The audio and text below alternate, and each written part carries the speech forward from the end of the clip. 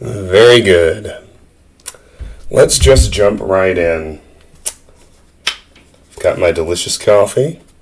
Hot, strong, delicious coffee. And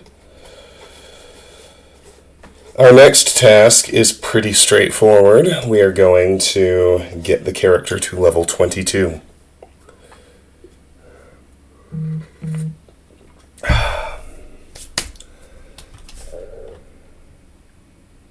Continue raising speed and willpower for those, at this point, 4 levels.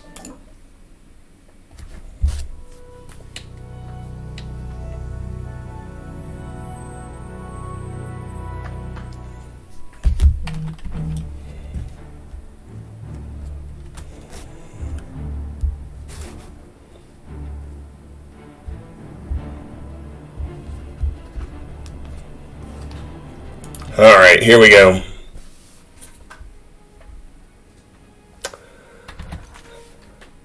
Well, Martin, you missed a significant amount of actual adventuring. I didn't do much character progression, so you didn't miss much in that space because I was very concerned with staying at level 17 until I was done running Oblivion gates. So, we did, in the end, get to level 18. So you can see our derived attributes here. We got, as you would expect, 5 to willpower, 5 to speed, and 1 to luck. It was actually 7 ranks of athletics that got us most of the way, plus 2 mercantile, and then 1 destruction at the very end. But the big prize are these 4 transcendent sigil stones that I got from closing the gates. Once I have the proper base equipment to enchant with them, I have 2 50-point Fortify Magicka stones, and I have 2 15-point Spell Absorption stones. That was the entire aim of the quest.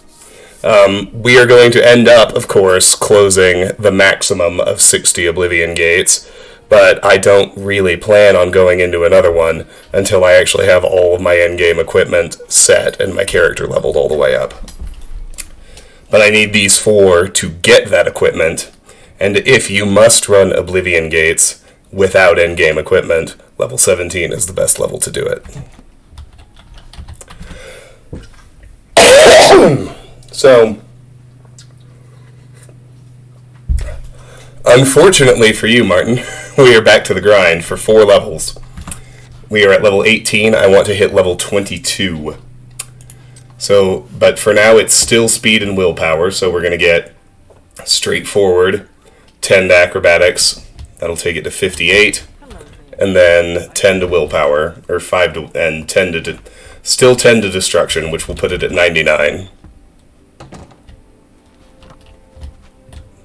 That's up first. I'm beginning to feel the investment in the speed attribute. It makes me very happy indeed. Look at that! Look at that run speed. More wind this ain't, I'll tell you that. All right, we're at 48. Want 58. This is how we get there. Jump in the corner and drink your coffee.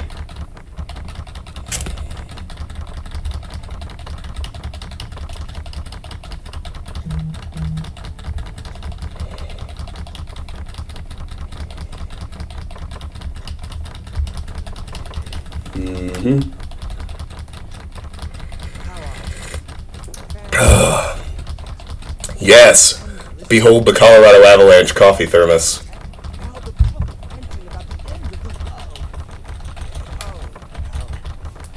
Speedy boy is me.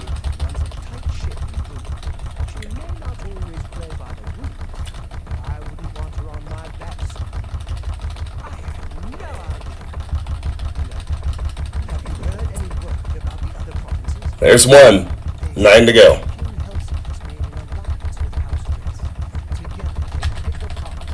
I wonder what the journeyman perk for acrobatics is. We're about to find out.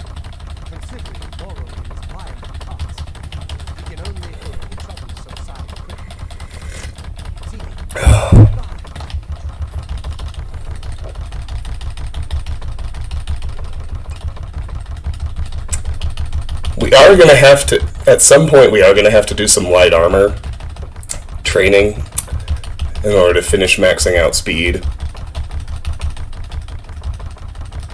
There's plenty of space with light armor, it's kind of annoying to do the whole skeleton summon, take as many whacks as you can thing. That being said, I'm going to have, like, double, maybe triple the health I did in the first round of endurance levels, so it should go faster. After long, arduous hours of practicing jumping and controlling your falls, you have become a journeyman of acrobatics. You now have the dodge ability. Blocking while jumping makes you dodge in the direction of the jump. You will do a tumbling roll and possibly avoid an attack. That sounds like a pretty bomb-ass perk. Not gonna lie, kinda forgot it was in the game. We'll have to test that out next time we're in a fight. I have to watch in case if athletics trips. I need to remember to raise alteration. I screwed that up once.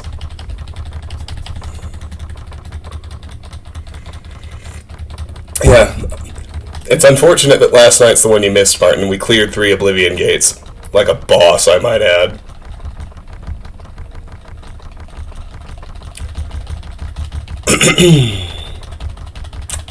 Oh, I'm benefiting much more than the rest of you, but it's funny though, everyone is so indexed into Wi-Fi, like, actual cables, they were hard to find. Like, I had to wade through 3 rows of half a dozen shelves of Wi-Fi shit, and like in the very back corner gathering dust, they had 2 old school analog cables. But I got one, and it seems to have solved everything. So there you go. Packet loss, I guess, is what Kara said. I don't understand Wi-Fi technology all that well. It was so weird to me, because I wasn't losing internet service. But I guess if you hit a critical mass of packet loss, your stream software cuts you off. I don't know. What are we at? I need to watch athletics, but I can just check on it at the end. It doesn't actually matter if it trips. Because I have plenty of space with light armor, so I don't have to worry. I don't have to worry about wasting speed ranks. I just need to make sure I have willpower locked in. So I don't want to raise athletics and not notice.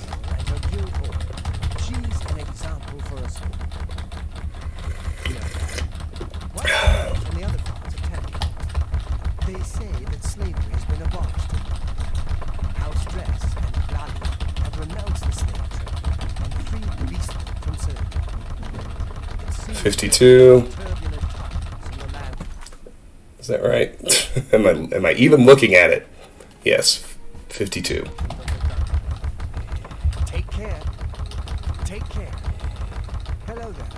Sounds like the skin branch of the guild can't even keep track of its members. How appalling. Oh? I lived in the Imperial City, but city life just isn't for me. I'm much happier in the colony. Heard any news from the other provinces? I have heard things are bad. The Telvanni do their best to close the gates, but it is to no avail. This is supposed to stop. We can only hope this madness is over soon. Bye. You too.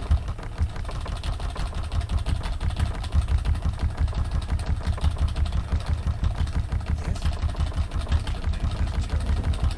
53. I started at 48, right? I think that's right. Yeah, I did. So that's 5. 5 down, 5 to go.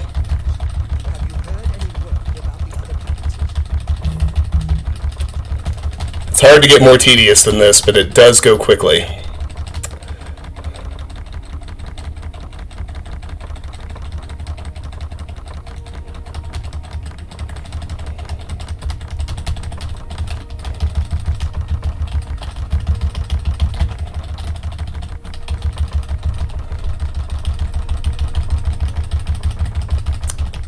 Let's see, today we will master destruction. Not on this level, but early in the next one. And then after destruction is mastered, the unfortunate reality is that we will have to start raising restoration. Fortunately, I know where the trainers are and I have enough gold to use them. So what we'll do after this level, when I do switch to restoration, I will grind the first 5 ranks for the level up, and then I will train the second 5. So for every level, I will grind the easier of the 5 increases, and then train the harder of the 5.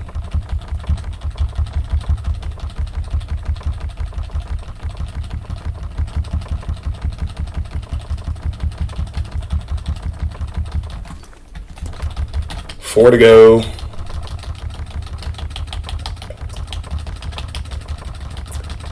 Yeah, the three skills, and I've mentioned this a lot during this playthrough, but it bears repeating, as you know, people come in and out. The 3 skills that are truly painfully slow, that are worth using trainers on when it really comes time to focus on them, are athletics, mercantile, and restoration. The rest really aren't too bad to just grind out. Those 3, though, woof.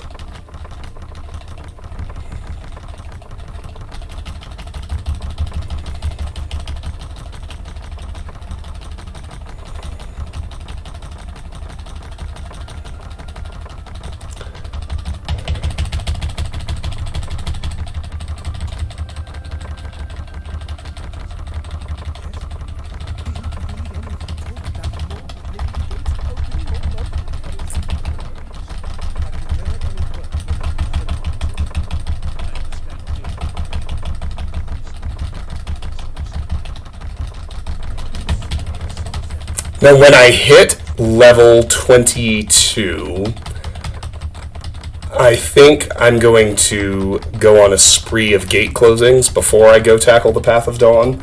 I don't intend to level up during... Well, gosh, I don't know. I might not want to do gate closings, but I want to do some questing. I want to see if I can find some of the random items, because nearly everything that I want becomes available at level 20 in random loot.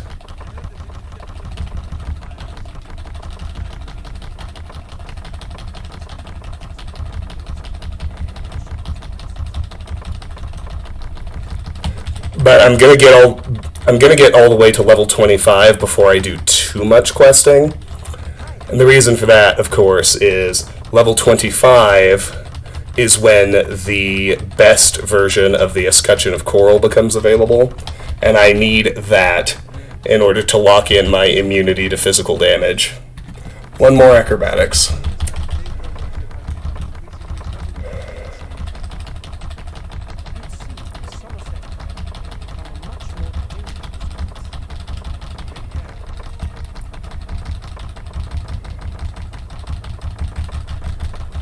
I'm in an interesting spot, though, because I technically can get a lot of really empowering equipment starting at level 20.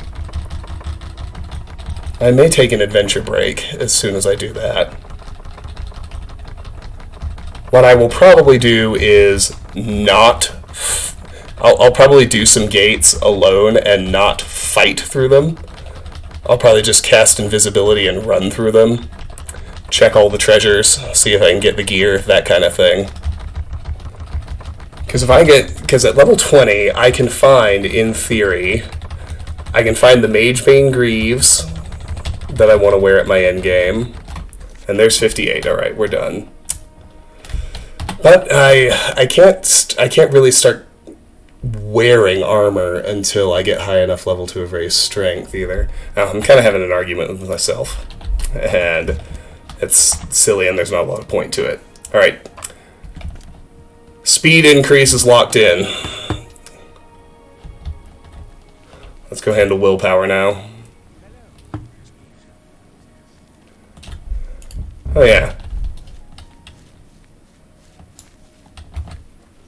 Okay. Yeah, so I can do dodge rolls if I press jump while blocking. That's pretty cool.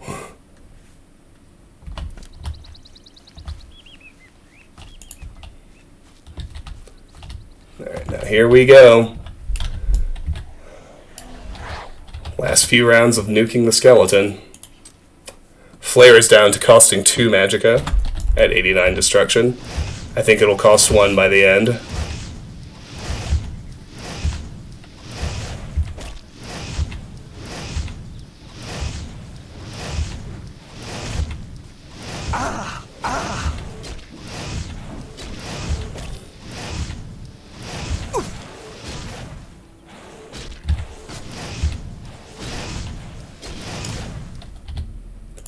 Sigh.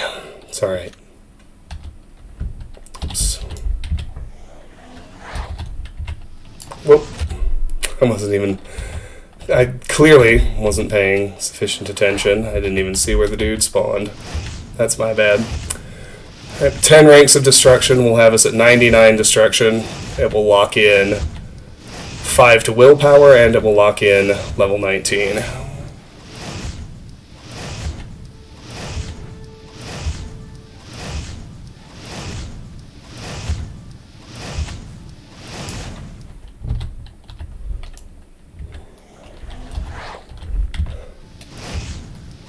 If it's the same skeleton every time, Lone Wonder, I imagine you're right.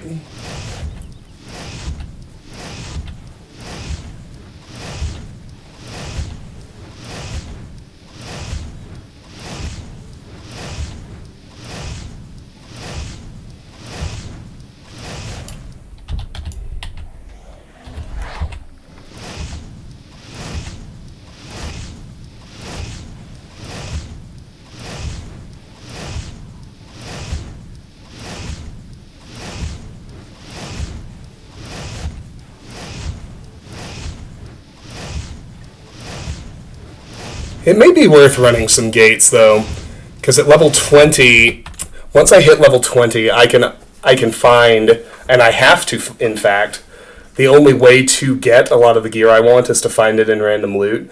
And once I hit level 20, I can find a necklace of swords, I can find a ring of the Iron Fist, and I can find a ring of vitality, all of which I want. And even that will put me at 67%. Or I think that will put me at 70% reflect damage. I'm gonna wait. I will probably still wait to actually grind up the armor skills until I have 100%. But I'm noodling on order of operations.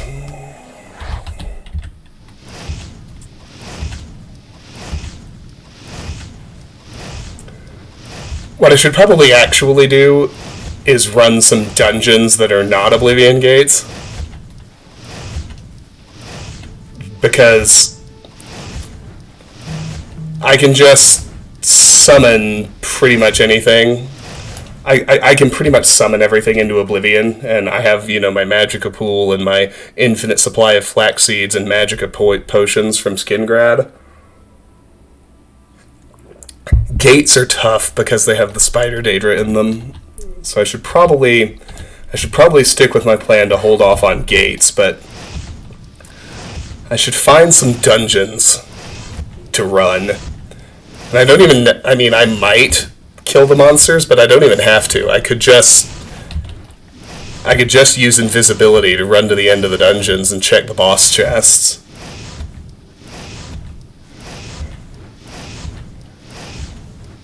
Try to find all my jewelry. I don't know. It's an interesting thought.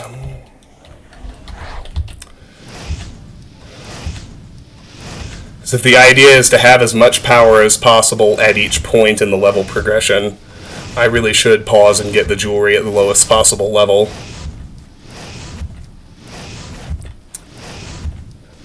No, Martin, I'm still sick. Oh, that's right, you weren't here yesterday. I was very sick yesterday. I mostly feel better today, but my voice sounds off today.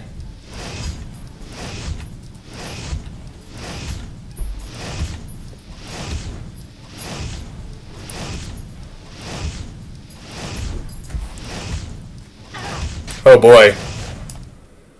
We actually attracted a bystander. It's the first time that's happened. With all the skeletons that have died in this cemetery. Hey, look! It's a river! Hi, girl. What you doing, Rivy? Do you need to go potty? Yeah, she needs to go potty. Hold on.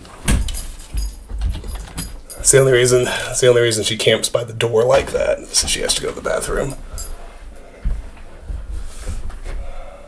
Okay, go potty, good girl. Oh. I know she's big. She's big and she's good and she's my favorite thing in the world.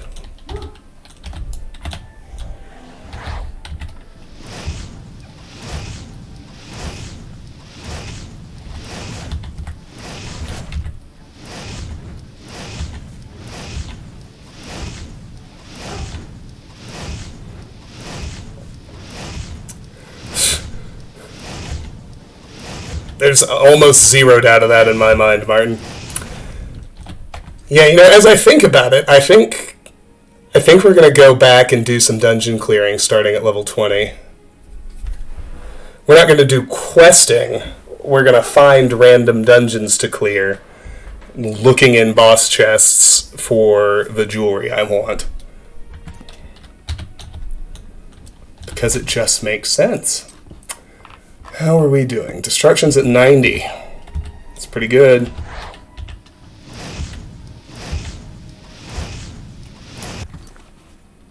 Potion stonks, here we go.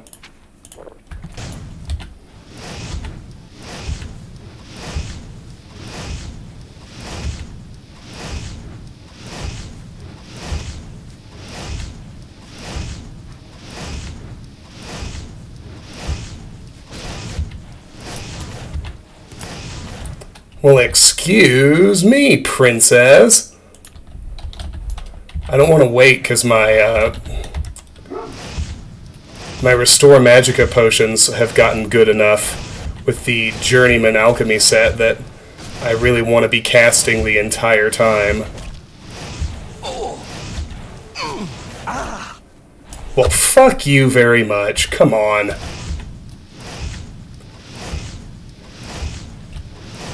I'm still going to rob you. I'm still not going to let you cast the entire time. We're going to let the Skelly stagger you. I mean, I get it. I haven't raised agility yet, but come the fuck on with the jump attack. Jesus, really? Every fucking time? And there's the fucking stagger. No, I will not be staggered in the middle of a potion. I mean, no, it's not much of a waste. It's as difficult as fast traveling to Skingrad and picking another flaxseed, but it's the principle of the thing, god damn it.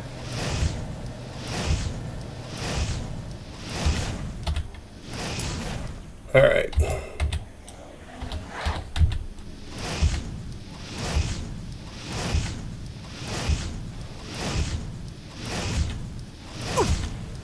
Alright, destruction's at 91.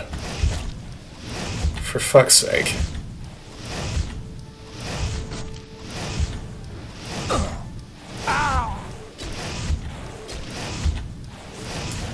I just had an idea how we might change this up.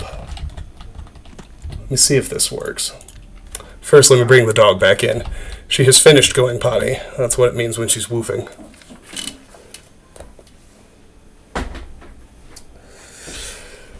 A little bit Lone Wonder, except there's no clearing locations mechanic in this game, which for whatever reason makes me feel better about the idea of not fighting enemies and just casting invisibility to steal their loot out of their chests. Come on, River. I know. Woof, woof. Go inside. Greet your public. Good girl. Good girl. Did you go potty? Yeah. Good girl.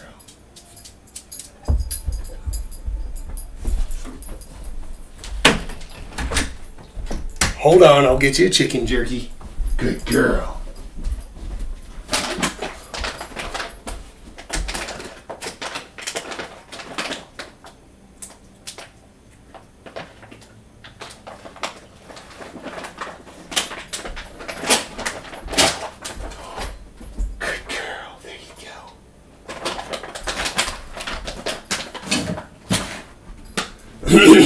Alright.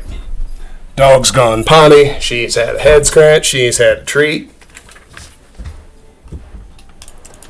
I want to see if I can put the skeleton in that corner. And if I do, if he's stuck there.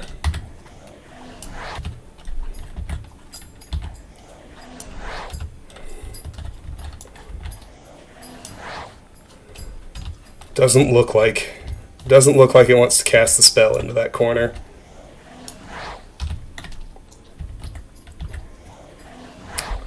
Nope. Alright, fine.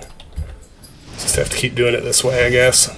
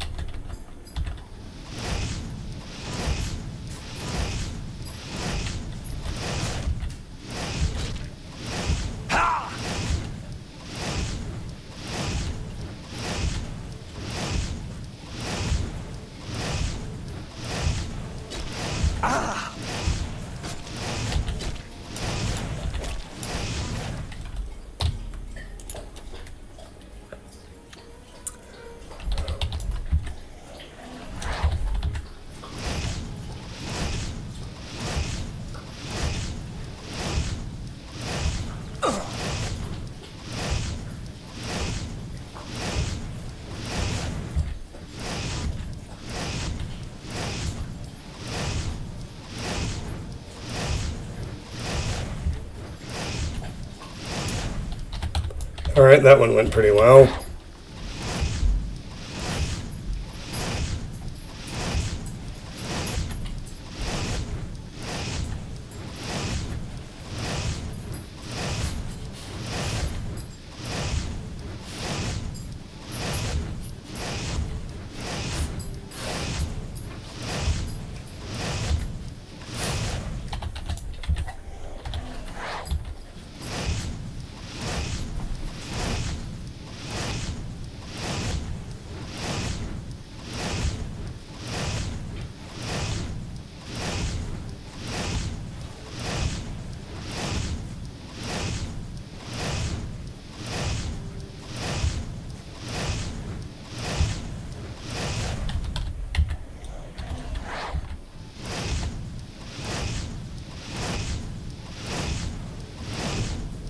$92.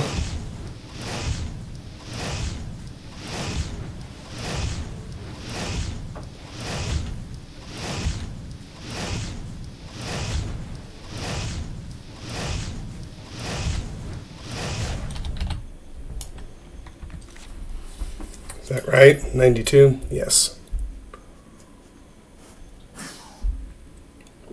Oh, that's good coffee. If I do say so myself, and I do.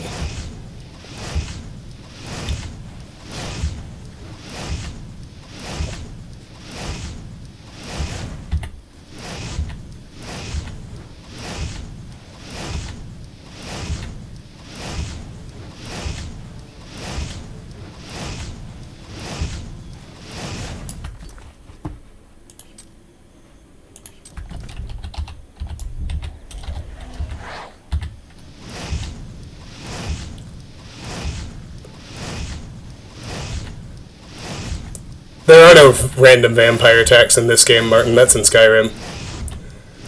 It's in Skyrim with Dawn Guard installed, although I noticed that in the Anniversary Edition, they have tweaked it. The vampire attacks don't... The random vampire attacks have now in the anniversary edition, they've I think they will still start eventually, but they're not tagged purely to a level up. They don't start until you actually engage with the Dawn Guard quest line and progress it to a certain point. But this game, blessedly, does not have random vampire attacks, nor does it have random dragon attacks.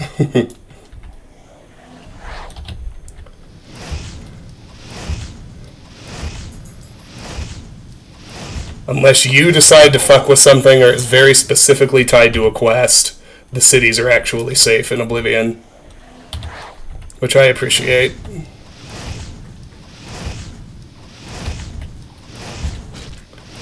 It is, to be frank, it is annoying as fuck when, the blacksmith gets killed in one of those random fucking attacks in Skyrim. Yeah, exactly. We're thinking of the exact same thing, Martin. It annoys the fuck out of me too.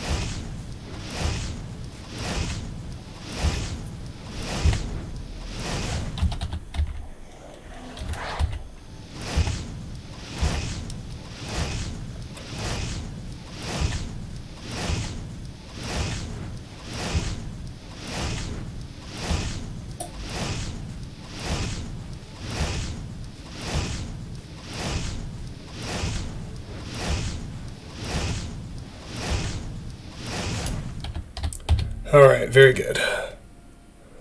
Damn dragons could swoop down any time. And they do. Alright, destruction's at 93.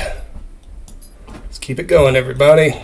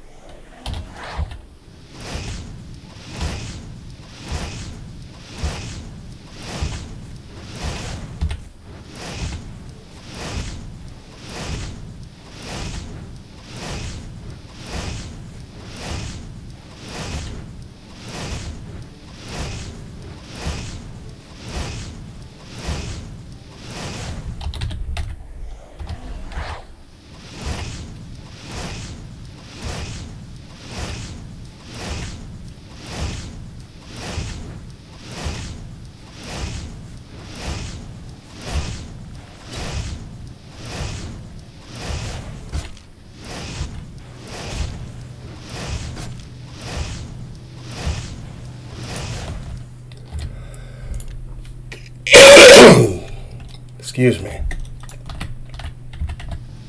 Oops.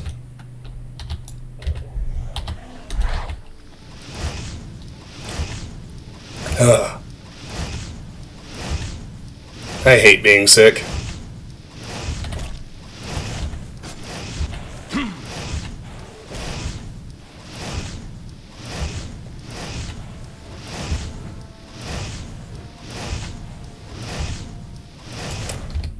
Kind of a dumb thing to say. I don't think you would get many yeses. I don't think you would get many yeses if you were to poll people and ask who liked being sick, but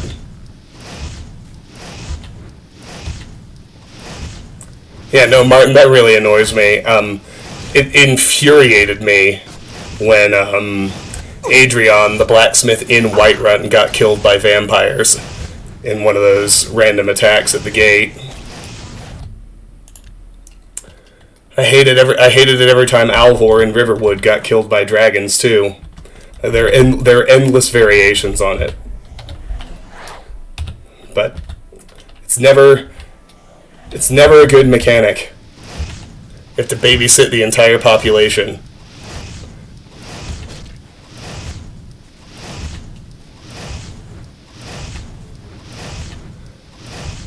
I mean, granted that, and you know,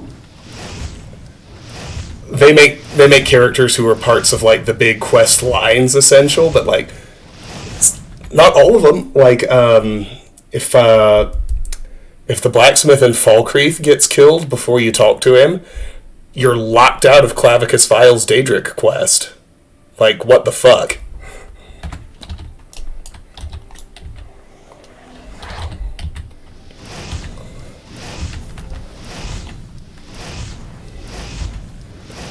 Well, that's because Nazim is always indoors at night when they attack.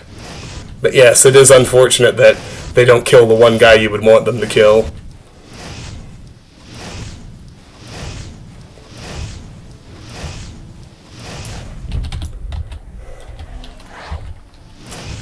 Destruction's at 94, 5 ranks to go.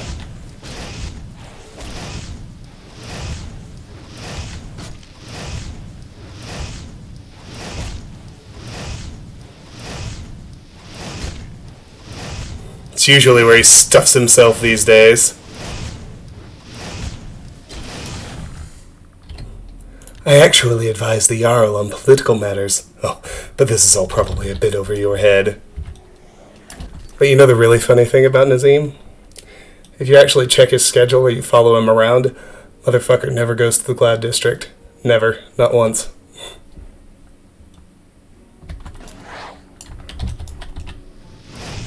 Yeah, so I am pleased to report that I don't know which of the creations changed it, but I can confirm that in the anniversary edition of Skyrim, the one that has all of the best creations bundled in with it, I can confirm that they tweaked it, because I'm at level 75-ish, and I have not yet interacted with the Dawnguard quest, and the vampire attacks have not yet started, which is awesome.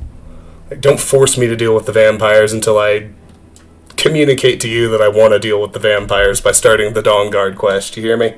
You feel me? Makes sense to me. Potion stonks. Here we go.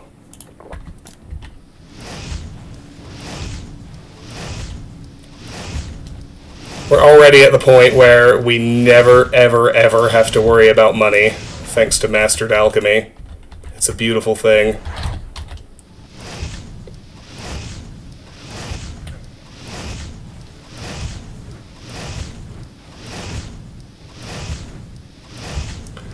Although I do need to keep worrying about getting better gear. I'll just I'll check in with the merchants every time I level up. I don't know exactly when expert apparatus unlock, but it might also be at level 20.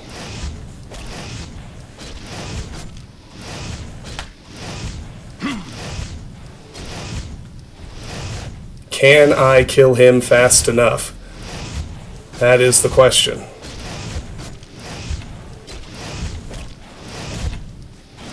Yes, I can. Destruction is at 95. 4 to go on this level. This is an exciting skill to have mastered. It really, I mean, nearly all of them are exciting. That's the one thing I really like. I know they iterated and iterated and they tried really hard, and it's hard for me to really quantify it, but the only game where I feel like I actually can just play the way I want to play and trust that the skills I want to use are going to level up as I play naturally is Skyrim. I know they tried to do it in Morrowind and they tried to do it in Oblivion, but it really just, it didn't work. Everything got so janky and mechanically busted.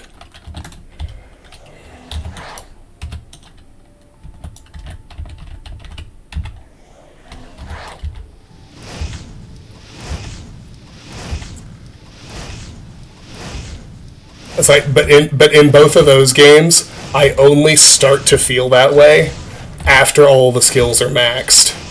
I was like, oh, okay, now I can just use whatever skills I want to use and play the game the way I want to play it. Like, I don't feel that way until my character is in the end game. Except in Skyrim. In Skyrim, I feel that way the whole playthrough, which is nice.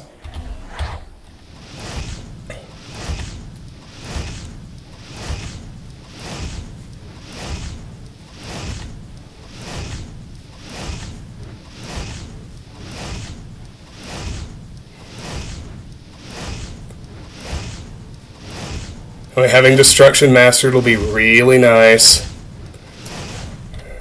Let me see what my yeah, look how low the cost of my weakness stacking is getting. At 95, we're at 72 plus 22. We're at 94. So I could do it. I could kill 4 level 54 ogres with 1 magicka bar at this point. I need to get my guy less squishy. That's the main thing we do with all of our gear. But I've pretty much got my weaponry. My offense is loaded and ready to go.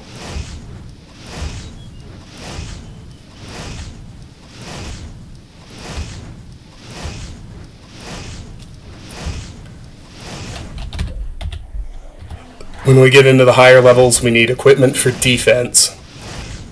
Because the two things that scale ridiculously on all the leveled creatures are their hit points and their damage.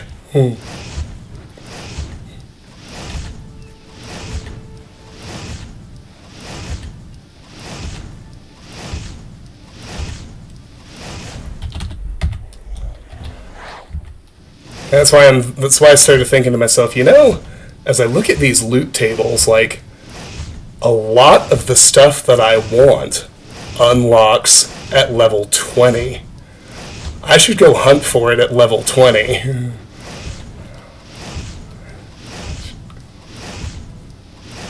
So by then I'll have Destruction mastered.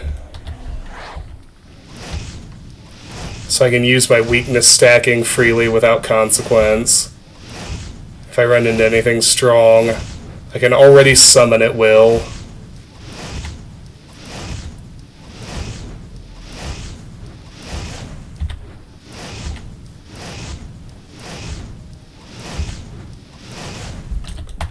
Destruction is at 96.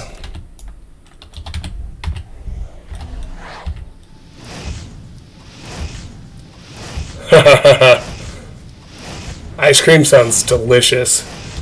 That's a funny thing about being sick. You're really, really supposed to avoid dairy. Like, if you have a mucusy cold like I do, dairy is fucking terrible for you. But it's also one of the things you crave. Because, like, it's kind of a microcosm of my relationship with ice cream in general. But, like, the 20 or 30 minutes you spend eating it, like, just when it's literally ice cream in your throat, it feels so good.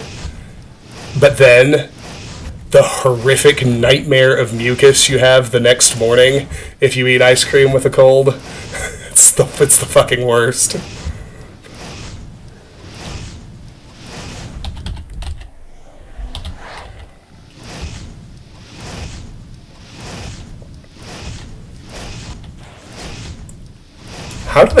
It's like they know when I'm going to try to use a potion. And that's always when they make the jump.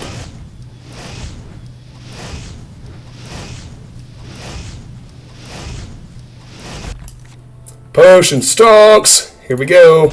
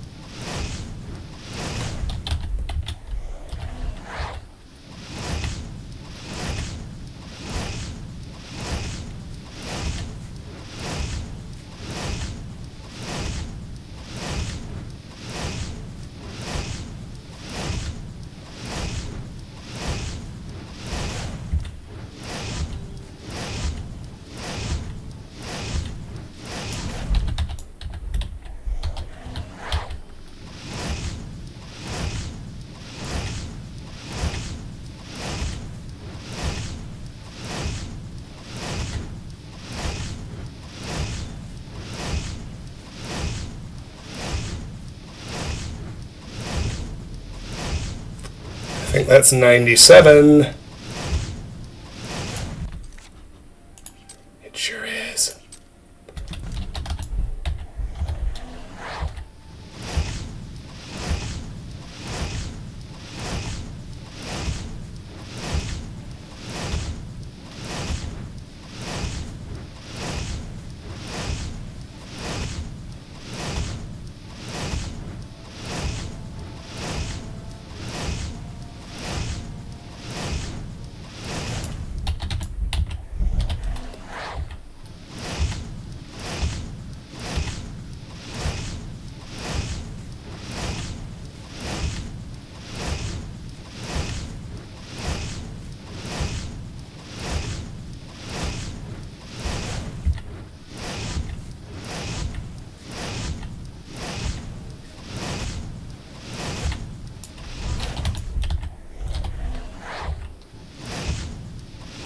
Not going to get my knickers in a twist about a miscast flare at this point. I have so much magicka. It's glorious.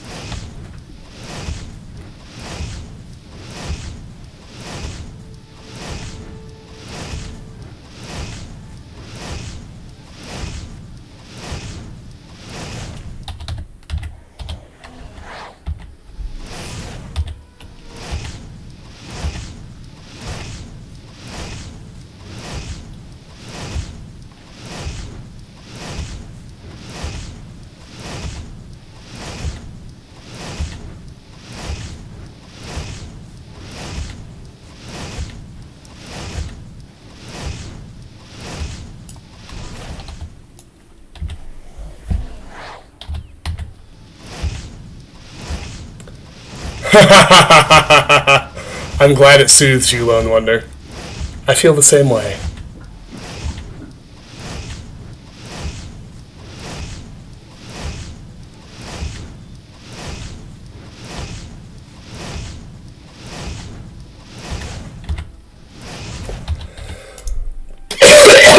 Excuse me.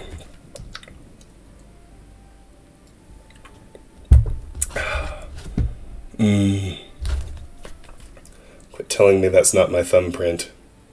It is most definitely my thumbprint.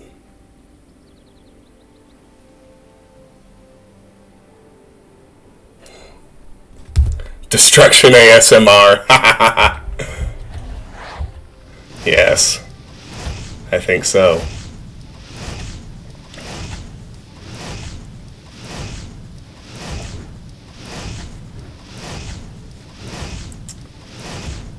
This is almost done. Destruction's going to be mastered tonight.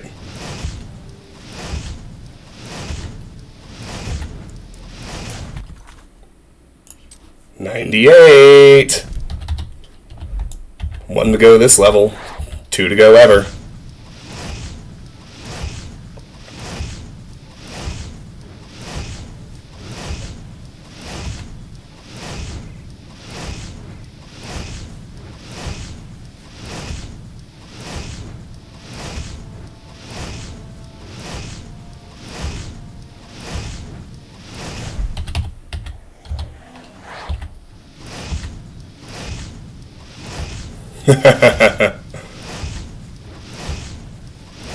Oh boy, here comes a bystander. Did I... I thought I hit that person with the flare. Apparently not. Thank goodness. Oh yeah, wow, we have 15 fame. I kind of wondered why everybody was like falling all over themselves to praise us when we walked by. I forget you get a shitload of fame points for just progressing the main quest, and you get them every Oblivion gate you close too. So I have 15 fame points already. That's why everyone is being so nice to me.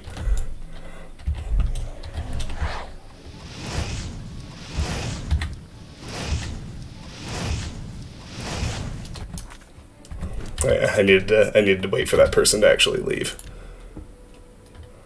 Let's just actually wait for that person to leave. There we go. Get out of my graveyard! What the fuck are you people doing here? They left it alone for so many sessions. And now, like, all of a sudden, today, it's fucking Grand Central Station for NPCs. Welcome back, Alex. How's the ice cream? What flavor did you get?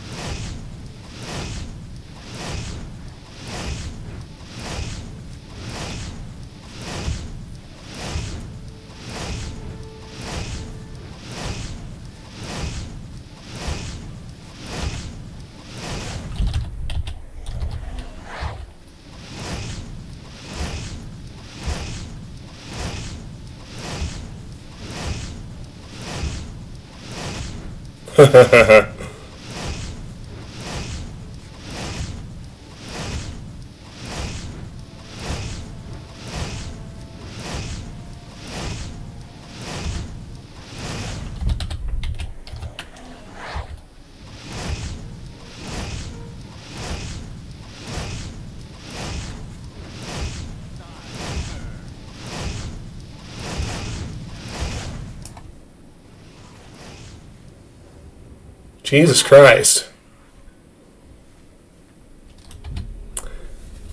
Dude has a bound helmet and a bound axe. He came to save me from my skelly training dummy. Seriously though, what the fuck? Get out of my swamp!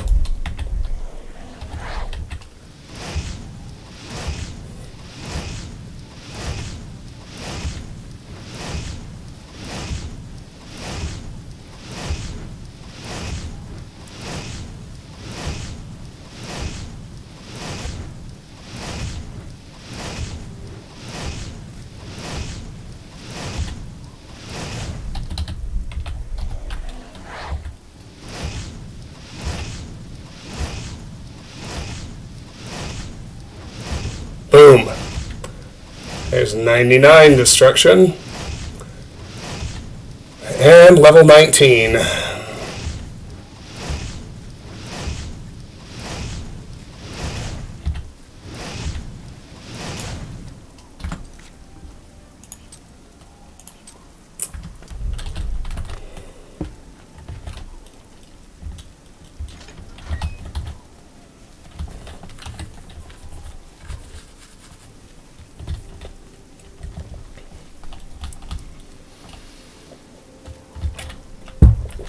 Nice. You know what this is?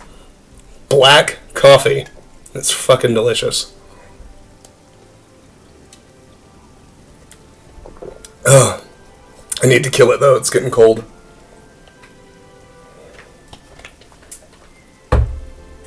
You know how coffee has that sweet spot where, like, when you first get it, it's so hot all you can do is take little tiny sips. And then it hits that sweet spot where it's still nice and hot, but you can actually drink it. And that lasts about 5 minutes. We were right at the end of the sweet spot just then.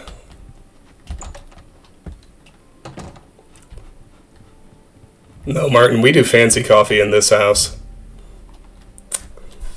Grind whole beans, do a pour over, the whole deal. You have ascended to level 19. You're really good, maybe the best, and that's why it's so hard to get better. But you just keep trying, because that's the way you are. Alright.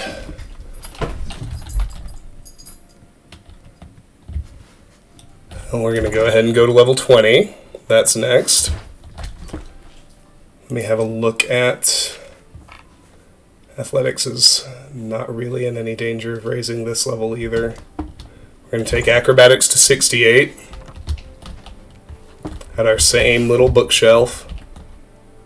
Oh, I'm already on the first floor. I have a feeling that you and I are about to become very close.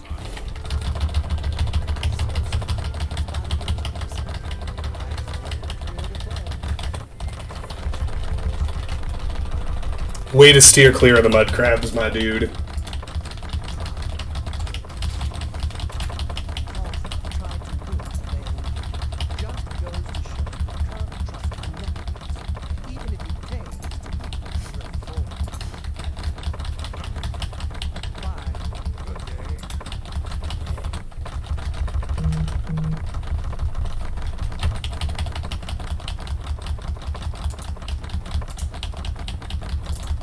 on now.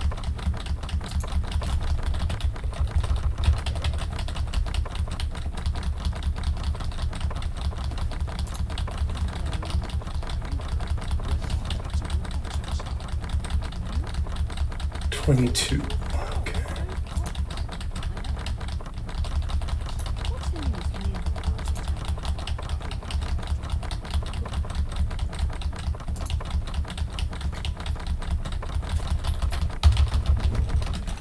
$59.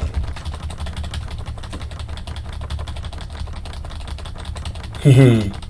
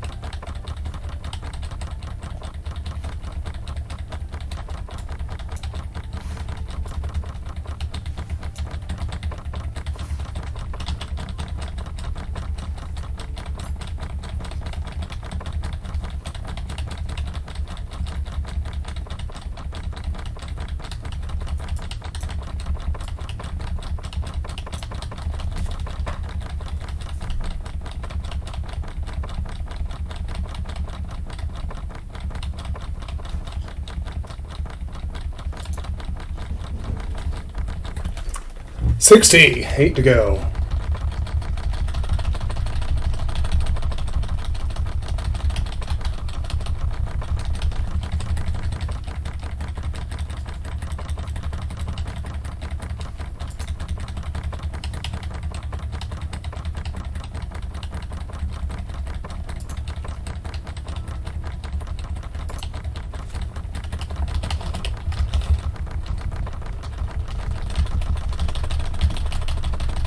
I need a macro. Yeah, no kidding.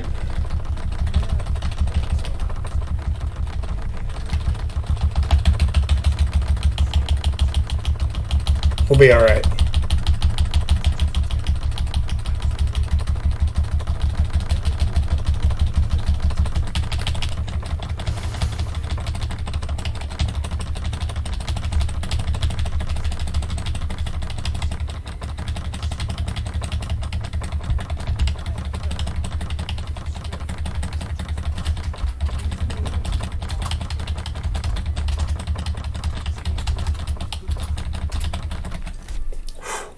$61. 7 to go.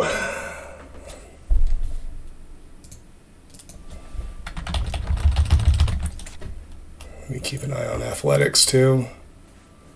I might need to worry about athletics. Wouldn't be a big deal this time though. I only have one rank of destruction left anyway. And we're switching to restoration.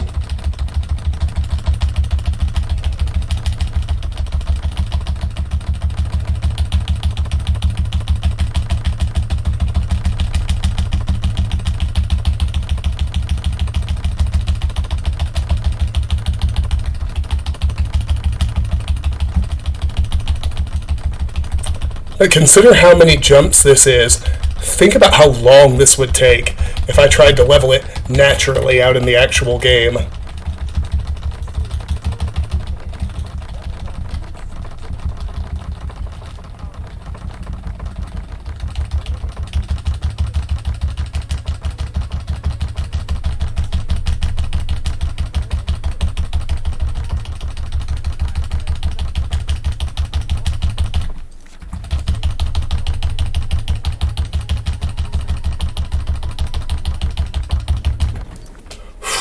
Six.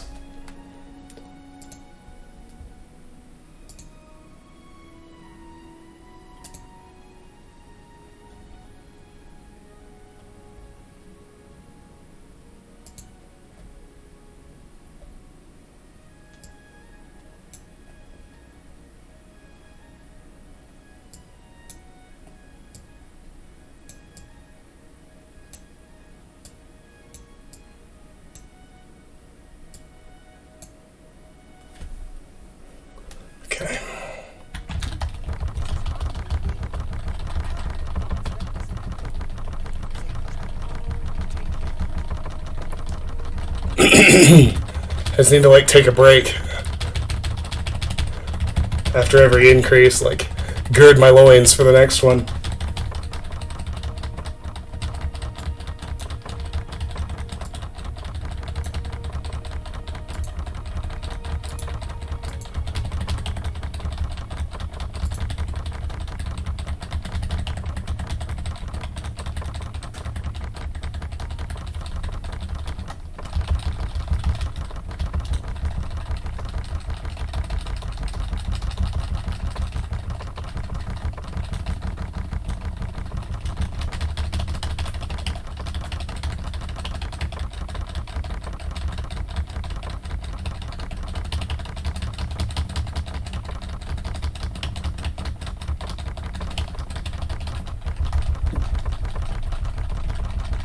No, you can't hold it down. It's about number of presses. It's also not the space bar, it's E. Alright. 63. Oh, that's a good stretch. Just gonna hold that for a second. Feels good. Alright.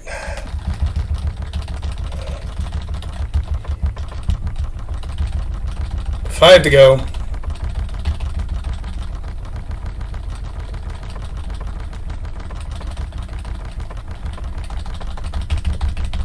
Yeah, we're gonna go clear dungeons after this level. I kind of changed my mind. More accurately, I didn't kind of change my mind. I got a more complete look at the leveled loot lists, and it compelled me to make different choices.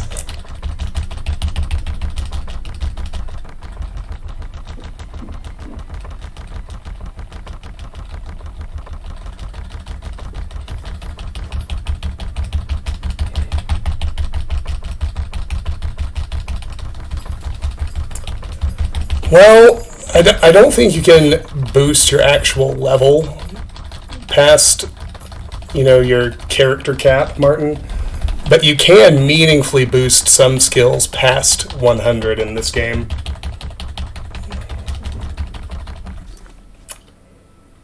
Acrobatics is at 64. 4 to go.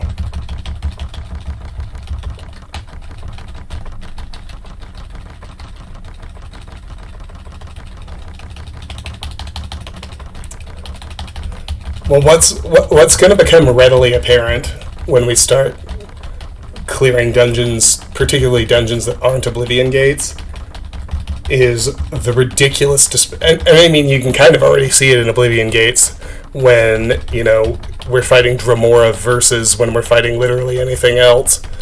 Because the disparity between creatures and NPCs... I mean, it was already ridiculous when I cleared gates at level 17. It'll be so much worse. Like at level 20 and when our level is in the 40s, we're getting close to the end game, we will tear through human NPCs like tissue paper. Creatures. If we weren't literally immune to damage, every creature would one-shot us. Because the damage scaling is just so ridiculously out of whack. 65. 3 to go.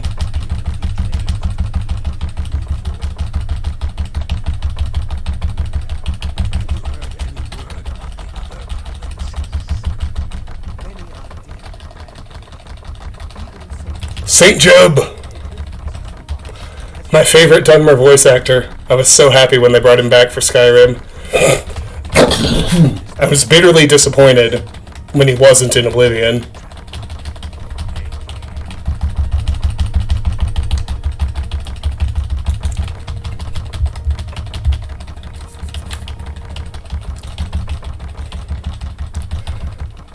Yeah, you're going to get a taste of ogres. Probably not tonight, but relatively soon, because we have to clear...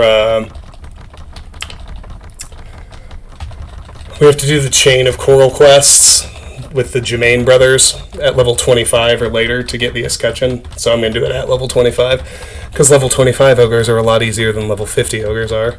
But we're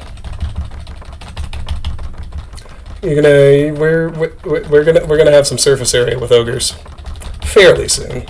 Not super soon, actually. I say that. It depends entirely on how long it takes me to find the loot I'm looking for.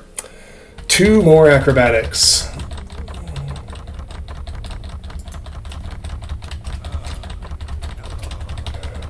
Well met.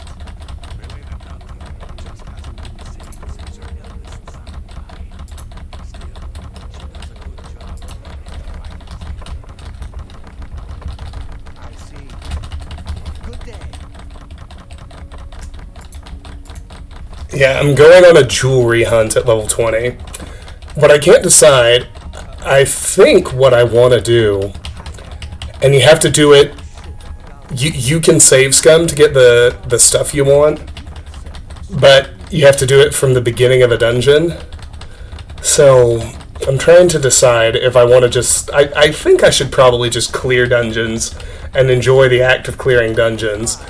If I level up, I level up. But I might try to scum it just to get the three pieces of jewelry and then get on with my life. I haven't quite decided.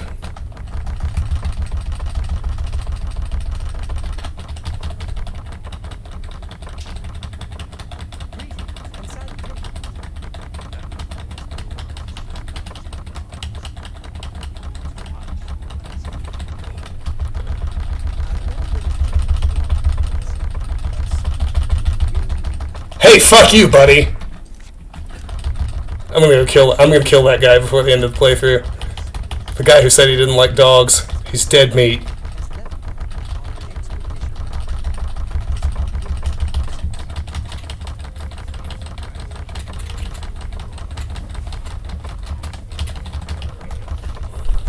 I think I probably will scum it. Because I can use the UESP to identify zones that have boss chests in them. And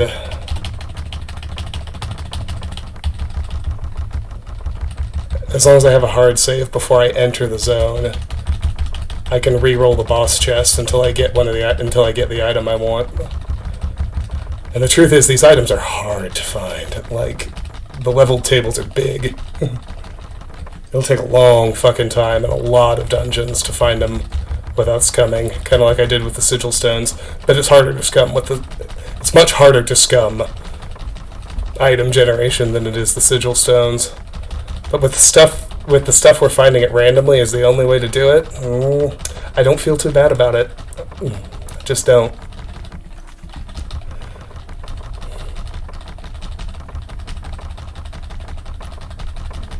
Alright. 68 acrobatics. Welcome. First, let's go Master Destruction.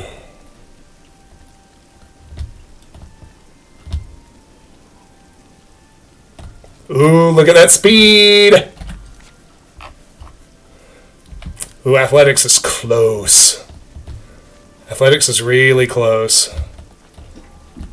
I might want to push it to 50 and then do 8 points of restoration. Do 1 alteration and 8 restoration.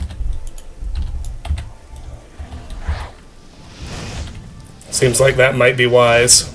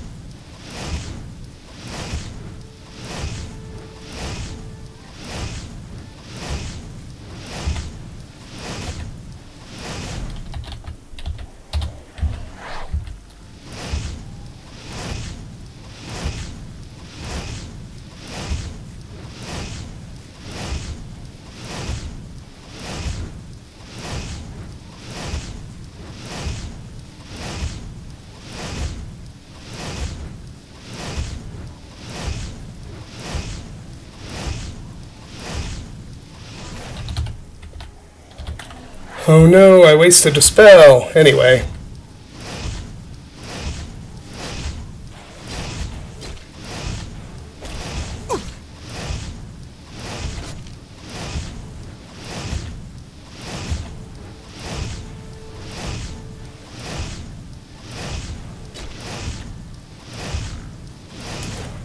So anyway, I started blasting.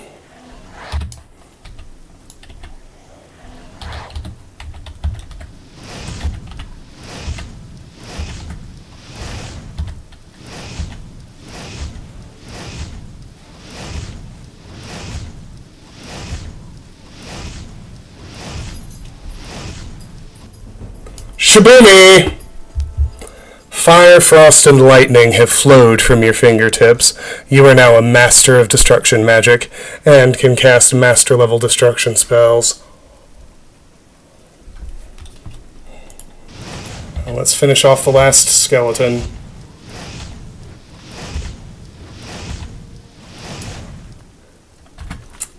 Okay, let's have a look. Alright, so at master level 30, I cast these 4 times. Four is enough to take down a level 54 ogre, the strongest enemy I'll ever fight. So 4 of those is 72, plus 22 is 94. So I can do it I can currently do it 4 times on a single Magicka bar. In the end game, I'll be able to do it 5 times.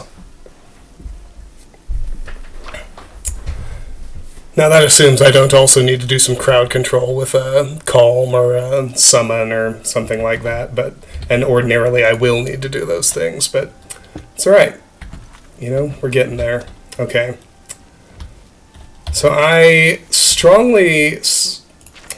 feel rather strongly that athletics is going to go up. So what I want to do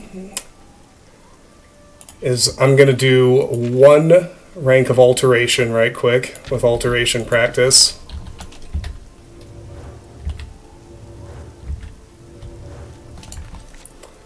I'll do potion stonks while I'm waiting. I'll just keep running.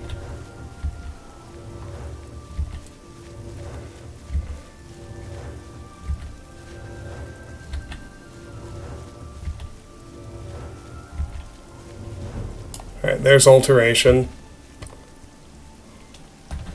And now I don't have a restoration training spell because heal minor wounds is good enough, especially once it starts increasing. So after athletics trips, I will need 8 total restoration ranks, which means I need to get 3 from grind casting.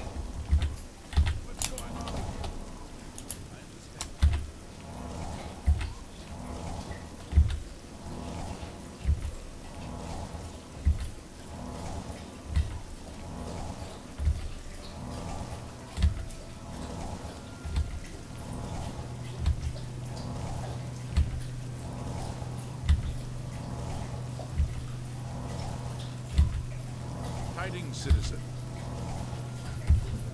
Boom. Athletics increased. Why walk when you can run has always been your motto. Now the miles of running and hours of swimming have paid off. You are a journeyman of athletics. Your rate of fatigue regeneration when running is increased by 50%. Alright.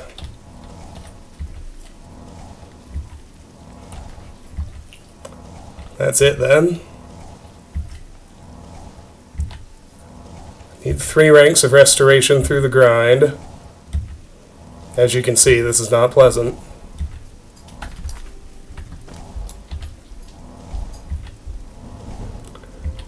There's 1.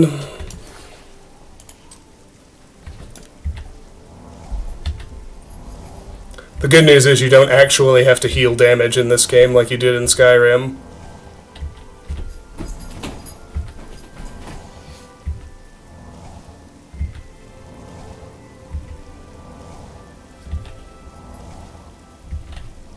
Ooh, I don't. You know, one thing I forgot to do. I forgot to see if they had expert alchemy gear. I don't need to do that yet. I can check at level 20.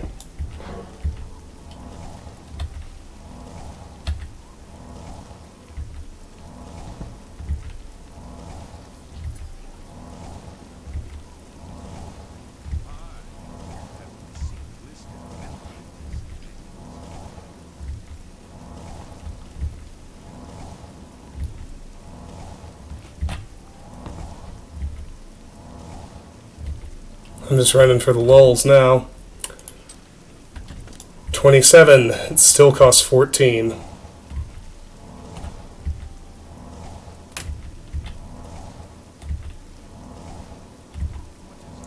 What's going on with you?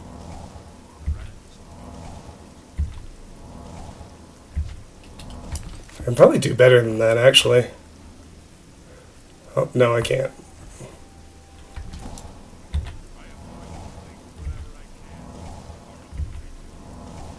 I was right the first time.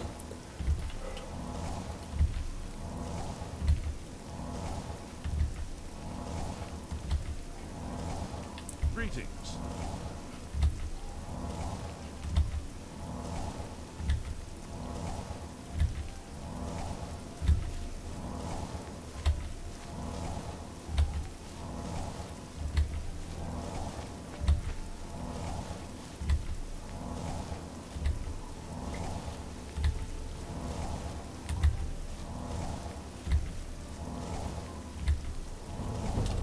Alright, there we go. Wow, still 14. It's at 28 now, so I am 5 away from a level up. Let's fast travel to Braville, where we will train the final 5 ranks, and that should get us to level 20. Can you spare a cup? I'm going to go ahead and use a potion. I'm going to restock them too. I believe one of the restoration trainers is in the chapel here. Mars the Argonian, if memory serves.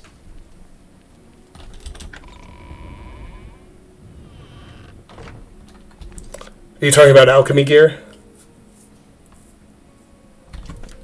Well, good. So I can upgrade to expert now.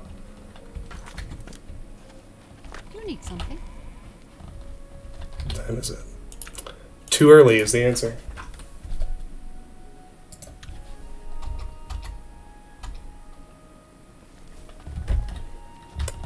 Yeah, she should be in here.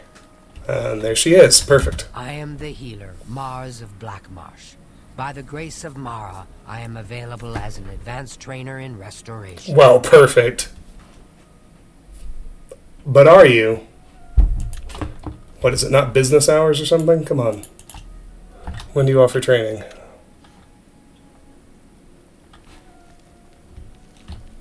I'm an advanced trainer in restoration. Well, Doesn't offer training. There we go. good that you want to get better. Okay, here we go. 1, There's much I 2, pay attention. 3, Knowledge is 4, pay attention. 5. Farewell. And there it is. Rest and meditate on what I've learned. Don't mind if I do. As I'm spending money, I'm not worried about it per se, but it'll be a good idea to really clear dungeons, I think. But it'll be such a pain in the ass. I'm agonizing over how much fighting to do. I think what I'll do is I'll just scum at the beginning, go invisible, run for the boss chest, see if what I need's in there. If it is, I will reload and actually clear the dungeon. If it's not, well, I'll reload and run it again until it is. You know what I mean? Alrighty. Here we go. This'll peg us to level. This'll get us to level 20, which is the level at which all of the jewelry I want becomes available in boss chests and dungeons. You have ascended to level 20. By superhuman effort, you can avoid slipping backwards for a while, but one day you'll lose a step or drop a beat or miss a detail, and you'll be gone forever. Willpower to 80, speed to 65, luck to 66. Alright, here we go.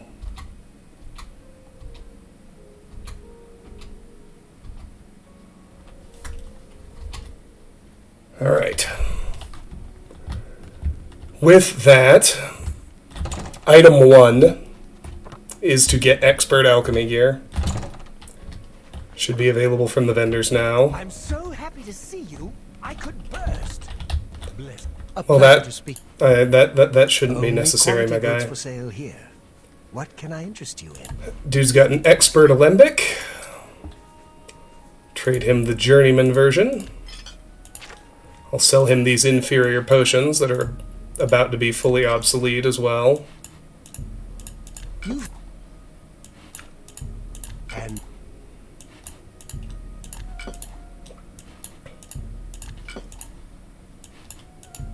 a go-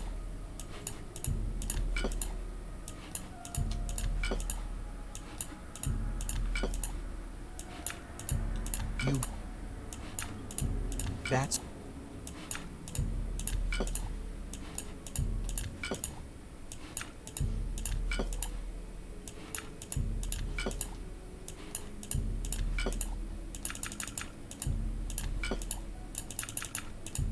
you go and tell your take care. Honored friend. Skingrad strikes me as an excellent place to go next.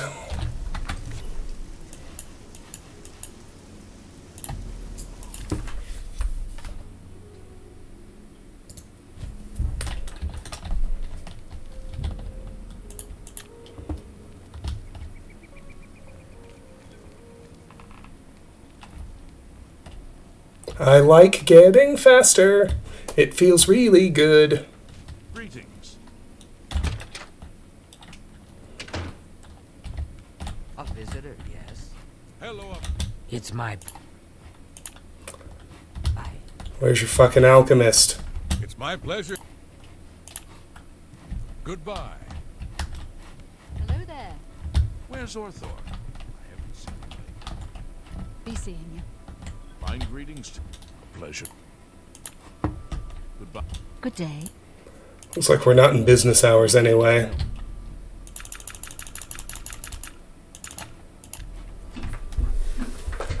Now this, have I told you about this magic? This is my second dose of coffee for this portion of the stream.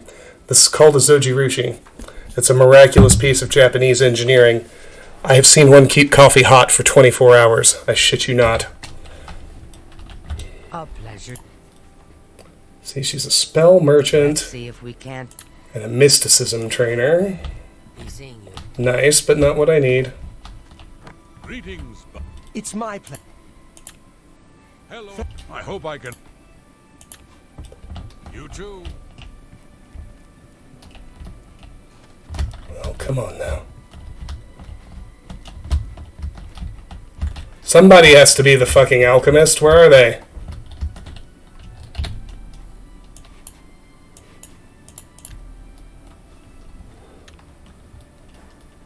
Greetings to you. I hope I. Apparently it's not you either. Jesus Christ, Marie.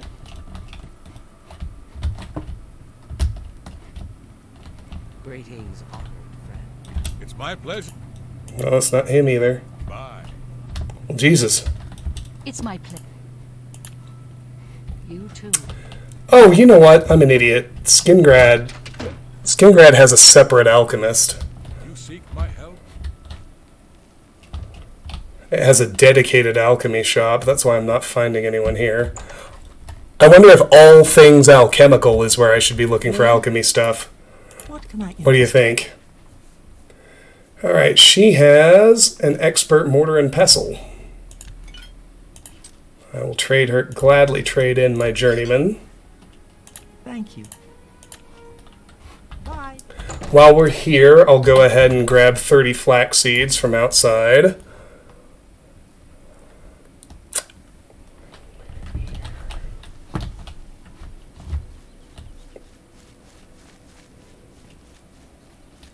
Oh, being faster is so good. It's so good. And we're going to, we're going to get a shitload faster than this, but the, it just feels so liberating.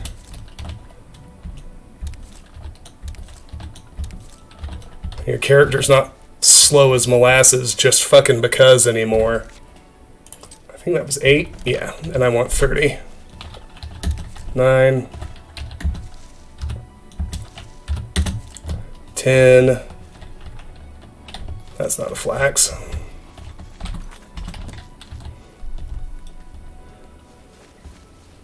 Here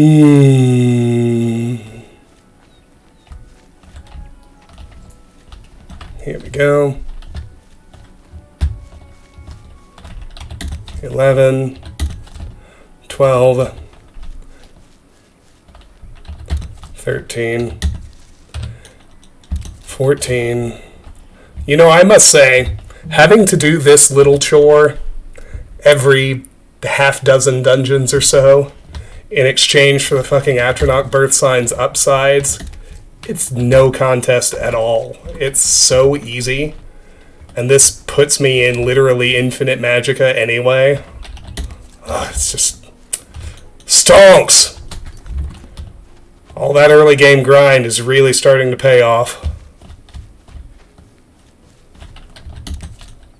To the moon. 23, I think. There's 24. I want 30. 25, 26, 27,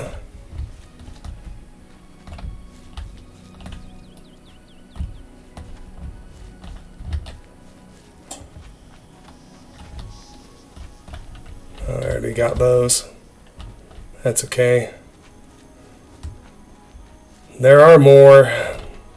Plenty more. Here we go. 28, 29, 30.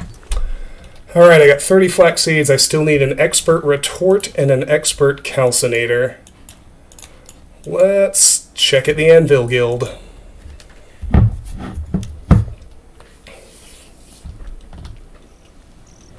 I'm listening. That's a beautiful thing. So is that.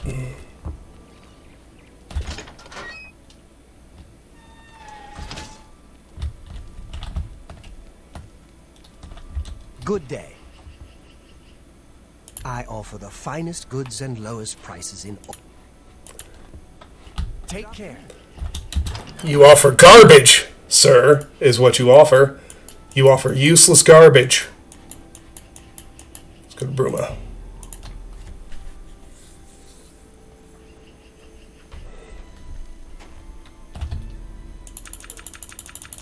We'll have to wait till business hours anyway. Good day. I'm Tolgan. Welcome to Countess Nalina Cardane here in Bruma. She requests your company at your earliest convenience. Oh, quests that unlock at level 20. Look at that. What's this regarding? Countess Carbane would prefer if you speak to her in person. She also said to present you with this stipend as a taste of things to come. My lady holds court from 8 a.m. until 6 in the evening each day. That would be the best time to see her. 25 gold added. Quest added, lifting the veil. Tell me about Countess Carvane, Sir Tolgan. The Countess is in attendance from 8 o'clock in the morning until noon, and then again from 3 o'clock in the afternoon until 8 each day. If you wish to seek audience with her, please return at that time. You're also welcome to wait anywhere in the Great Hall. Good day. Bye, Tolgan. Thanks for the 25 gold. Now, if you'll excuse me, I'd like to wait till the Mages Guild is in business. Well, this is the last time we're going to buy an alchemy upgrade, because Master and Grandmaster can only be found in dungeon loot.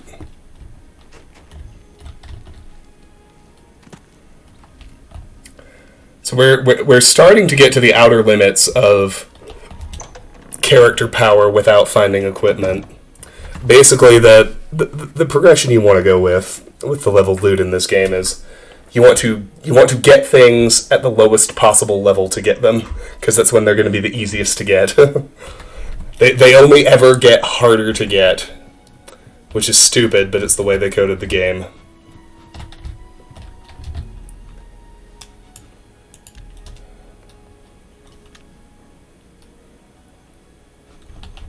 Where is the alchemist? There she is. I hope I can. I hope so offer the too. Finest goods and lowest prices in all Cyrodiil. Well, no, I already have a mortar and pestle. I need a retort and a calcinator. Farewell. That's right. We'll continue our guild tour. Head to Shaden Hall next.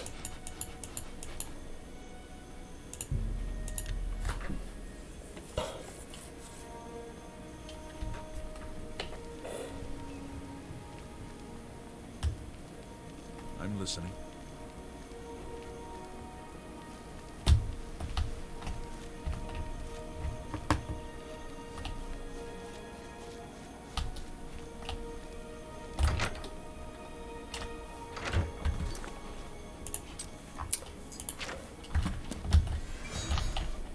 A pleasure to...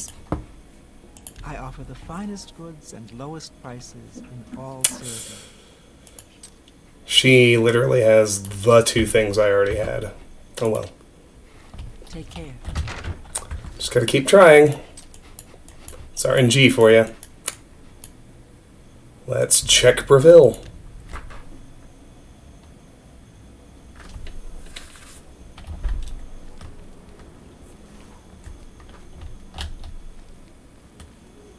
It's the listener! Spoilers for the Dark Brotherhood quest.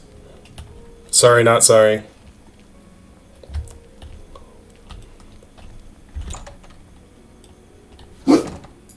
River. What's new with What was that woof? I hope I can...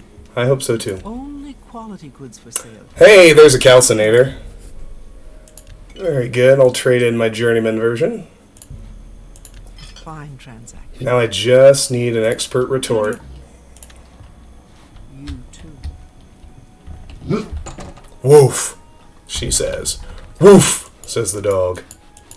Alright, well, let's try Leowin.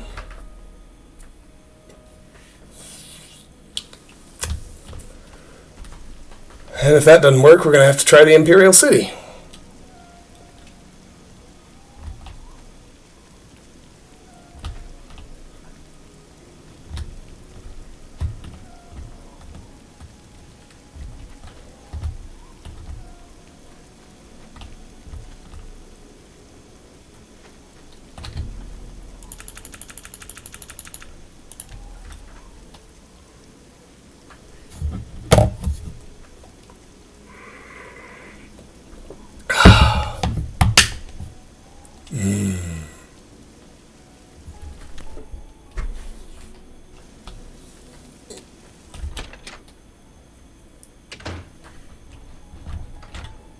Greetings, apprentice. Nice to meet. Have a look around. Boom, expert retort. Alright, Pleasure. May all your travels. let's see how much better my potions get. 20 points for 65 seconds.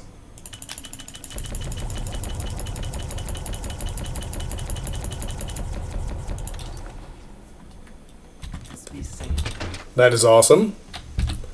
Make no mistake. Alright. Well, we're ready to clear some... We're ready to check out some levels. Now I think I'm going to switch back to the way I started the first run, which is...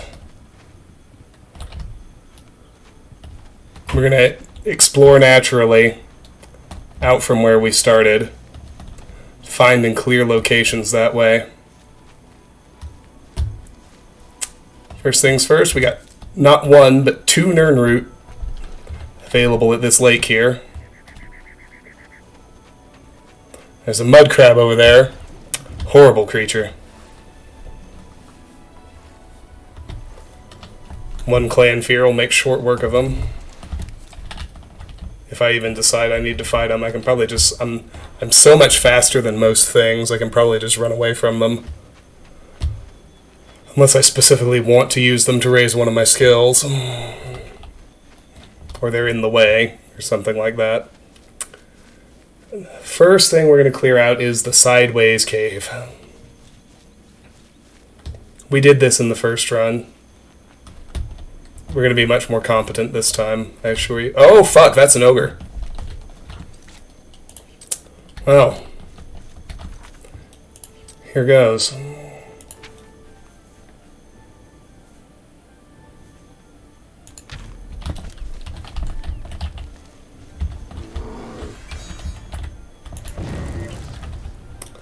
Okay, so hold on. I've got debilitate.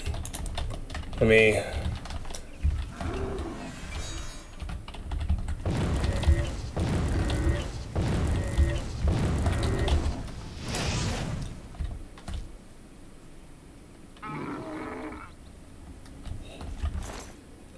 There you go. That's how we do. Get fucked, Mr. Ogre. His teeth weigh 3 pounds.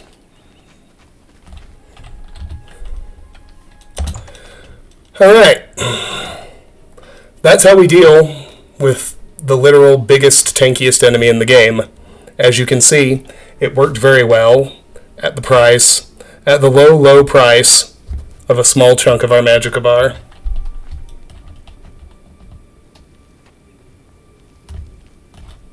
Okay.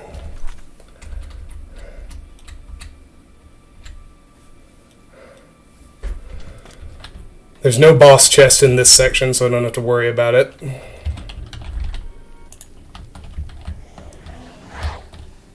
Get him!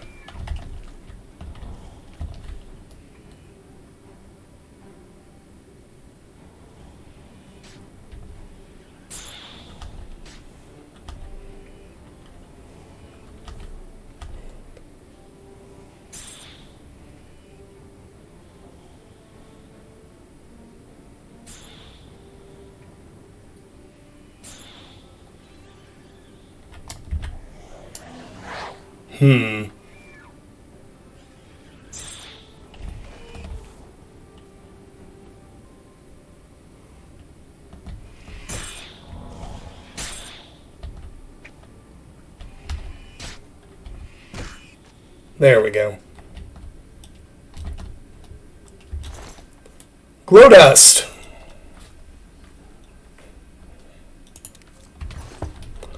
Take that, make a potion out of it. Sell nicely. Yeah, my days of skeleton summoning are over. For a while anyway. So I'll go back to these. There's my hotkeys.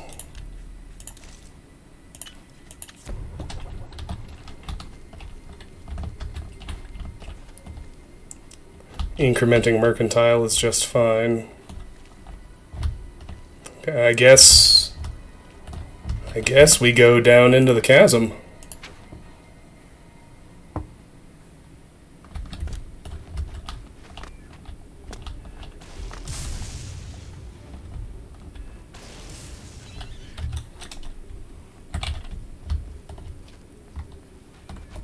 Refill me.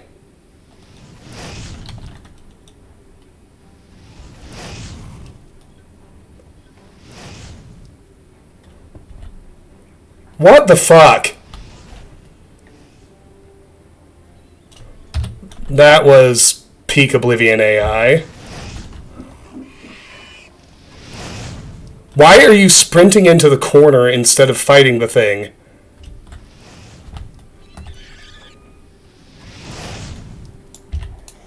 It does not make sense.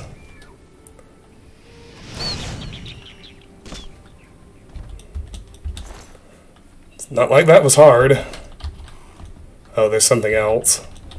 That's okay. He was trying to go attack something that's a bigger threat. That actually makes sense. There's another imp up there.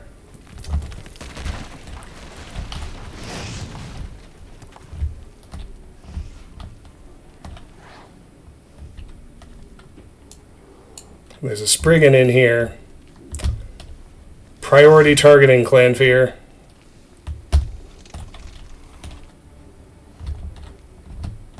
Please go fight the Spriggan.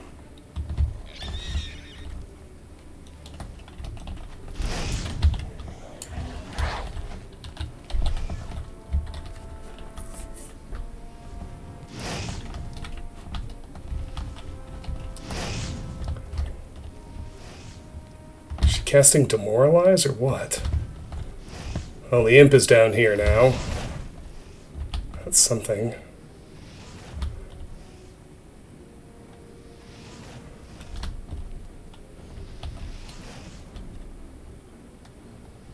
What the fuck is happening?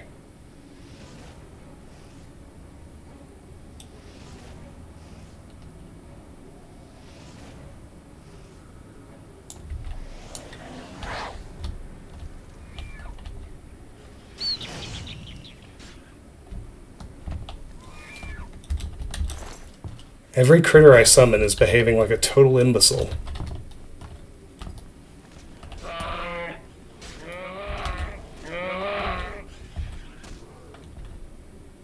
Now, please fight the Spriggan this time. I have no idea why my Clanveer just elected to just run into the corner that whole time. It was real dumb and I hated it.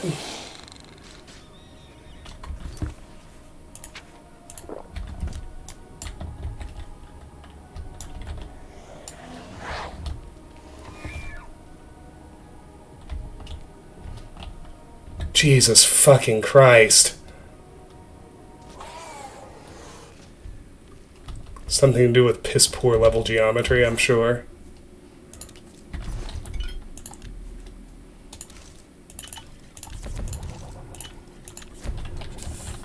That's just easy money, that's what that is.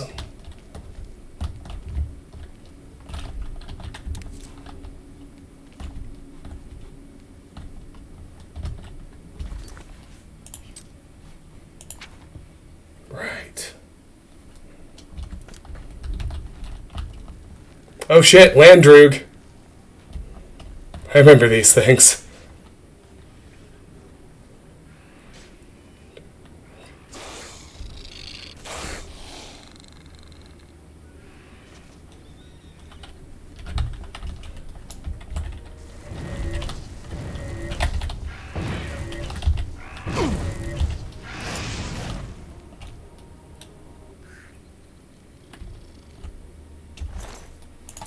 Nice.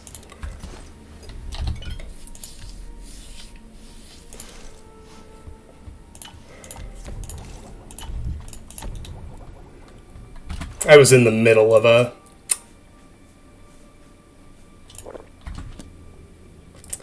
Magicka restoration anyway. Dead deer. The venison's kind of heavy. But I will probably use a restore health potion. So, I'll just take it for now. It's all good. Let's keep going.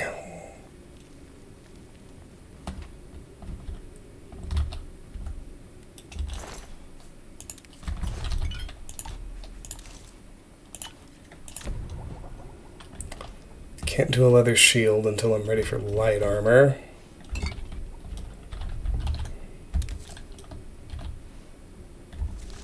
These bad boys are damage health poisons. I know those will come in handy.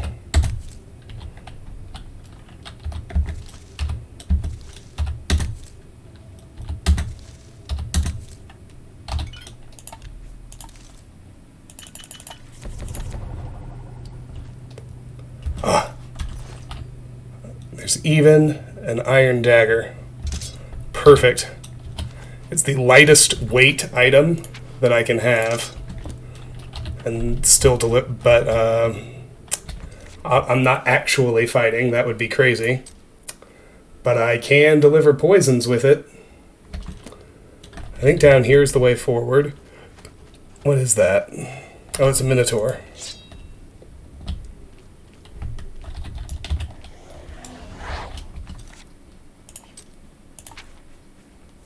First one.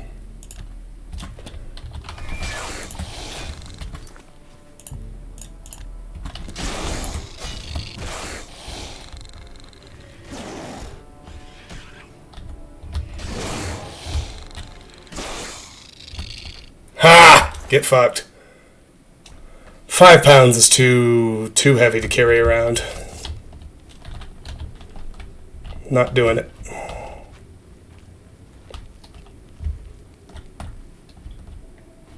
Dead treasure hunter.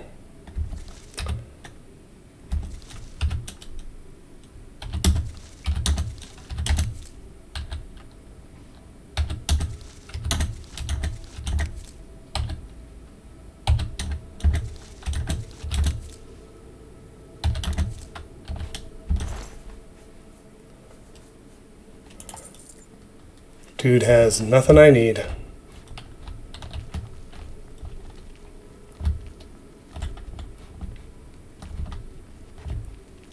Now we're up here.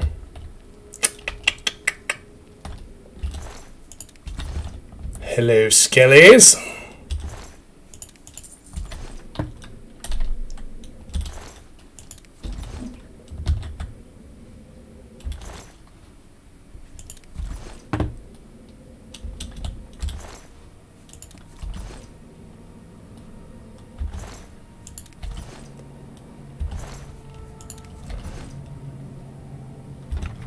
I think I actually managed to identify each individual skeleton.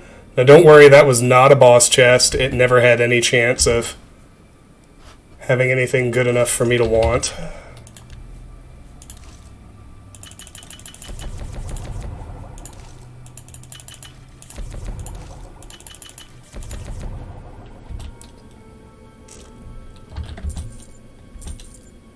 I do want the gold.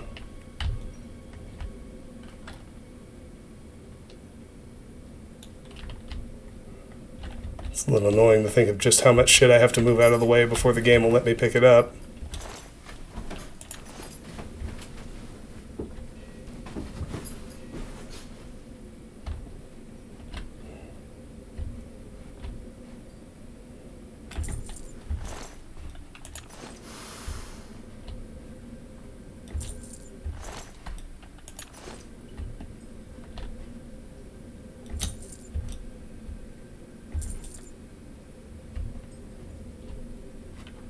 Alright, good enough.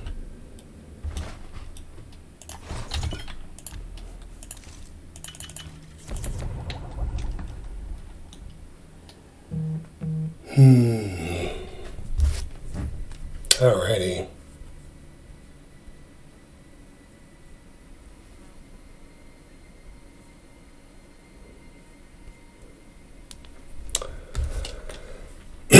Alright, Alex. Have a lovely evening. Have a nice sleep. Thank you for stopping in. It is always a pleasure to have you. We will see you next time, which will be tomorrow night, for those of you wondering. Alright. Down where the Minotaur was is the path to the next zone.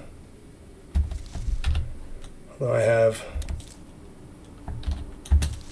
some Karen Bullets to harvest first.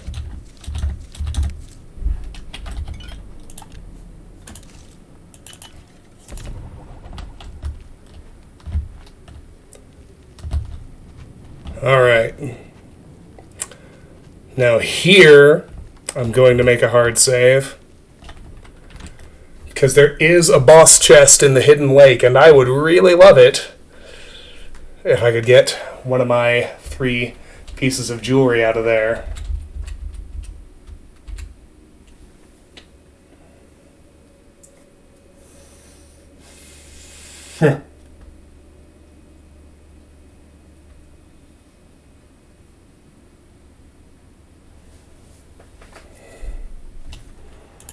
So, there's the hard save. Now what I think I want to do here, I think I just want to go invisible, run to the chest, reload it that way.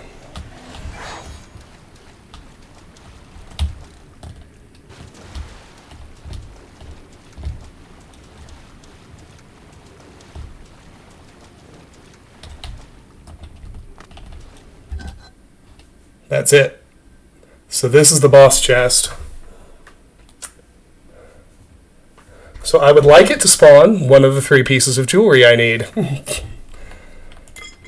So you get the idea. We're gonna...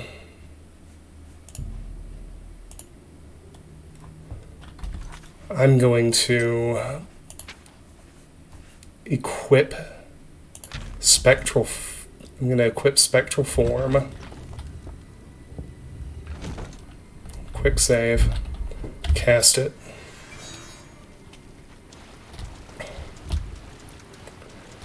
Yeah, so see the zone resets every load. That was a Spriggan, now it's a Minotaur. So the contents of the chest will be different.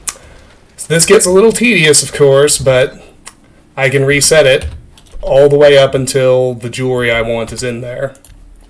Let's reload the hard save. I'm going to tweak this a little. I like spectral form. It has the longer... I don't know why I'm using spectral form. Shadow shape is long enough for this run. Frankly, shadow shape is long enough for most runs. Alright. Same thing. Run in, cast, quick save. See what the chest spawns this time.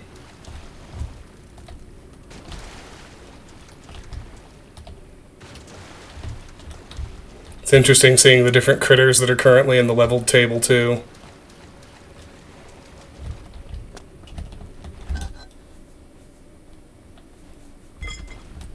Nothing that time. That's okay. It's okay. That's why we keep playing.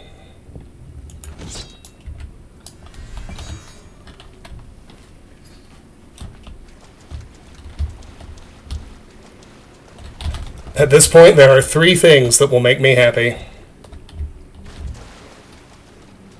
If I can get any of a Ring of the Iron Fist, a Ring of Vitality, or a Necklace of Swords, or an Amulet of Axes, I will be satisfied.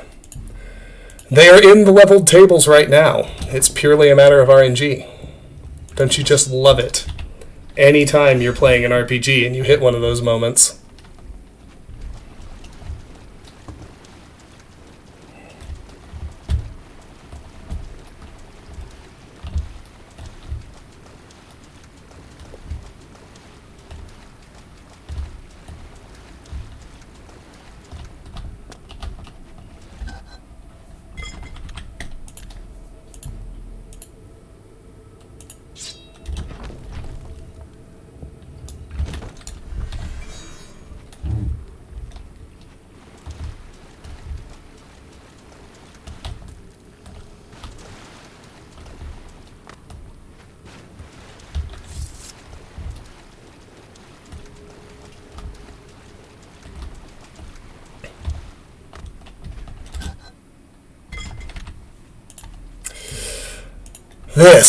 This is going to take a while, y'all.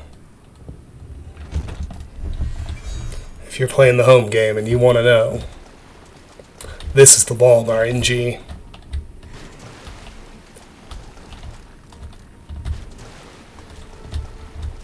Hi, Fade World. Well, we do what we must, right? Like, I certainly don't want to be running any more... Grand Ring of Firewalking. Pretty good. Just not the effect I want. But as you can see, we can spawn max level jewelry now. That's the proof. That's the best quality resist fire ring you can find. And they're spawning now. All of the options are open. I can find any of those things I want. It's just a matter of RNG landing on my side. Clearing dungeons on max difficulty before we have our endgame gear and fully developed character is a large enough pain in the ass that it is absolutely to be avoided. Except, well, it is to be done the absolute minimum number of times possible. Oh, it's pretty good. It's not what I wanted, but it's pretty good. It's not the amulet I want. It's not the place where I want to get spell absorption, but it's pretty good. Oh well. We'll get what we need eventually.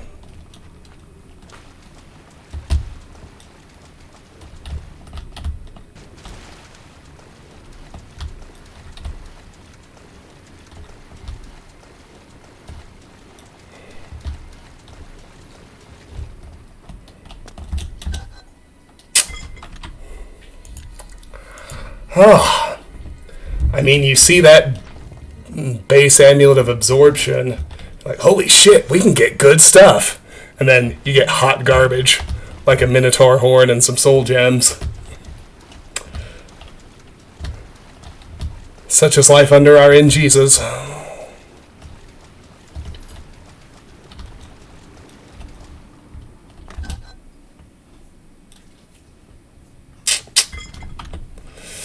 Yeah. We're getting max level jewelry. It's only a matter of time. It could be a very long time.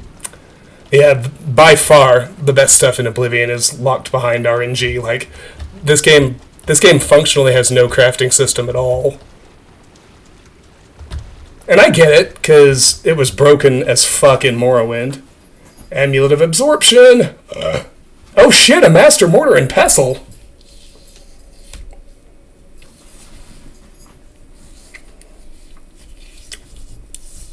That's almost worth taking.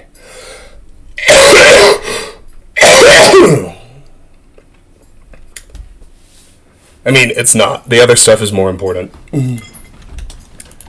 But that's a wicked good find.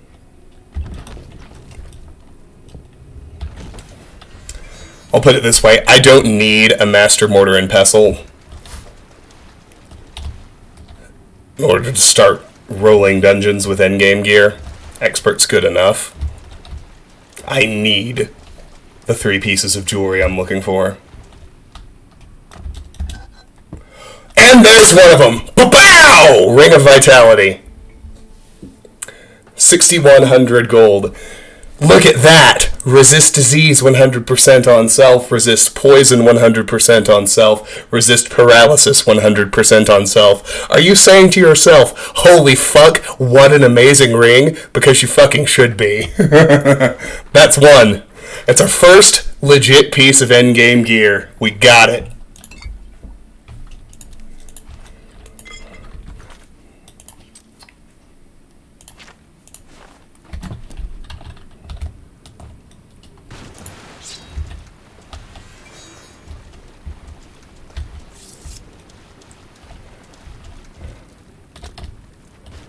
Now the really exciting thing is this dungeon has 2 boss chests in it, and they're conveniently in 2 different zones. So now I can go back and clear this one and do the same thing with zone 3 and get another piece of my endgame gear. Wow. Try paralyzing me now, bitches. Try poisoning me now, bitches. See what happens.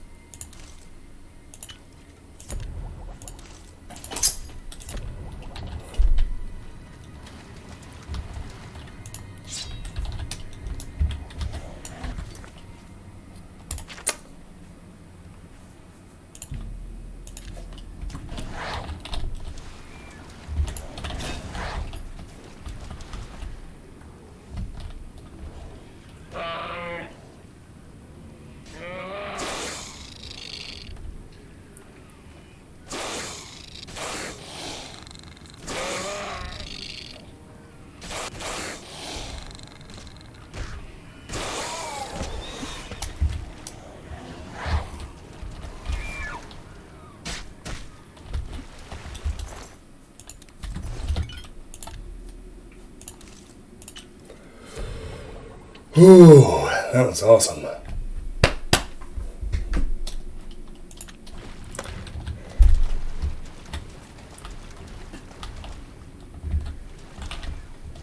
Hello, Landrug.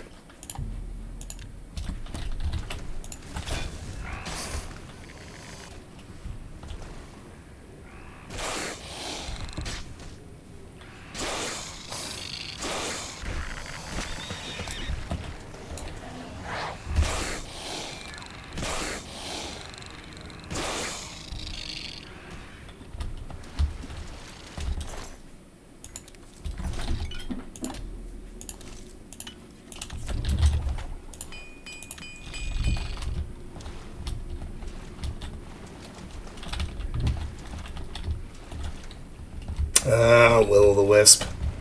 Kind of hate these things.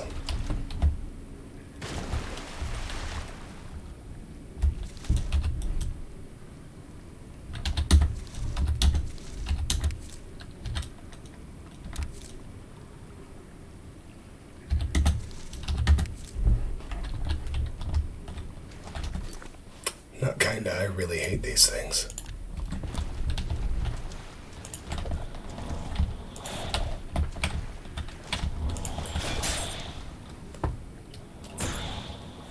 I think they're immune to poison anyway.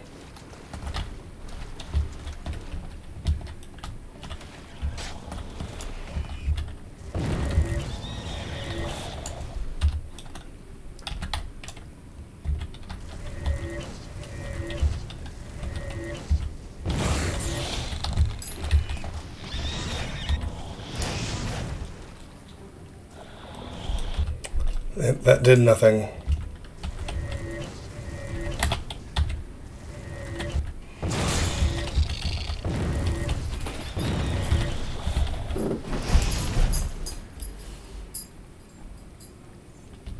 There we go. That did the job. That's what I was after.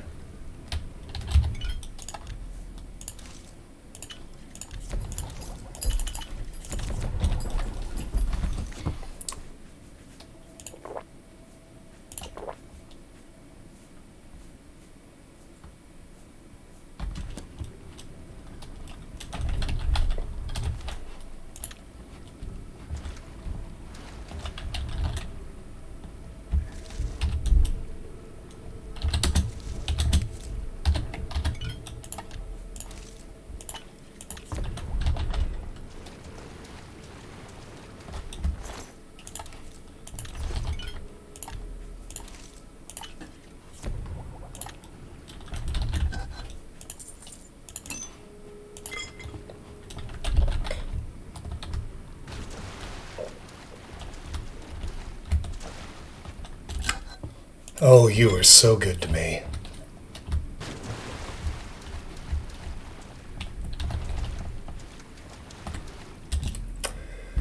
Iliad Tablet. A hasty translation is scrawled here. Meridia Child, Earth Root Power, Sea Wave like, Earth like a Flood, People Out, Escape, Present Tense, Imperative, Done. Cool.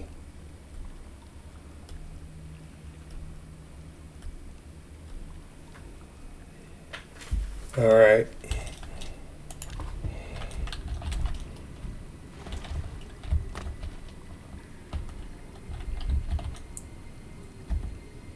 I'm not gonna lie, it's nice being able to jump. Not worry about borking my leveling plan.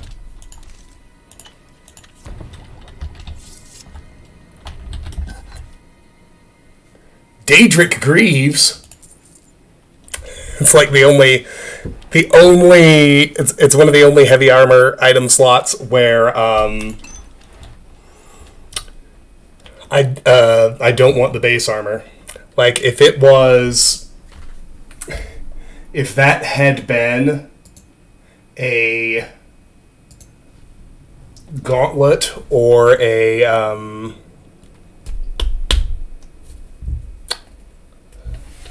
what am I trying to say? I'm trying to think of the slots I want to use my sigil stones on. I think it's literally armor, helmet, gauntlets, boots.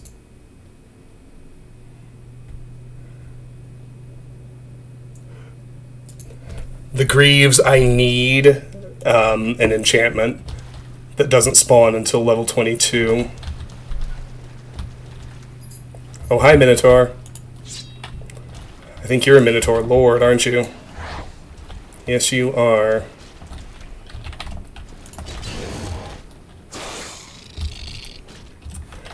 I think I tagged my own clan fear by mistake. Oh, sure. Let's damage his fatigue. Why not? I'll do a double health damage because there's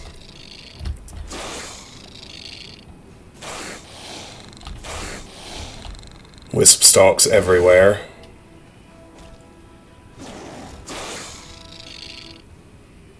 Got him.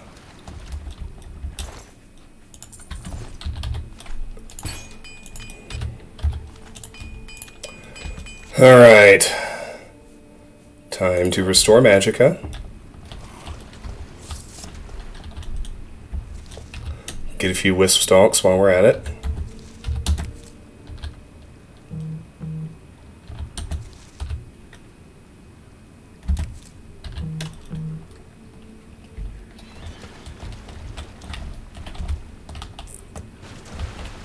That was, in a word, glorious. Okay, same deal as last time. There's a boss chest in here. I intend to get one of my 2 remaining pieces of endgame jewelry out of it. So let's make a hard save. Before I stress too much about that, I need to sort out dinner, and I need to go to the restroom. Maybe I'll order something again tonight. I don't know. I'll be right back. I'm taking a potty break. I'm thinking about what to do for dinner.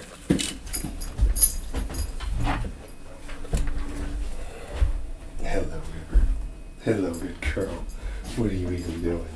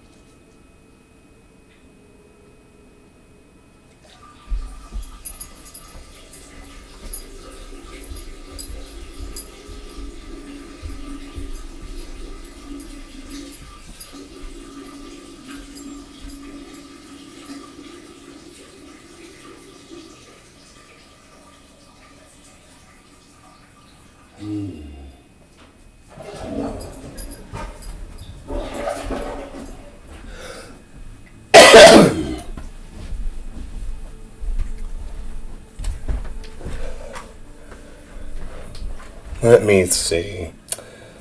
I am going to take a minute to order dinner. I do need to eat.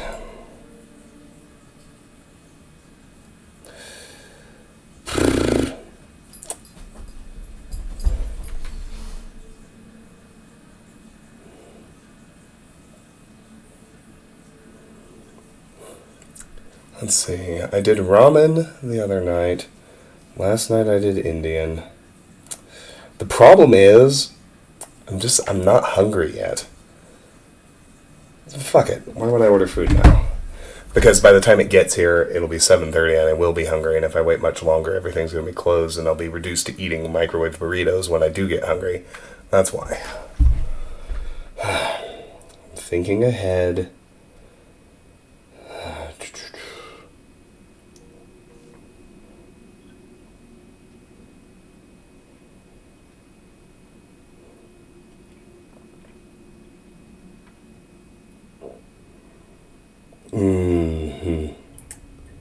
Sandwich, burger, that all sounds heavier than I want tonight. I'm this close to ordering noodles again.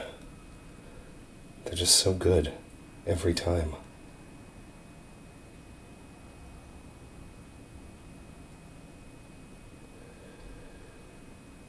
Pizza sounds like too much.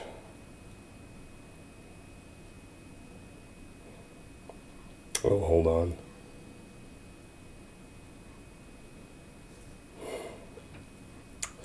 I can't do it. I can't order food until I'm actually hungry. Which means we're going to eat burritos later tonight, and you know what? It's going to be fine. Alright, here we go. Oh yeah.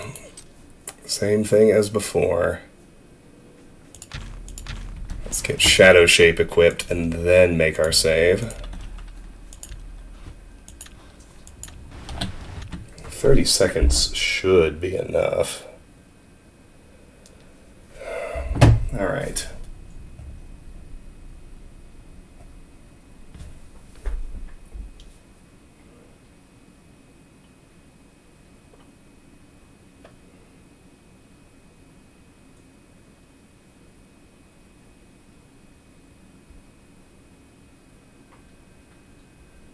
Alright, yeah, I gotta run all the way to the back to see if what I want is in there. You know what? That's fine.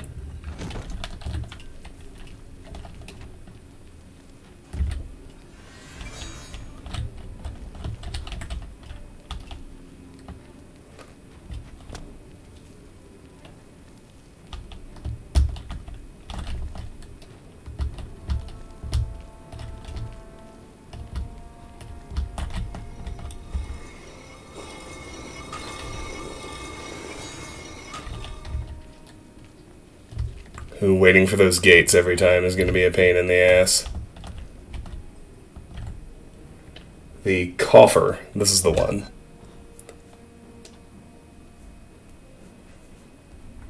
Alright, not that time. But you see, you get the idea. We're going to run for that coffer.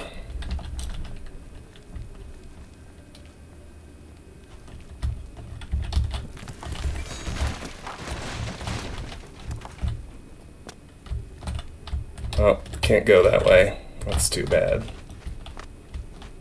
I'm gonna have to do the long run. You know what? That's alright.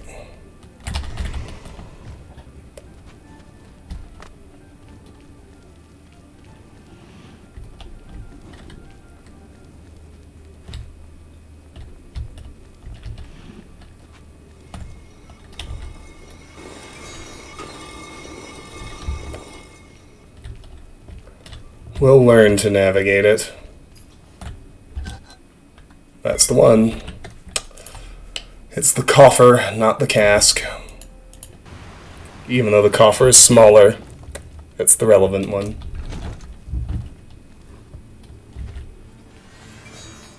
Oh my god, a rat! It's almost impossible to see the weaker enemies after you level up.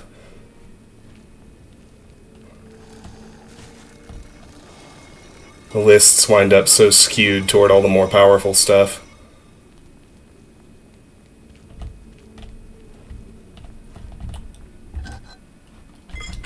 Nothing doing. Alright, no problem. Same deal. We shall continue.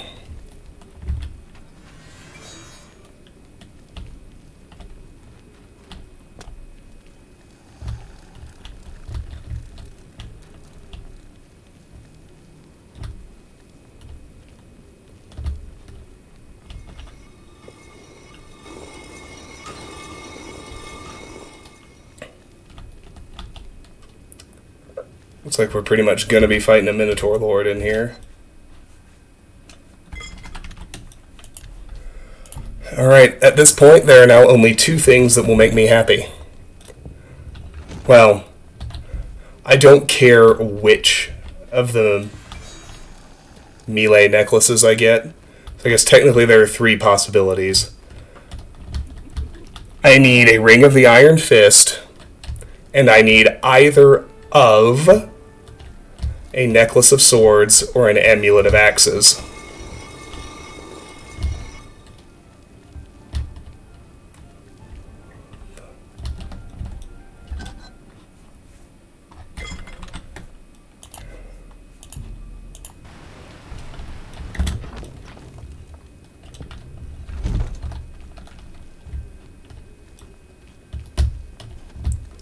This is why we mastered illusion.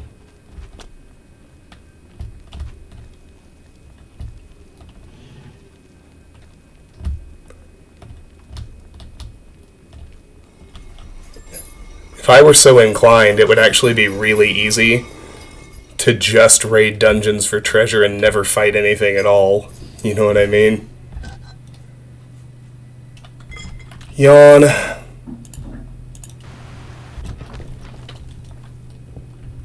I can't believe I found a Ring of Vitality as fast as I did. Like, if we can get all three pieces of jewelry tonight, that will be an amazing power spike. Kind of a ridiculous coup.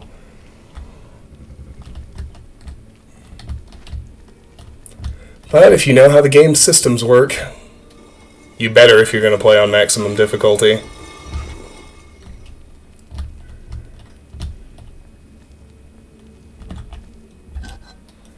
Base Ring of Retribution.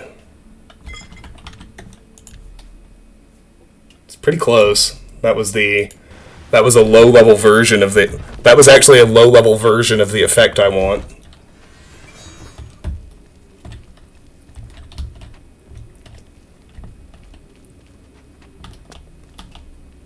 Hello.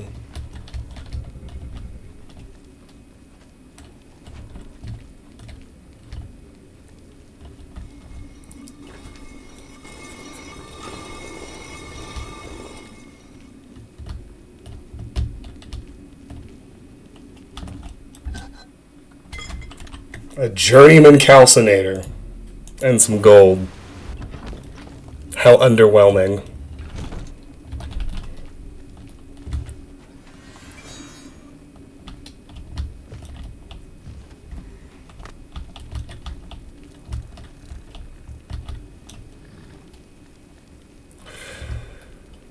My clan fear is... It's getting to the point where my summons aren't up to snuff against a lot of the things I fight, which is normal. You know, this is about the level where I expect that to happen. So I really need to index and I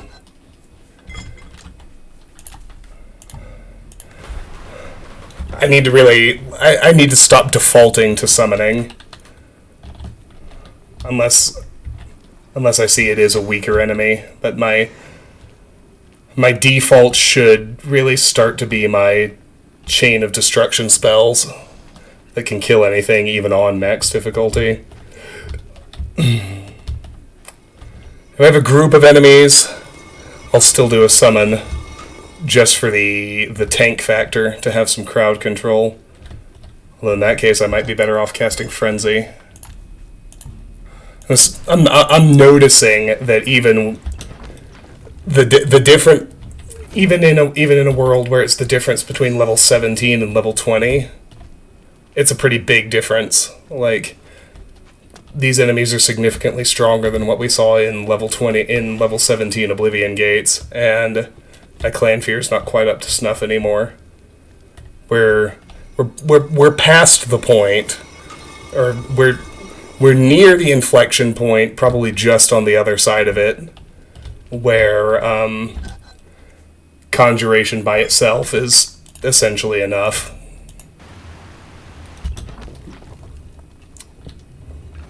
Like, we're really gonna need to start relying on Destruction. Which is timely, because we just mastered Destruction. That spell chain got pretty cheap.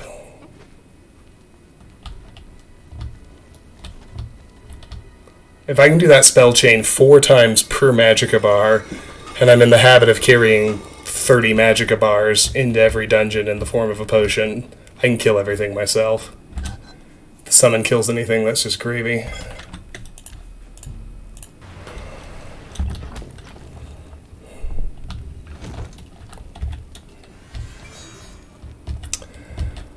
And that Ring of Vitality, that's a fucking boss hog find.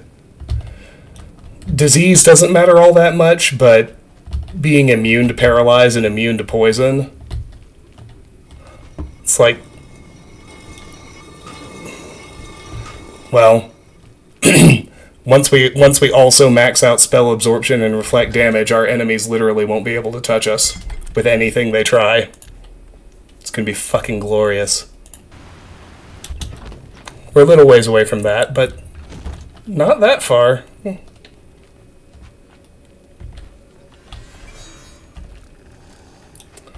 Like, after that, it's just a matter of maxing out our attributes and maxing out our skills.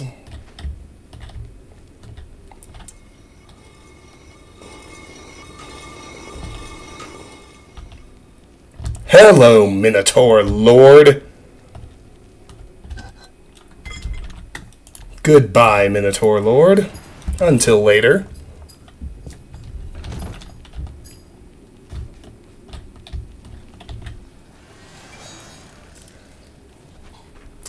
Yeah, as I was saying, the Ring of the Iron Fist is an absolute necessity. And then I don't care whether I get a Necklace of Swords or an Amulet of Axes. blade or blunt, it's immaterial to me. The physical vessel that is my weapon won't really matter at all. What is significant is the other enchantment. So the Necklace of Swords and the Amulet of Axes fortify blade or blunt by 25 points, respectively, but they also carry a 35% damage reflect enchantment. That's the part that matters. And the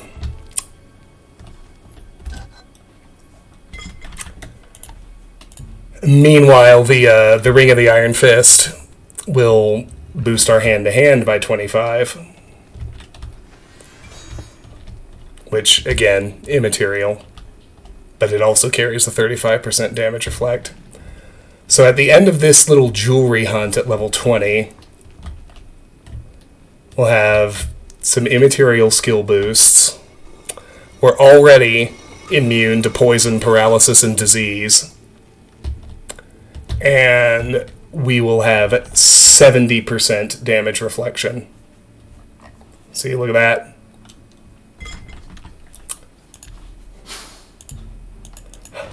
Immune to shock. But why be immune to a single element when you can be immune to all magic? Not just immune, when you can have over 100 spell absorption. And literally every spell they cast at you will just refill your magicka bar.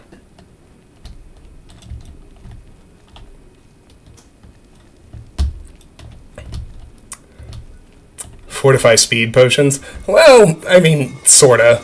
We're pretty fast as is, and we'd have to wait for the gates no matter what. It would speed things up a little bit.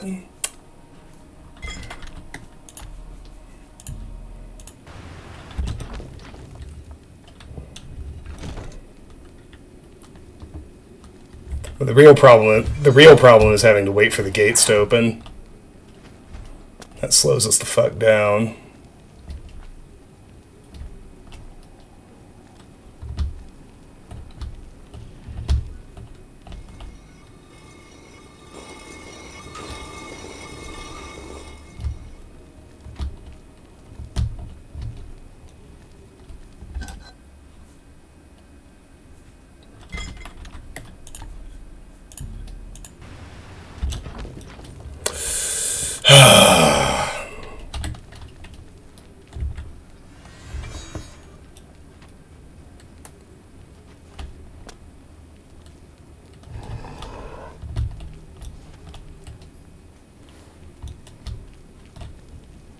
A rat!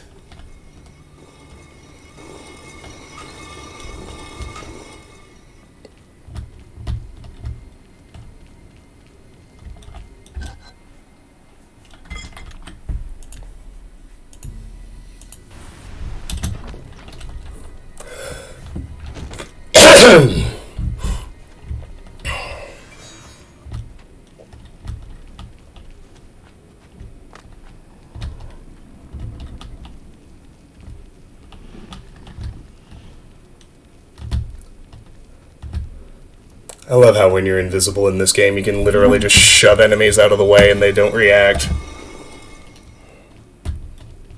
Invisibility got nerfed in Skyrim.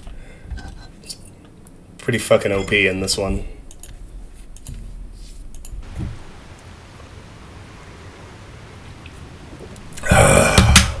Delicious. Delicious.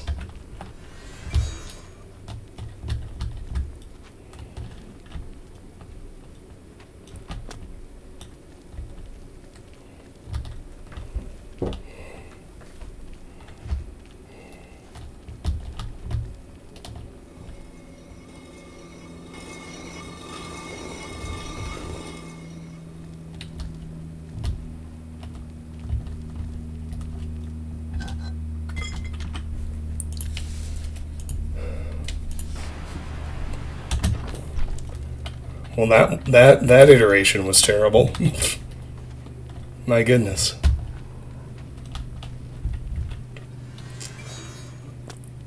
Almost forgot to actually cast my spell.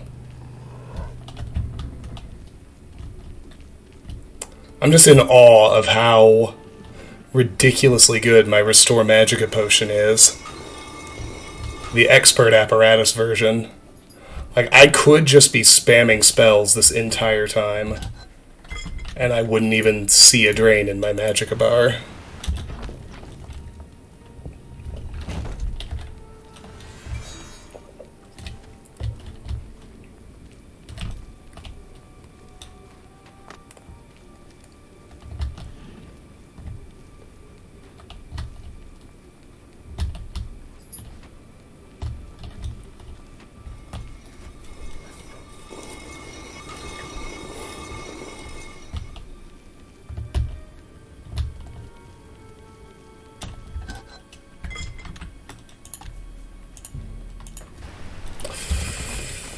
Boy, howdy. You never know what you're going to get.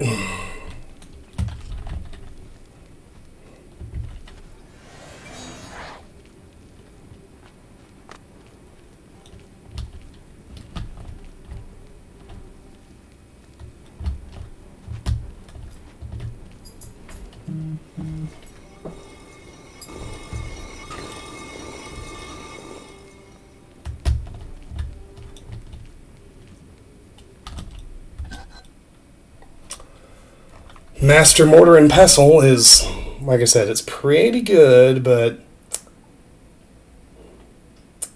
Oh, Jesus Christ, Avalanche. Are you just... It was announced today that the Avalanche captain, Gabriel Landeskog, just had knee surgery and is going to miss half the season. He's not going to play hockey again until their targeted date for him to return to the team is the 12th of January. The team is losing 2-0 to fucking Winnipeg. I wonder if they're demoralized. I probably would be.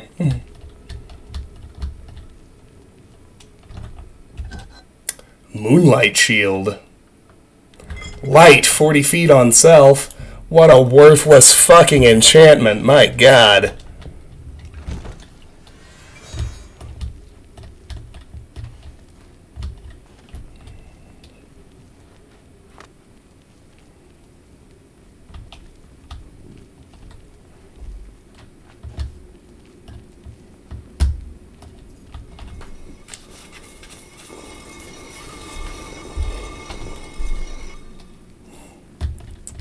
Yeah, these...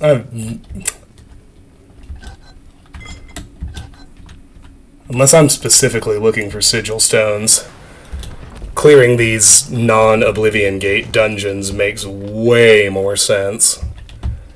Because I can get all the same loot, and they're so much easier to clear.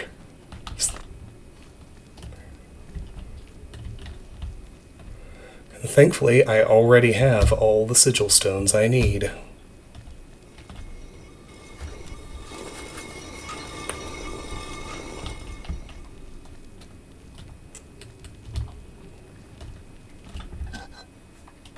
Yawn. Onward and onward. Till we get what we need. Who knows how long it will take. Yeah, Fade World, but I got my sigil stones already. I did that last session. I cleared at level 17, which is... 17 is the lowest level at which you get Transcendent Sigil Stones, the best quality, but it's still one level before they start spawning Spider Daedra inside the gates. So level 17 was the perfect level to get the 4 Transcendent Sigil Stones that I wanted for my want for my endgame gear, and so I did. And I already have them. That is already taken care of. Thank goodness. I'm doing everything at the lowest level it's possible to do. That's why I'm doing this jewelry hunt right now. Then when I hit level 22, we'll hunt for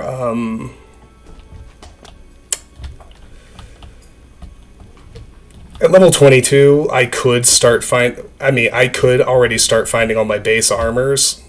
I don't really want to raise strength yet. As soon as I have the base Daedric armors and I can carry it, that's all. Strength is going to be like the last attribute I raise. No, second to last. Personality's already at 85 because I wanted to master illusion early. So I guess actually, given that, strength is pretty much going to be the last attribute I work on, because its only real function at max difficulty is carry weight. You're never, ever, ever going to do respectable melee damage on max difficulty. It's just not possible.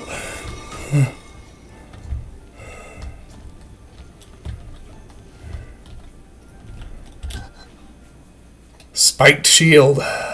Reflect damage 8%. But, so, there are two prerequisites. Well, no, not two, just one. I already have the sigil stones. I need to find the either baseline Daedric or glass gear. I might do glass, just because I'll probably do Daedric because the armor rating is higher. This isn't like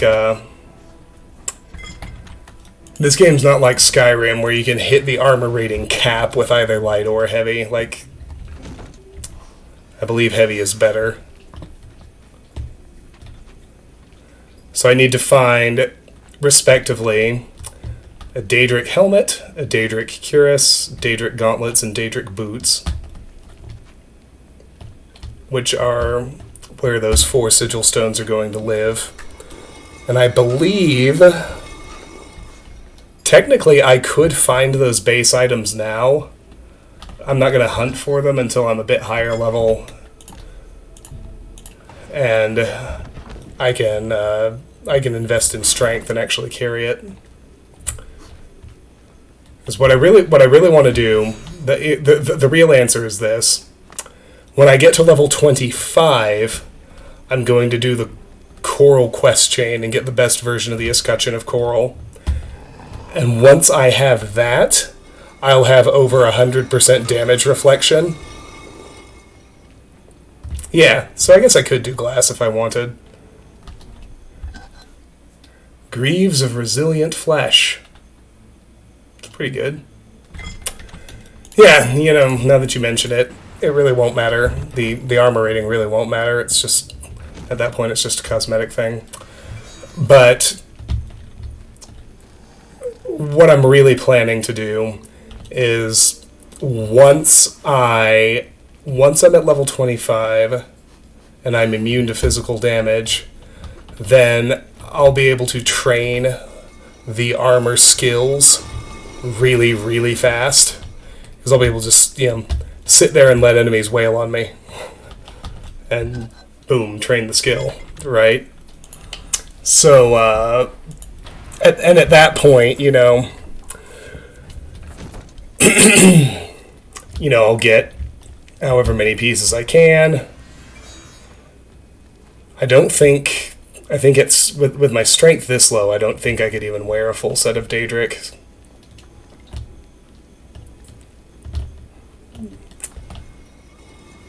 So maybe I'll do a full set of glass. I don't know. But either way, I'm going to be interested in finding the armor. I think I'm going to be interested in finding and wearing the armor before I'm interested in raising strength.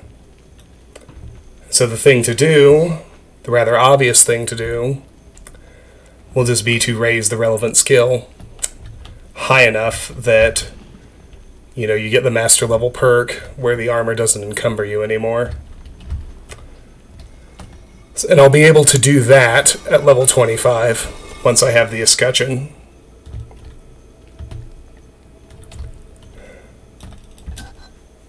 Night Eye! What a useless enchantment. But I might go with glass. I don't know, just because I might actually be able to wear more pieces. But then I might go with heavy, because at this point endurance is already maxed, so I can freely raise heavy armor without consequence, without it fucking up my leveling plan.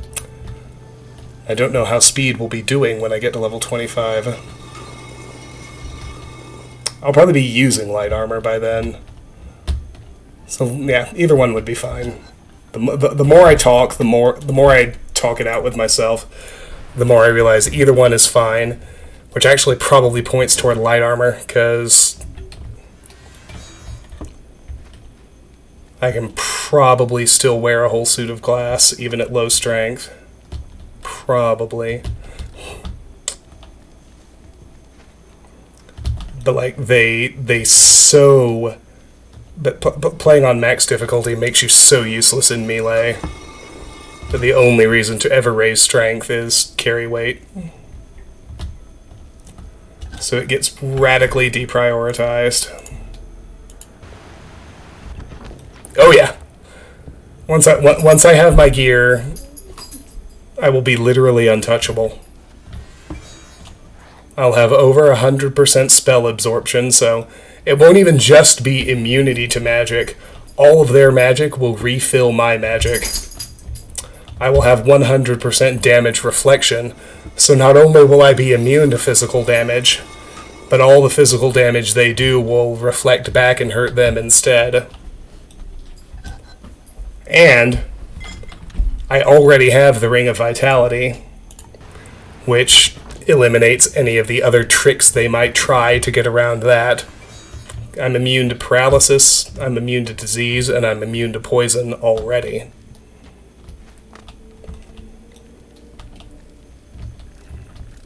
Being immune to poison is huge, because poison can wreck you. They love to damage your attributes with poisons. Really nice to have that off the table. Boots of the Savannah. I figured it would be an athletics boost. That's a funny name, I like it.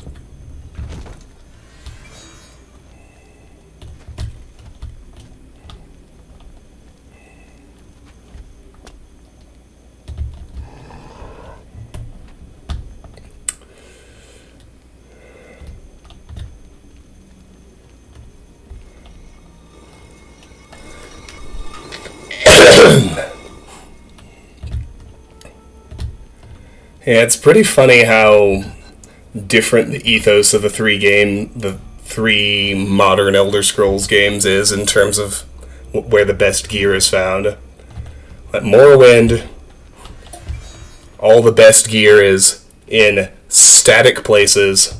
You always find it in the same spot, which is why if you know the game well enough, you can go grab the Daedric Daikatana at level 1 and just wreck shit from the beginning to the end, straight through. In Oblivion, presumably in an attempt to rectify that little balance problem, all of the best gear is gated behind RNG. All of it. The best gear by far comes in random loot. And you have to be it's high level random loot, because they put everything in leveled lists. It's like all of the awesome jewelry, the Transcendent Sigil stones, the best weapons and armors, they are all gated in leveled RNG. And then in Skyrim, all the best gear is crafted. It's a pain in the ass to grind all your crafting skills to maximum, but once you do, it's very easy to just make the best gear in the game. So they're all three really different. We are playing the one that's gated behind RNG. And so we will cheese the RNG and get what we want.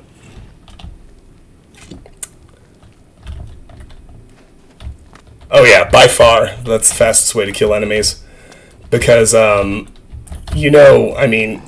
sure you're aware of what has been dubbed... Oh wow, he's directly in the way. There we go. I feel quite sure that you're aware of the leveling problem, the level scaling problem in this game, which is just supercharged, like orders of magnitude, by playing on maximum difficulty. But so all the enemies level with you, and the scaling for creatures is particularly broken. Like NPC enemies, their scaling is fine. Like, it's a little weird that all the bandit mooks in the world are running around in glass and Daedric armor, but their leveling is still, like, it's still within the band of what the designers seemed to intend. Whereas, you know, if you're sufficiently leveled up yourself, you generally won't have a problem with the human enemies. But the scaling for the creatures is completely broken. Their HP and their damage modifiers are just so ridiculously through the roof as you level up that, you know, they turn into enormous, horrible damage sponges that can one-shot you no matter what, if you're not, you know, cheesing the game by reflecting all their damage, or that kind of thing. And the advantage of the weakness stacking with destruction is, even with the factor of 6 damage reduction that playing on max difficulty gives me, excuse me,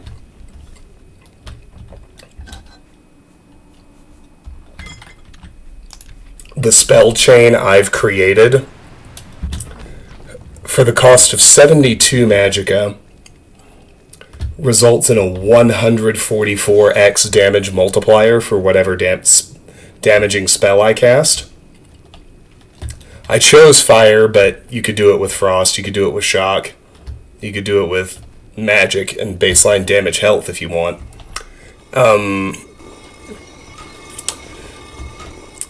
And if you do the math, this character is going to cap at level 54.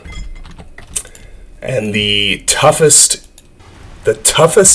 single enemy I will fight is a level 54 ogre. A level 54 ogre has 1,350 hit points.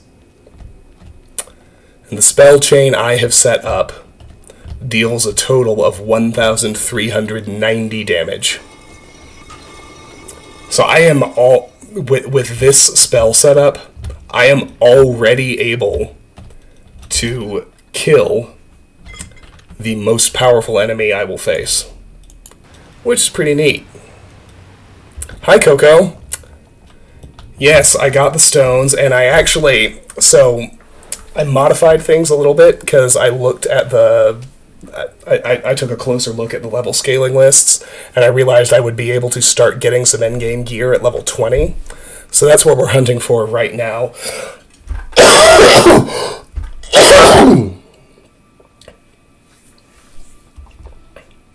So I'll show you right quick. So here are the sigil stones.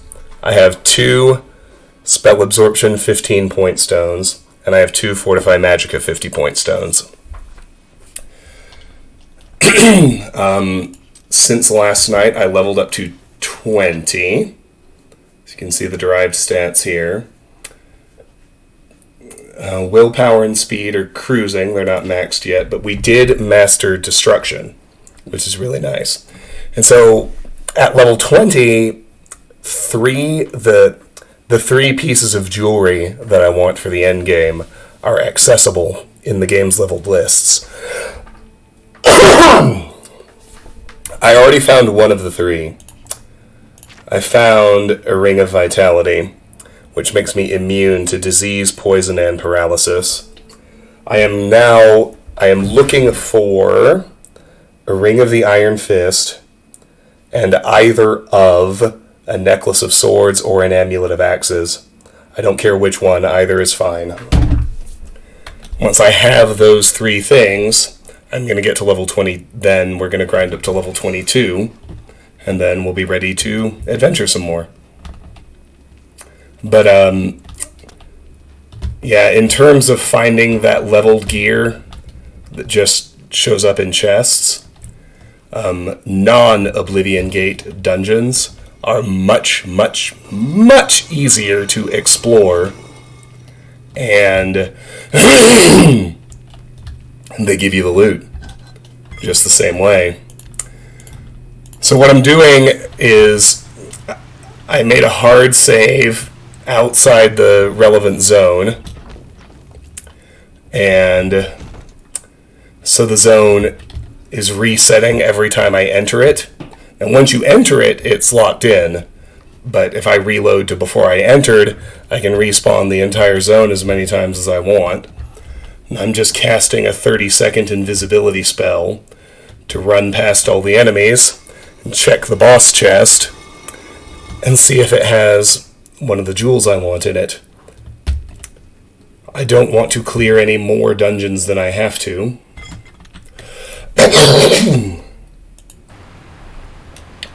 So I will continue doing this until the loot I want spawns. You know, right before you got in here, there was a discourse I don't care to repeat on how I guess I'm going to repeat it, on how the 3 modern Elder Scrolls games, the 3D ones. I guess they're all sort of 3D, but you know what I mean. The 3 real 3D ones, Morrowind, Oblivion, and Skyrim, they all have very different ethoses on where their best loot lives. Well, let's be clear, Fade World. Magic was fucking broken in Oblivion. And they did over-nerf it in Skyrim to the point where it's functionally useless. But, I mean, magic is game-breaking in Oblivion if you understand the mechanics of it and how to abuse them. The chances are very low. We're going to be doing this for a while. But I would way rather do this a bunch of times than struggle through a bunch of dungeons underpowered unnecessarily. But as I was saying about all the best gear in the 3 different games, in Morrowind, it's all in fixed locations right out the gate. Rather famously in Morrowind, if you know where it is, at level 1, you can give yourself a significant chunk of long blade skill, run to the Vasir Didonot Ebony Mine, and go get the Daedric Katana from Drambarrow, and proceed to bulldoze the rest of the game. So presumably, in an attempt to fix that catastrophic failure of balance in Oblivion, all of the very best gear is gated behind RNG. And that's just how it is. So, if you gate your best gear behind RNG, I will cheese your RNG. Because fuck that noise. And then, of course, in Skyrim, all the best gear is crafted. So if you invest in all the crafting skills and perks, that's the way to the best gear in that game. And honestly, I think all 3 have their merits. I think Skyrim is probably my favorite. Because it's much more balanced than Morrowind was. And it's not radically out of your control as a player like Oblivion is.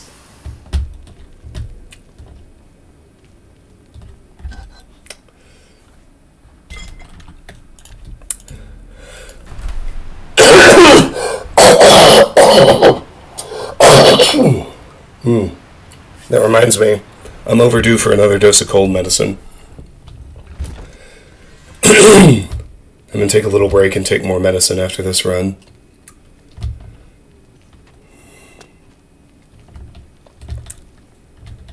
Oh, Morrowind is my favorite of the games. I think Skyrim is mechanically better. I think in terms of game mechanics, Skyrim is probably the best. But Morrowind's atmosphere and environments and story are so far beyond and above the other two that it is still my favorite game overall.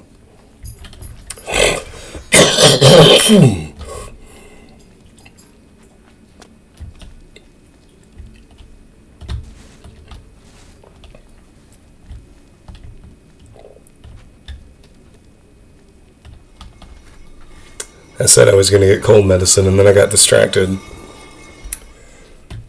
Oh, well, I mean, but that's the... I said this earlier today, too, Coco. Like, and this is why I think... This is part of why I think Skyrim is mechanically the best game. The whole ethos of these games is do what you want. Go where you want, use the skills you want, and you'll level up naturally in a productive way, just however you play the game.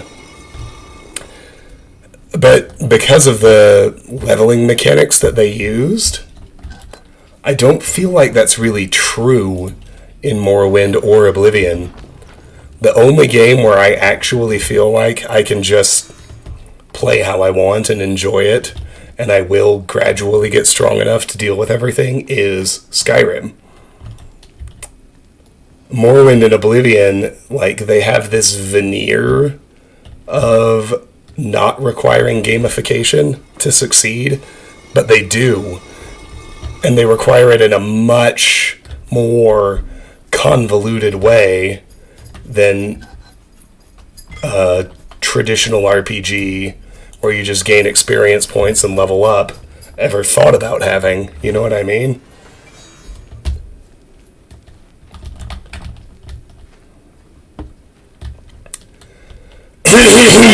Well, Skyrim's main quest is definitely underwhelming. Most of the quest lines in Skyrim are really underwhelming. The one thing I think Oblivion did the best out of all three games was its factions and its faction quests. I think this game has, whether you're, Fighters Guild, Mages Guild, Thieves Guild, Dark Brotherhood, this game has the best faction quest lines, easily. That, for me, that's probably the only thing it does the best out of the three, but it is the best. It's way better than the other two. So many of Morrowind's actual quests are so samey and dumb. And, that's also kind of true in this one, but...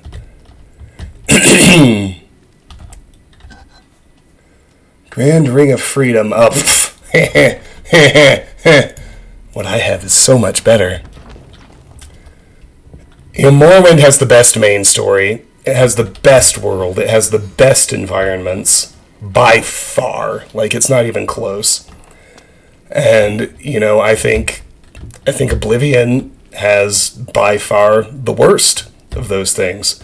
Now, the discussion is a little bit more nuanced if we include Shivering Isles. But Oblivion's main world is just... It's so vanilla fantasy. And it's so boring compared to Morrowind. And I think Skyrim's like the middle ground on those two. Like, it's not nearly as cool as Morrowind, but it's a lot cooler than Oblivion is.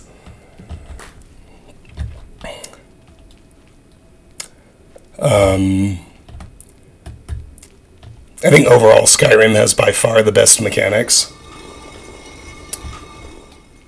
I think of all the different Bethesda RPGs, including the Fallout games, Morrowind, Oblivion, Skyrim, Fallout 3, Fallout New Vegas, well, New Vegas and Fallout 3 are functionally the same in that respect, but, and Fallout 4, like, Skyrim has my favorite character development mechanics. of any game they've made so far.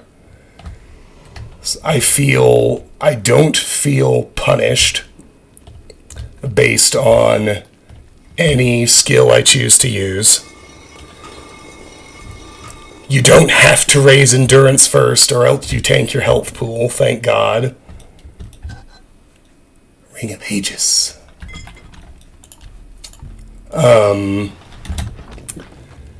And I think that the perks that you choose as you're leveling up provide a really significant variety of viable character builds in that game.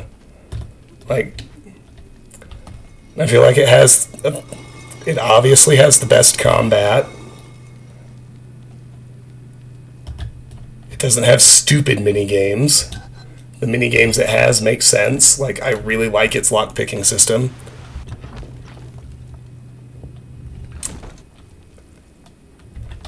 And it's also, I'm not saying I'm blown away by Skyrim's amazing levels, although sometimes I am, and I'll get to that. But Skyrim is the only one of the 3 Elder Scrolls games where they even had level designers. Like, they had money when they made Oblivion, but they blew it all on fucking voice actors. Like, they didn't actually hire level designers for Oblivion. The artists did. In both Morrowind and Oblivion, the artists did double duty as level designers.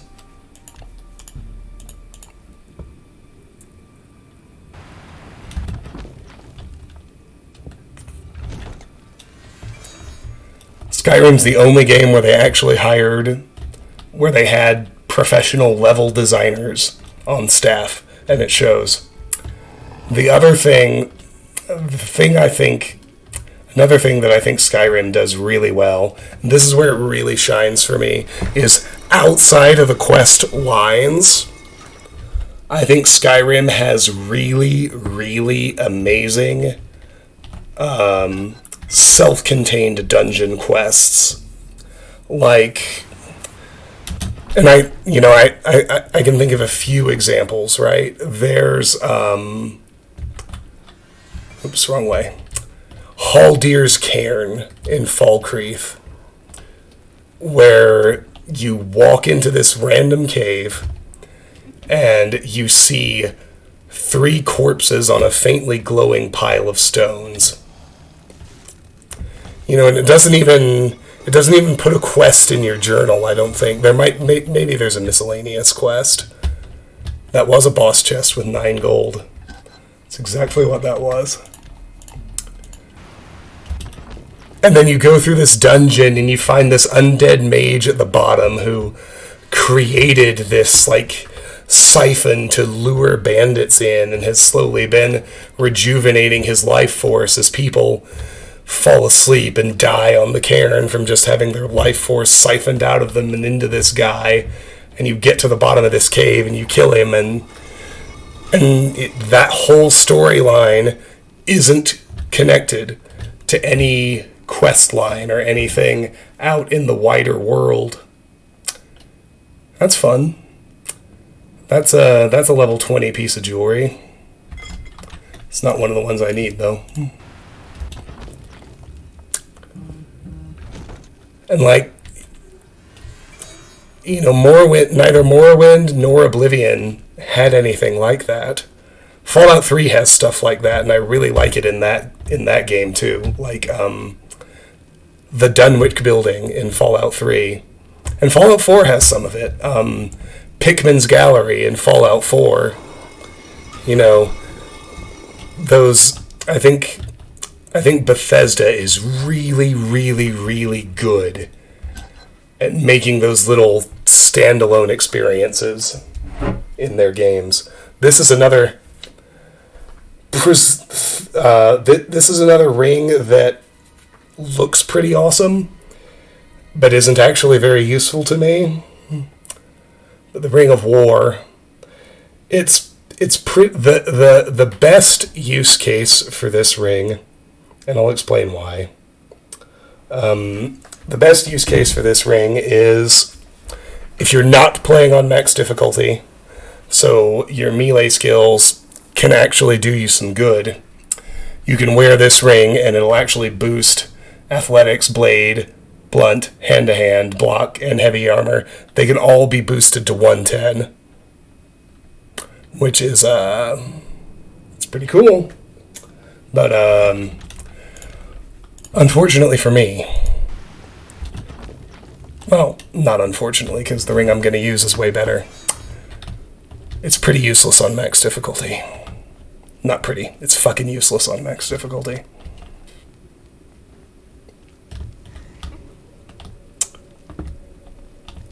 So you can see we have access to the best jewelry in the game now. Some of it has spawned the last couple rounds, just not the one we're looking for.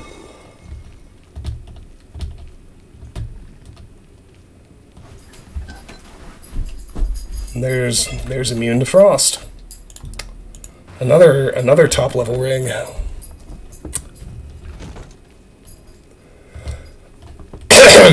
So yeah, I think Skyrim and Fallout 3 and Fallout 4 are all really good at that.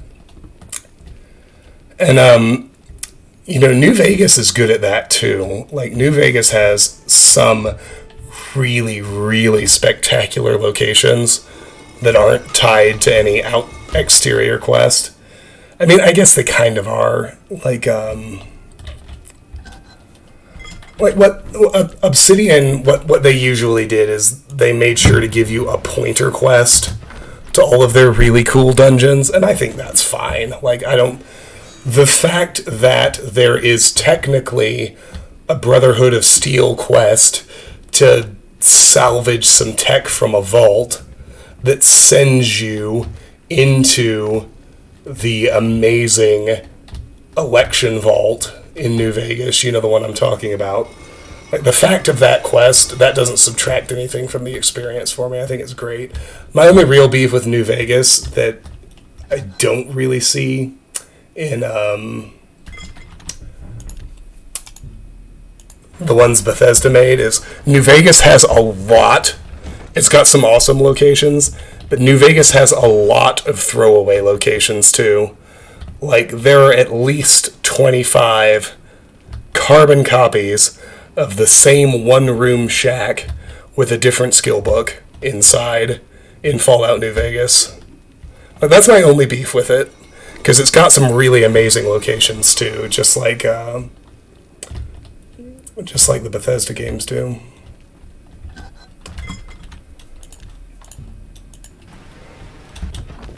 Yeah, so it's interesting because Skyrim is the most fun to me because it has the soundest mechanics of any of the games they've released so far. Like, I thought Fallout 4 was a big step back in a lot of ways, and I hear 76 is good now. I still haven't played it because I don't do multiplayer, but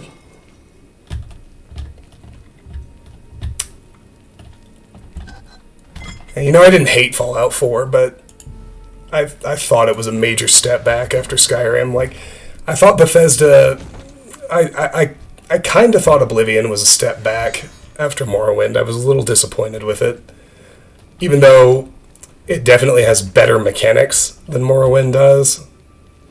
The leveling problem just made it too unfun, and part of that was me being young and in a hurry, and the internet wasn't a thing, so you couldn't learn the game's mechanics well enough to fully break them the way you can now.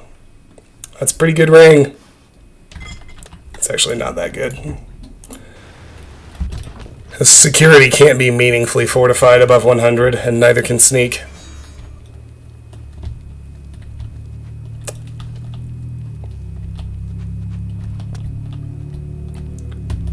Yeah, I don't mean to knock Fallout 4, it's just the, my main beef with Fallout 4 is I think they were too enamored of their settlement building mechanic.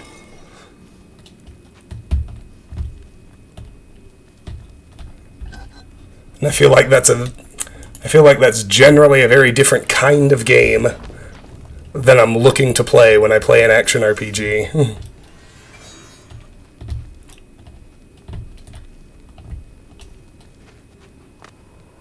But I thought the action, and the topic of how horrible Fallout 4's dialogue system is has been done to death.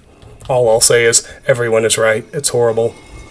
But the action RPG segments of Fallout 4 are great. It actually has decent gunplay, which is more than you can say for 3 or New Vegas. Oh, I am still planning it, Fade World. The 2 big challenge modes that are kind of super daunting to me are Oblivion Max Difficulty and Fallout 4 Survival Mode. At least in Max Difficulty Oblivion, I can still save scum. I'm going to have to get a lot smarter still to be able to reliably complete Fallout 4 on its maximum difficulty, where you're not allowed to save scum. You also can't fucking carry anything, which makes settlement building hard. Because you have to cart so much shit to and from your settlements. Like, no, I'm iterating on a... this is... this is embryonic. Like, I need to iterate on it a lot more before I can, start streaming the playthrough or anything like that, but... Nimble Greaves. Lame. But what I'm thinking I might try to do for a Fallout 4 survival playthrough is I might try to engineer a build that, as unlikely as it seems, isn't reliant on settlement building. Like, the concept is like a power armor hermit. Because I think you would have to... I feel like the carry weight limits of survival mode are so restrictive that I would have to boost my ability to cart loot around by wearing power armor more or less all the time, which means I would need to figure out a good way to get myself reliable access to fusion cores. But I can see my way through to the perk tree where that would work. The other option, of course, is just to make a beeline for the railroad so I can get the damage resistance weave in my clothing as fast as possible. So, there are ideas for Fallout 4 survival, but I haven't dived in yet. I wanted to do Oblivion first. Because more people seemed interested in Oblivion, and it's less scary to me because at least I can still save scum. And I mean, look at this. The Oblivion plan is actually working. It's not that I don't want to fight these monsters. I can easily kill them all. I'm going to, as soon as the chest has what I want in it. It'd just be a waste of time to do all these fights, get to the bottom, and not find what I'm looking for.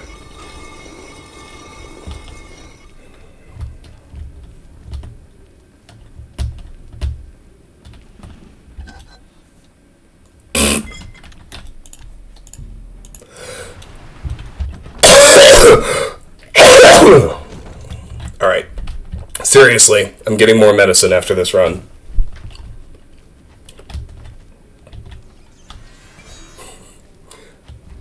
I keep saying it. I mean it this time. Hey look, my voice is normal for about a second. I actually feel fine tonight. Sometimes you get a really bad cold, and the first night you're really, really sick. The second night you feel better, but you lose your voice, and you're still hacking up mucus the entire time. That's the sort of second night I'm having. I'm going to take some medicine, specifically some Mucinex. Be right back.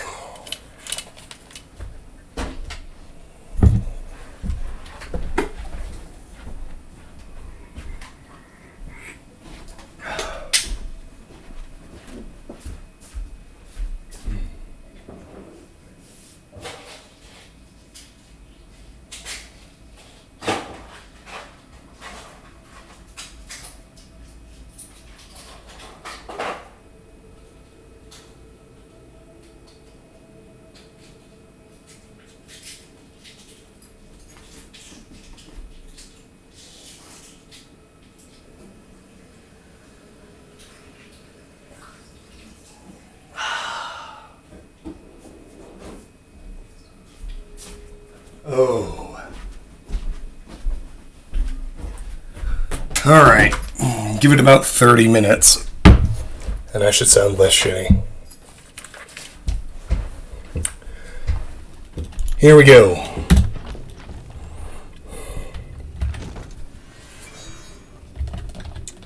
Yeah, I'm kind of shocked how much progress I've been able to make. Like, I was so scared of max difficulty Oblivion. I'm kind of like... I don't know how you all are feeling watching this. Like, I'm kind of in disbelief that all of these ideas are actually working. And I'm like, oh wow, I'm able to clear dungeons on max difficulty at close to the highest levels of leveled enemies. Like, wow.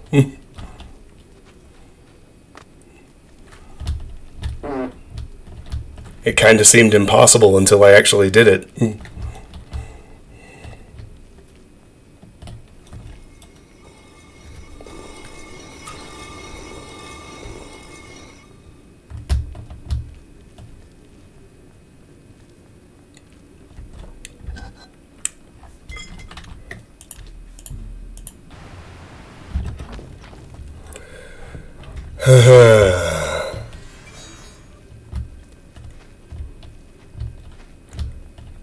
Well, the alien blaster is so much easier on the AP, not to mention the ammo.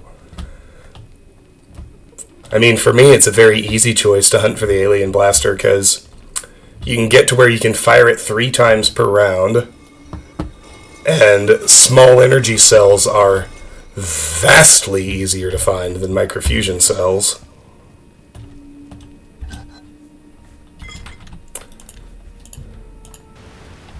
But I mean, part of it too is that in Fallout 1, it's super easy to farm random encounters. Especially if you crank up your luck.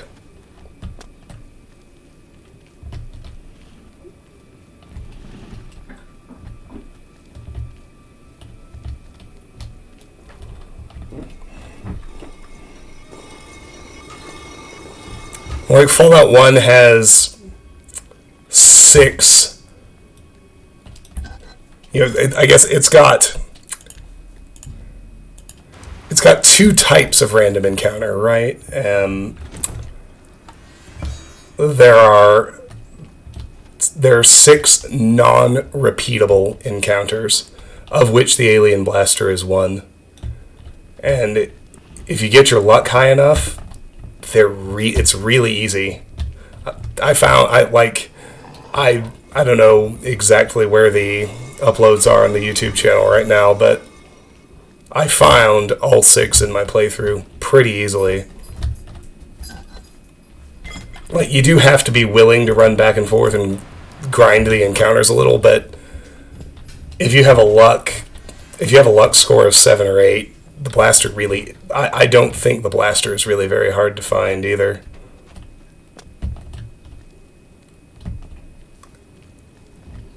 And it's capable of significantly higher per round damage output than any other weapon in the game.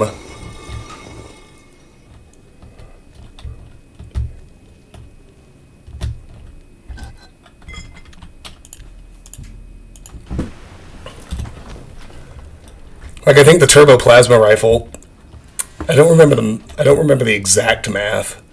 I think it does a little more damage per shot, but I think you can only ever fire it 2 times per turn. Whereas the blaster you can get to 3, including 1 targeted shot.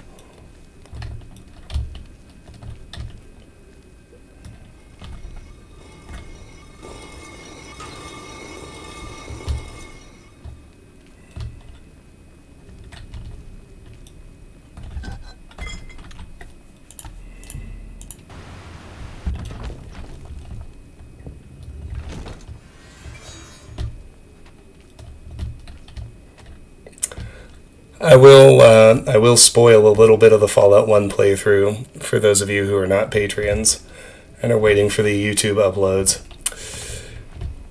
As you probably guessed, Our illustrious followers, they make it to the military base.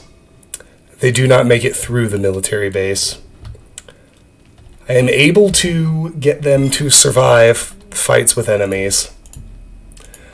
I could not get them to survive their own death wish to charge through the force fields in the military base willy-nilly.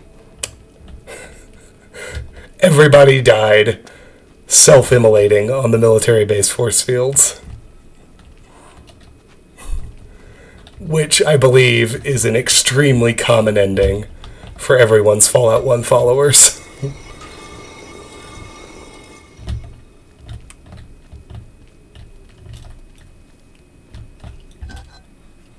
Helmet of Life Sight? How useless.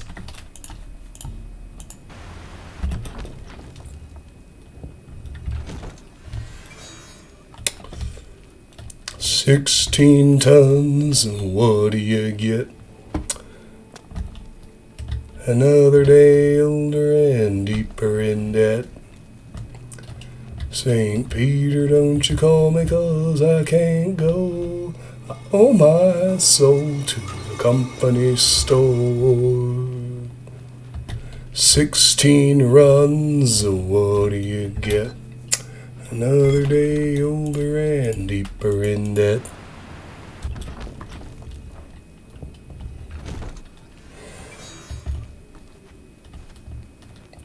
Thank God for Master Illusion. Invisibility is really fucking OP.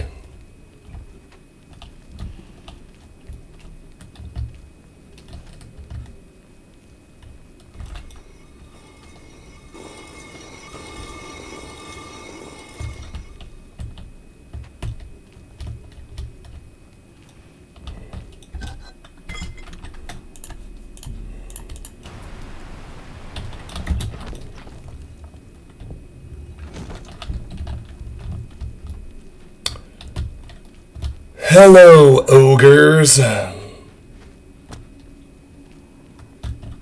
Hello, Minotaur.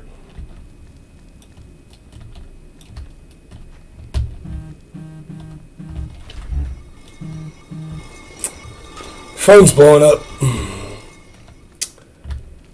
Take a break to look at it after this run. Yeah, that was pretty useless. What do we got? Avalanche. They're losing 3-1. Devastating.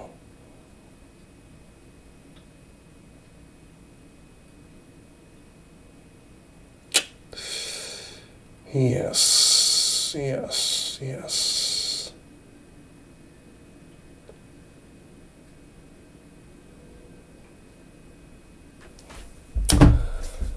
Ugh.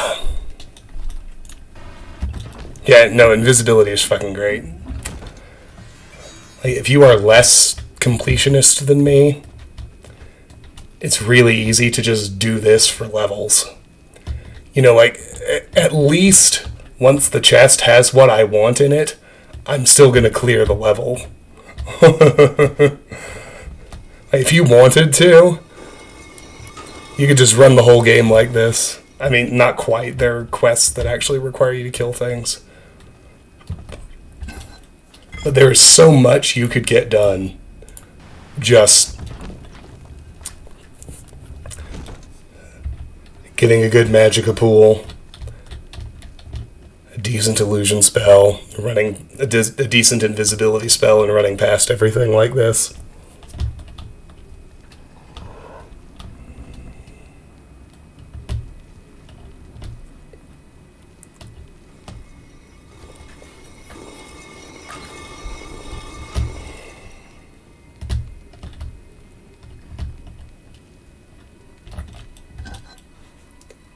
Staff of the Mundane.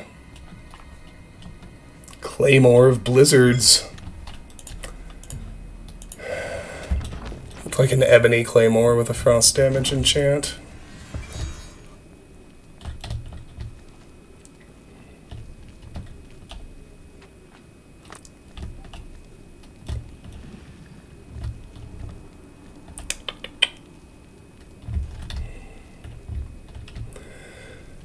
Yeah, the ethos I'm operating on for this game's particular style of loot generation is get to the minimum possible level to secure everything I want. Level 17, that was the minimum to get the sigil stones. Then we got the sigil stones at level 17. Level 20 is the minimum for my 3 pieces of jewelry, of which I already have one. Then level 22 is the minimum for all of my armor, including my Magebane Greaves, or Greaves of Purity, either one. I might make the heavy armor, light armor decision based on whether I find Magebane Greaves or Greaves of Purity first. In fact, that's a pretty good way to make that decision now that I think about it. Magebane Greaves are the Daedric version, the Greaves of Purity are the glass version. The important thing is the 20-point spell absorption enchantment on them. Yeah, how about that? Whichever one I find, that's the kind of armor I'm doing for the endgame. Circling all the way back to your first question, Fade. That's the answer. If I find Magebane Greaves first, then I'm doing Daedric armor in the endgame. If I find Greaves of Purity first, then I'm doing glass armor in the endgame.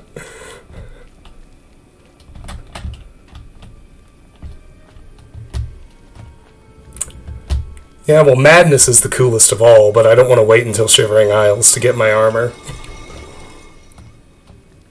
Once I'm able to clear gates, I might farm. Once I have at least an iteration of my endgame gear, I might, because I actually think Madness armor looks the coolest, and it's just as powerful. In fact, that's a pretty good idea. Like, once the character is set and I'm just questing closing Oblivion gates, I'll make sure to get 4 more of the sigil stones I actually like. And maybe I can do a set of Madness armor instead. That would be fun.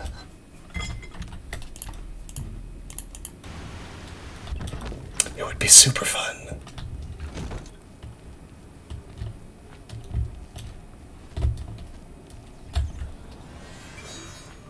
I guess I could also switch, like... Well, no, I can't switch because I can only enchant one set. I could mix, because once the skill's matched, whatever I'm wearing is weightless anyway, but...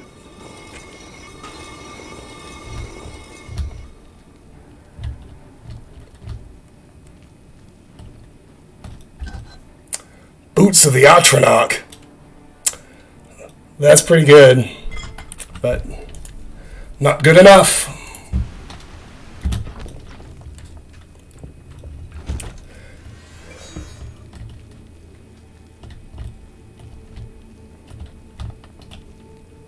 Yeah, Shivering Isles introduces 2 new top-tier types of armor. They're equivalent to Daedric and Glass. They are Madness and Amber. Amber looks pretty silly to me, but I think Madness looks great. It's possible I have the 2 mixed up, but I think Madness is the cool one. I'm 75% sure.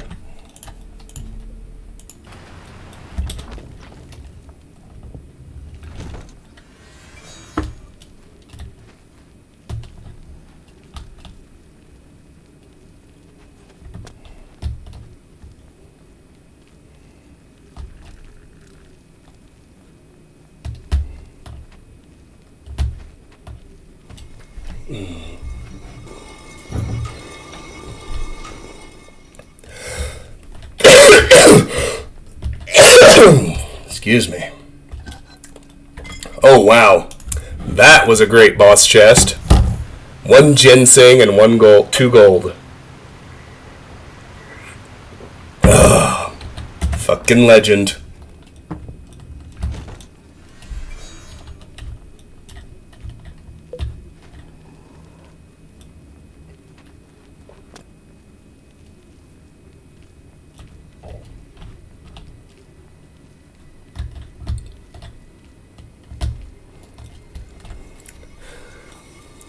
Yeah, so I will... I probably will do that, now that I think of it. I will,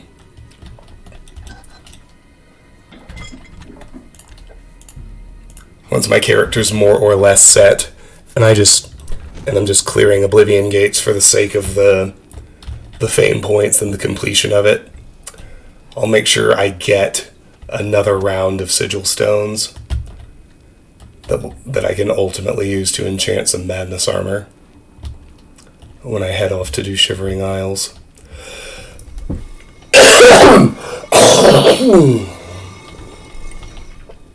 Yeah, Shivering Isles is it's this game's ace in the hole that undermines and contradicts everything everyone always says about how generic and vanilla Oblivion's setting is. Shivering Isles is... I have real trouble choosing between the three, but I can say with absolute confidence that I think the three best video game expansions that have ever been released are Dead Money and Old World Blues for Fallout New Vegas, and Shivering Isles for Oblivion. Shivering Isles is incredible. It's really, really, really, really, really good.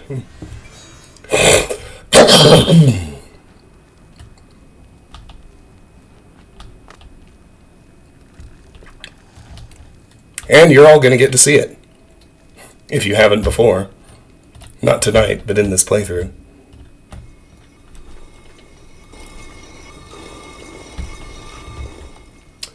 How am I doing on time?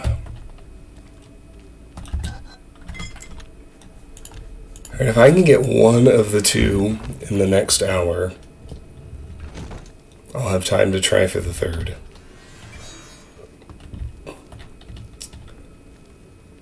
We shall see how we do.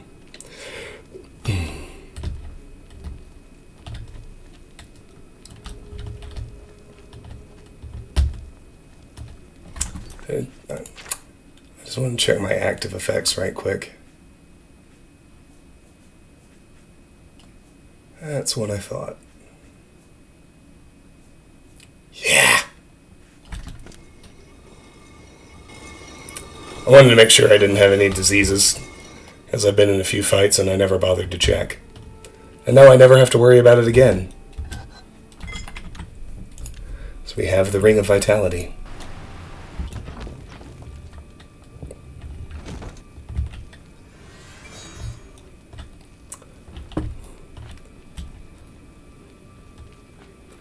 Who the fuck hates Dead Money? It's amazing. The characters are spectacular, the story is awesome, the location is awesome, the mechanics are awesome. It even has a message for the player at the end. And if you're stubborn enough, you can ignore the message like I did.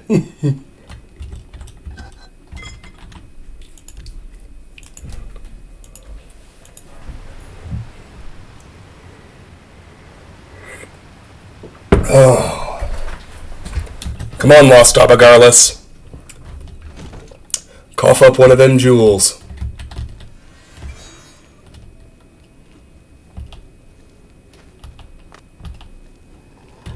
I mean, I'm not actually doubting that people hate it, because we can't have nice things. I'm just saying, I could not disagree more with anyone who hates Dead Money.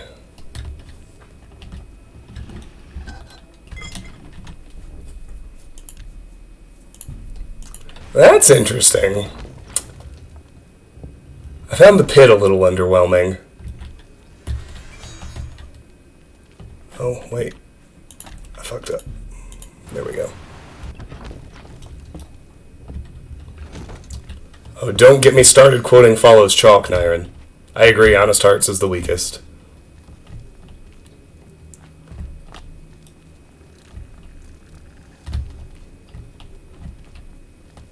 Like the shadow of a ghost. Well, I would walk that back a little bit. I like the location in Honest Hearts. Gauntlets of blinding speed. That doesn't seem very blinding to me. Seems like weak shit, actually.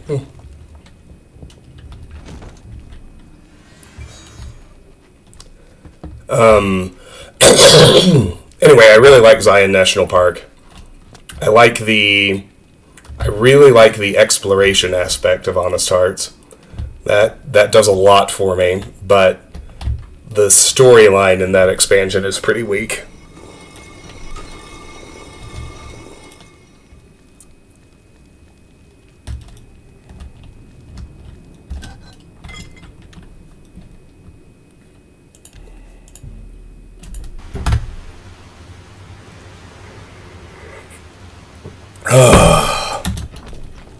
God, that's good.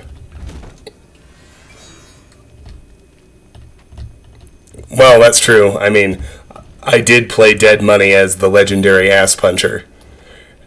I pretty much had no trouble with it.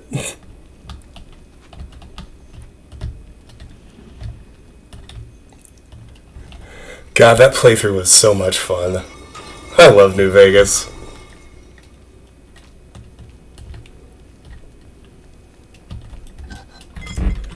Oh, wow. One empty Greater Soul Gem. I mean, it's not as bad as the single ginseng and 2 gold, but it's close. Just wait until we suddenly get the thing I'm looking for. Consider that one of the other options was 9 GP. 9. Oh, the enemies that you can't permanently kill? Oh, people always bitch about that. I mean, sometimes it's pretty cool. Like, I know that's something totally different game, but same concept. That's a lot. That's the reason that a lot of people really hate Silent Hill 4, The Room, is because of the unkillable ghosts.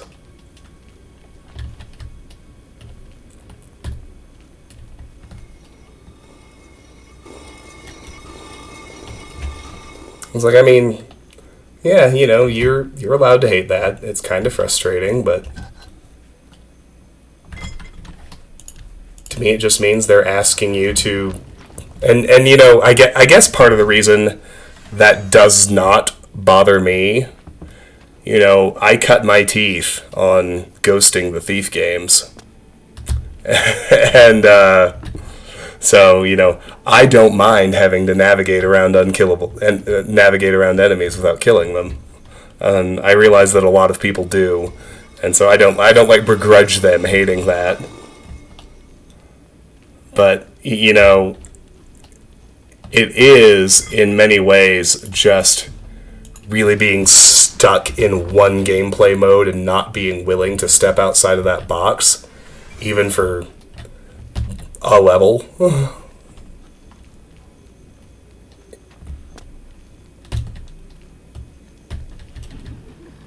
It's like if you could just embrace what the devs are trying to get you to do, and play the level the way they want you to, and not worry about the fact that you can't kill these things yet, you'd have a really good time.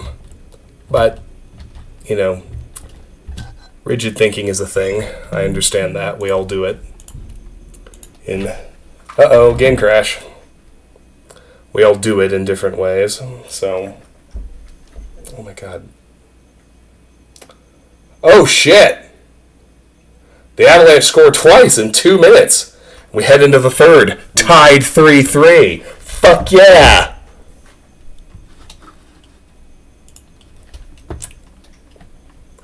I have not played Siren, Coco. it is on my list because I happen to know that the director of the original Silent Hill left Konami and went on to create and direct those games.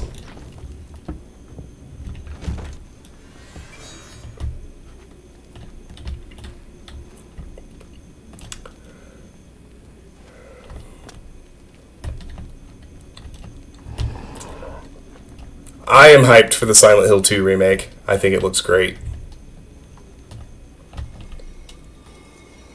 Haven't seen enough of any of the others to cut one way or the other. But I'm pretty excited that Konami is publishing 4 Silent Hill games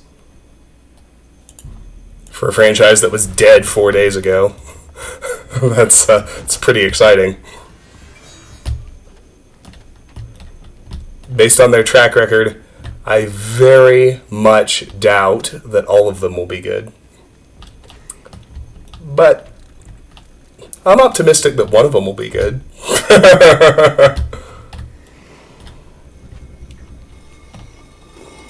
Well, Silent Hill F, I mean, it's a cinematic teaser. You can't judge, you can hardly judge anything from a cinematic teaser. That said, it was a hell of a fucking teaser. Like, super atmospheric, creeped me out, looked awesome. Like, there were snippets of actual gameplay of Silent Hill 2, and it looked, you know, I said this when I was co-streaming the actual transmission, but from everything I saw, the graphics look amazing, and apart from that, it pretty much looks like a shot-for-shot faithful remake of the original. Like, what more could I hope for?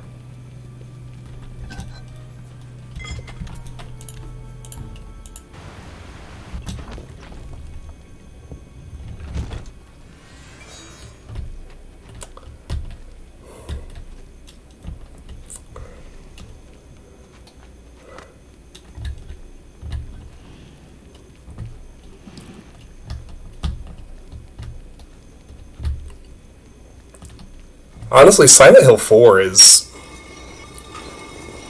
it might be my favorite of them. It's hard for me to say. Like, the only one of the original 4 I don't like is 3. And I know that that's like heresy. But actually, I watched a video about this the other day, and I even I posted it in the Discord several days ago. I am not surprised by this, but the thing I've always said about Silent Hill 3, and I will grant you that I've only played it once, but I didn't enjoy the playthrough, so I don't feel super compelled to go back. There are 2 things, really. One is mechanical. One is not. So the mechanical one is simpler, so I'll talk about that first. People complain about Silent Hill 4 being too action-oriented. That got started in 3. Like, 3 would just spam enemies at you in a way that was not fun, like Resident Evil would make it fun. And, you know, Silent Hill 4, it had more of an emphasis on combat, but the combat was doable, right? Like, Silent Hill 3 had the same tank controls, totally underpowered protagonist, lack of real combat options that the first 2 had, but it just fucking spammed enemies at you all the time. All the time. I hated it. It got to the point of being frustrating and annoying in a way that none of the other 3 ever did. And, so yeah, I agree that, you know, I think, frankly, if you thought PT was scary, PT was basically a condensed, focused version of all the best ideas from The Room. right? Like, the room was so fucking cool to me because of the room. Like, that half of the mechanic with the, the first-person segments with the room as your base until it's not really your base anymore and the hauntings get started and all that shit's going on. Like, that was cool as fuck. I loved that part. The rest of it was kind of meh, like, but I blame Silent Hill 3 for that, because the non-mechanical beef I have with Silent Hill 3, and I've said this before too, but it bears repeating. If you look at the first 2 games, and they tried to keep going with this theme, but it created some cognitive dissonance from 3 forward that just... for me, this is the reason that the first 2 games work really, really well, and nothing after that has ever felt quite right. One of my very favorite things about the first 2 games is how committed they are to the idea that you cannot ever know what is really happening. So, in Silent Hill 1, there's the whole subplot about the hallucinogenic drugs, distilled from the White Claudia plant that the locals like to sell to the tourists and get them high on. And there's, the bad ending, which shows Harry just hallucinating everything as he dies in his car. And what all of that adds up to say is the game might have happened, the cult and the demon might have been there, but it could also have all just been a fever dream of Harry Mason, either because he's dying in his truck or because he's doped up on this hallucinogenic drug that they give the tourists. And the game maintains that ambiguity from start to finish. It never resolves the issue of what actually happened and what was real. This is also completely true of Silent Hill 2. In fact, it takes the concept even further, because as we all are pretty well aware by now, every character in Silent Hill 2 sees something different. Angela and Eddie and James are all in, kind of different iterations of their own purgatory based on their own traumas and psyches and guilt and sins. And the innocent character, Laura, sees a completely normal town. And so, again, the same thing is true. At the end of the game, you can't have any idea what really happened. And of all the different things you saw, which, if any, were real. What 3 did that totally destroyed that idea was 3 made itself a direct sequel to the first one, which meant it committed to the entire Dahlia, Alessa, Cheryl cult storyline, and at minimum getting the good ending. It made that real. And so from then on, every other game had to treat the cult and the supernatural stuff as canonically, genuinely real. And what was lost in that was the completeness of the ability to second guess everything that's going on. Like, Silent Hill 3 plays at it when Vincent says they look like monsters to you, but at minimum, there is actually a cult doing fucked up cult things and at minimum, there are real supernatural powers at play because Heather exists and is a reincarnation of Alessa. Like, all of those things were made true in a way they actually weren't at the end of either of the first 2 games. And I think the entire series, from then on has suffered from severe cognitive dissonance around the idea that they want to get back to that sort of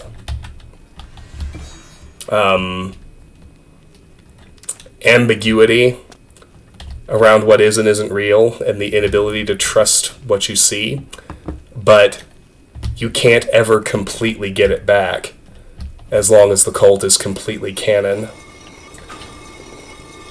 And so I think that was by far the biggest mistake Silent Hill 3 made, and it has made it very, very hard to write the rest of the series anywhere near as well as the first two games were written. And as it turns out,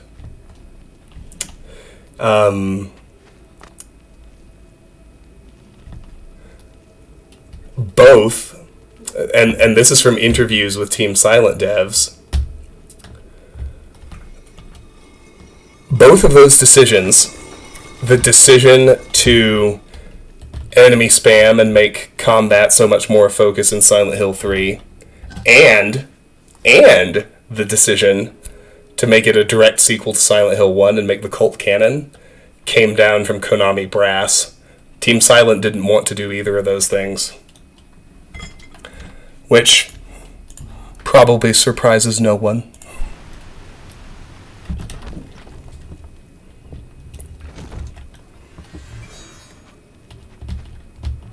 So anyway, that's the other reason I'm pretty excited about a Silent Hill 2 remake, because it's a pretty elegant way you can make a Silent Hill game that is still not beholden to the cult nonsense, which has always been the least interesting thing in any of the Silent Hill games, for me, anyway.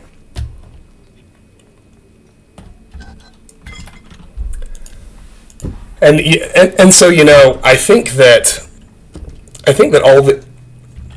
a big reason all the other games have struggled is because of that very thing. Like, you know, 4 had some really, well, 3 and 4 both, they had really powerful ideas about traumas to explore. Like, the themes in 3 about, you know, adolescence and unwanted pregnancy and, I mean, let's just say the word, fucking abortion, like, they're still pretty front and center, despite the game being anchored to all the cult stuff. And I just think they could have written a way more compelling story if they made Silent Hill 3 about a teenage girl and all the fucked up shit the town does to a girl whose trauma is aborting an unwanted pregnancy, right? Like, the same way it did with James and his trauma being the mix of guilt and relief he felt when he murdered his wife. And, you know, 4, the ideas in 4 are still there, too. Like, I thought, you know, leaving aside the very interesting, very cool gameplay mechanics around the room, I thought that the themes of loneliness and isolation on, you know, the part of Henry and the being trapped in the room and isolated completely from all forms of human contact, and then on the flip side, you know, motherhood and abandonment via the antagonist Walter. Like, the ideas are there, but everything just gets weighed down by this baggage, this albatross that is having to write the stupid cult into everything. And that's true for the Western games, I think, too. Like, Origins didn't have any original ideas. And, I mean, Homecoming really didn't either. I actually think Homecoming is one of the more cleverly written takes in a world where the cult has to be treated as real. I kind of like the idea of this group of people who, you know, what they had to sacrifice to get away from it by having to sacrifice one of their children every 50 years, like, whether or not that's okay. Like, if the other choice was to stay with the cult, is that in any way justifiable? Like, they're in a world where the cult must be a thing. I thought Homecoming did. It's hard for me to think of how Homecoming could have done better. I'll put it that way. Now, that's not getting into mechanics or bugs at all. Shattered Memories wasn't, and I was about to say, Origins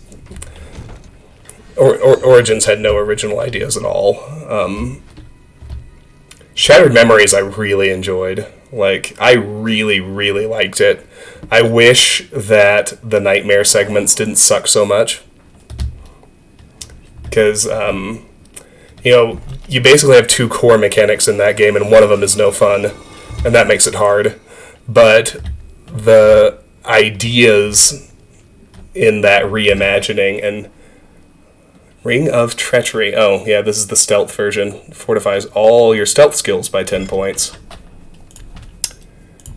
I really liked Shattered Memories. I liked the psychological profiling conceit. I liked the stories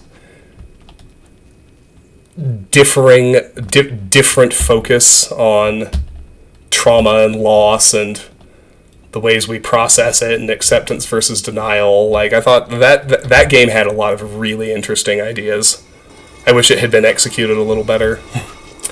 And, I actually thought Downpour was pretty good too. It was another rehash of the guilty protagonist trope that was established by Silent Hill 2. But, I thought that it kind of everything that came after Silent Hill 3, well, Shattered Memories didn't have to deal with the cult. And Downpour didn't really treat with the idea of the cult either.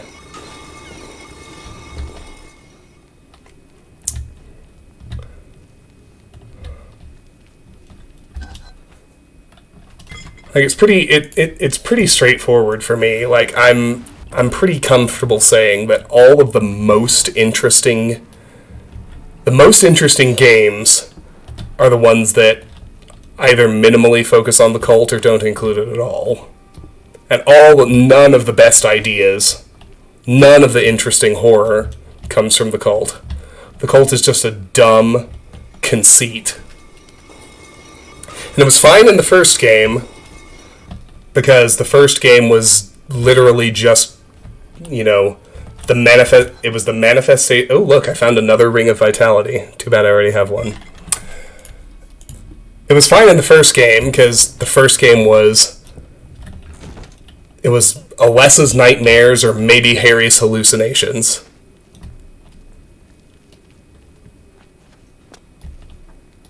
Yeah, exactly. And so I think that, that's why I think it's been really, really hard on everyone who's tried to make a good Silent Hill game after 3.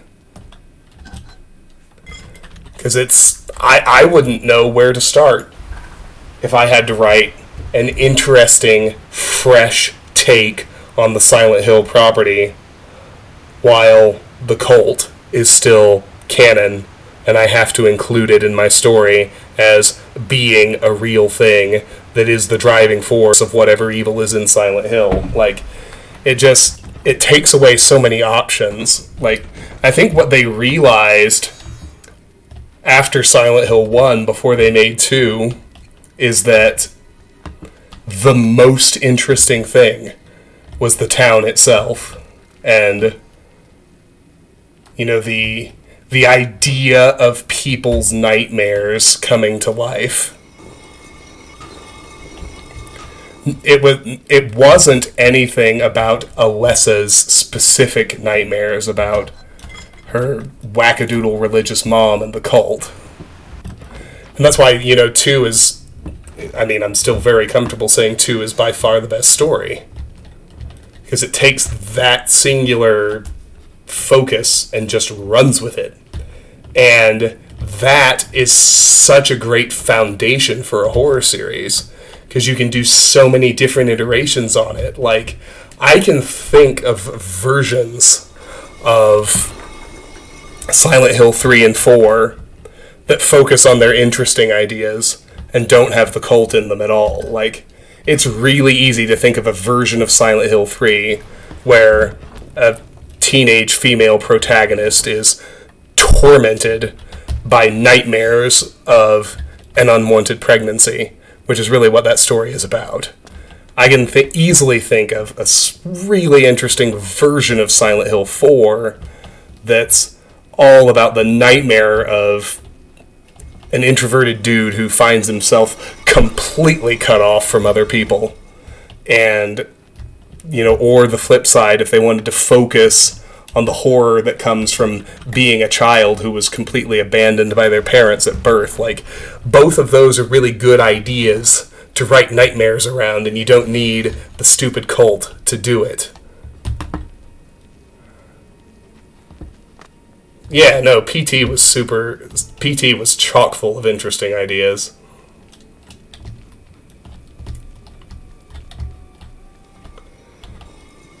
I mean, it's hard to imagine Homecoming being better written, but to be fair, Homecoming was exactly what Konami wanted from whoever they outsourced development to. It was all the greatest hits, and I said this in the Discord during the break after the transmission.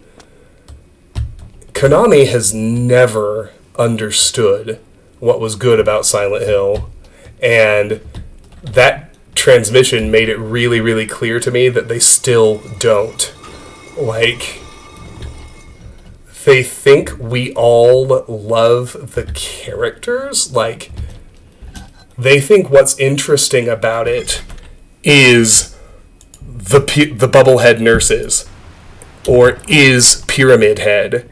And so they create and sell merch for these characters, and it's like, you just don't get it. Like, the reason Silent Hill 2 was so good was because, yeah, those characters became iconic, but they represented something very specific to that story and nothing else.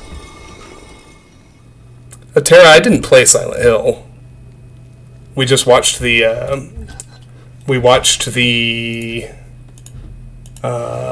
stream about all the new Silent Hill games that are in development. Well, Konami sees an opportunity to make money, but this is why I actually feel pretty good about everything we saw. I like that Konami is shopping out the license to a whole bunch of different developers who are interested in making games, because Konami doesn't get it. They do not understand why Silent Hill is special.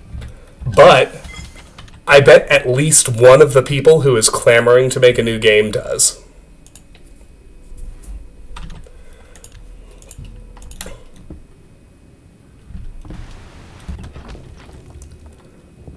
Well, I think I'm gonna defend Bloober Team a little bit. Everybody who is shitting on them, they just don't like the kinds of horror games they made, that they have made in the past, and I get it. I don't really either, but I mean, Layers of Fear was all right, but that doesn't mean they can't do this. They're not going to turn Silent Hill 2 into a different kind of game, right? Like, they're building and modernizing a faithful remake. Just because they didn't make straight-up survival horror games before this doesn't mean they're going to turn Silent Hill 2 into a walking sim. I mean, it's possible they will, but there's no reason to think that. It's not like they have been tasked with updating something and butchered it before. They've just made different kinds of horror games that admittedly aren't survival horror. And rather than say they have a track record of doing a bad job at this, I think their games are pretty good for what they are, and I also think that they don't have a track record for making survival horror games, because they haven't made one. And that, that can go either way.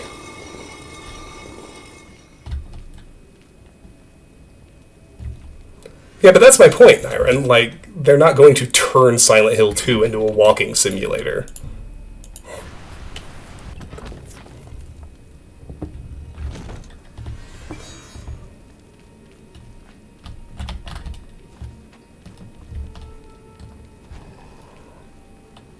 If you don't like walking simulators, that's fine.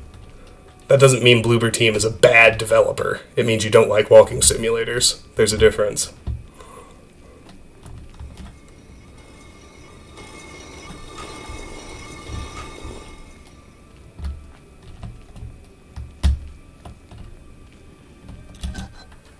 Ooh. That's a pretty good one. That's not what I need, though. Look at that gold value, though. Hot damn. So as you can see, we have access to all the endgame jewelry in the loot tables. We're just waiting for the ones I want.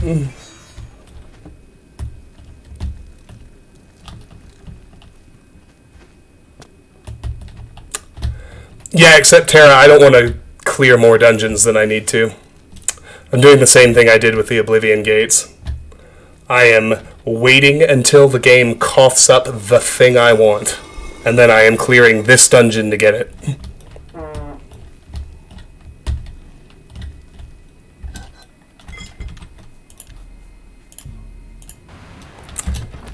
And the other problem is, there's not any way to actually get 12,000 gold for it.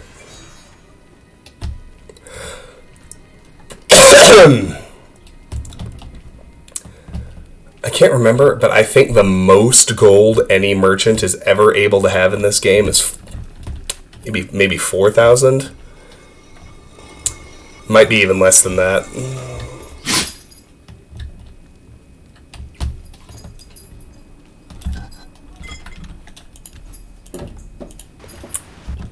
Do do do do do.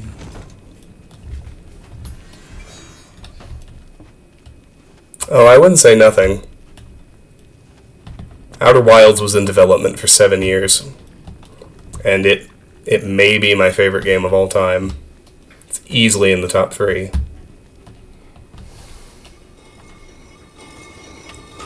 There you go. 2,000. Oh, Terra, you just haven't been around, have you? We're casting invisibility. It's the first thing we're doing when we run in. This is invisibility. It's overpowered.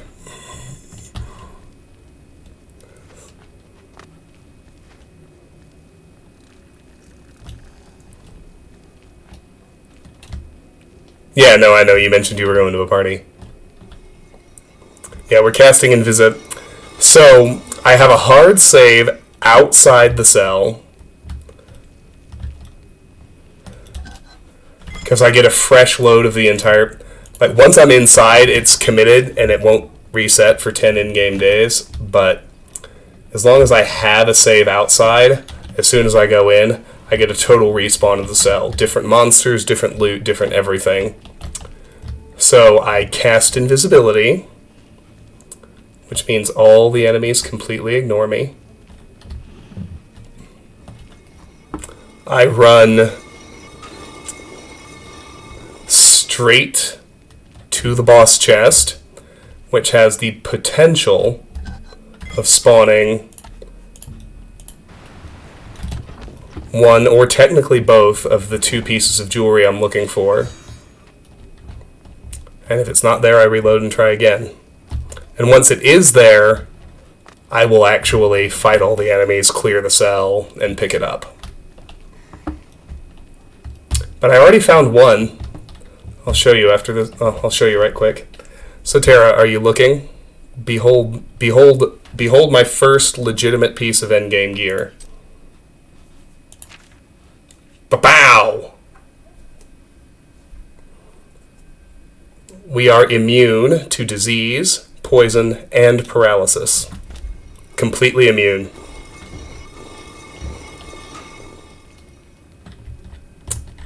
Disease isn't a very big deal, but poison and paralysis sure are.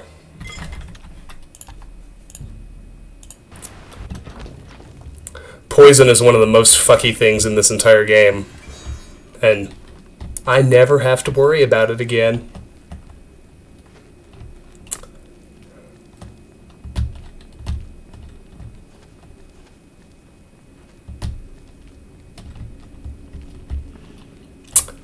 So the other two things I am looking for. So we're at level 20, which is the minimum level for all the best jewelry to spawn in boss chests, which is why I'm hunting for it now. And I'm doing this sort of grindy hunt to get it, because, we're on max difficulty. Fuck clearing extra dungeons until I'm fully powered. But I am looking for a Ring of the Iron Fist, which, not relevantly, has a Fortify hand-to-hand enchantment, and very relevantly, has 35% damage reflection on it. And I am also looking for either of a Necklace of Swords or an Amulet of Axes. I don't care which. The difference is whether they have a mostly irrelevant Fortify Blade or Fortify Blunt enchantment on them. But they both also have a 35% reflect damage enchantment. So once I get what I'm looking for, at level 20, I'll be able to have a total of 70% damage reflection, physical damage reflection, as well as my 50 spell absorption from the Atronach sign, and my paralysis, poison, and disease resistance. Immunity. After that, I'm going to level up to 22, and then I'm going to go hunting for all of my armor.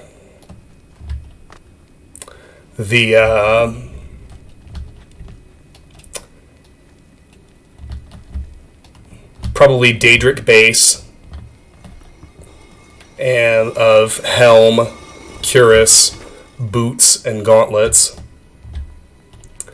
And I am specifically also looking for Magebane greaves, which are, I don't know why the enchantment is only available on greaves, but it is.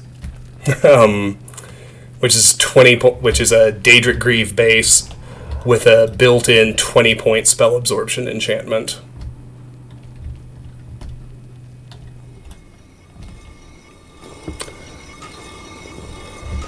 So that 20 plus the 50 I have from my Atronach birth sign will get me to 70% spell absorption. Once I have the base armors, I already have the sigil stones to get 30 more points of spell absorption.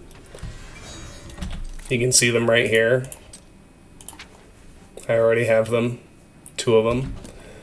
And if you remember Basic Edition, or more accurately, in case you don't, 70 plus 30 is 100. At that point, I will have 100% spell absorption. I will not be merely immune to magic, but every spell that hits me will recharge my magicka. Ooh, that's a good one. It's also not what I'm looking for, but it's a good one. And there's actually a guaranteed instance of this. If you complete the Path of Dawn after level 22, or at or after level 22, Raven Cameron is guaranteed to be carrying a mundane ring.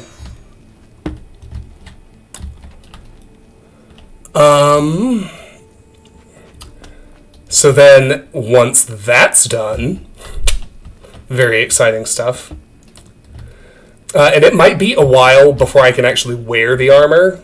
That's fine, because I'm not going to have I won't have strength just yet, but I'll be able to enchant it and stash it someplace. And then I'm going to level up to 25. Once I'm at level 25, I can do the chain of 3 quests in Coral. That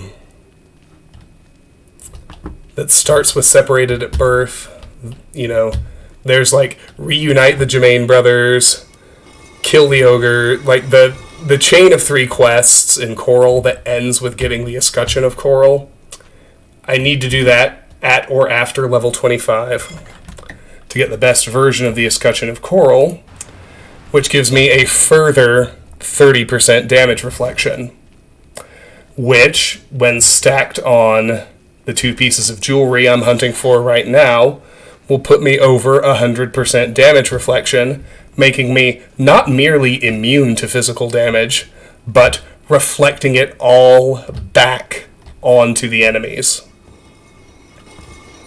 Then I'll pretty much be ready to roll. From there, it's just a matter of filling in the skills and attributes while I quest about happily.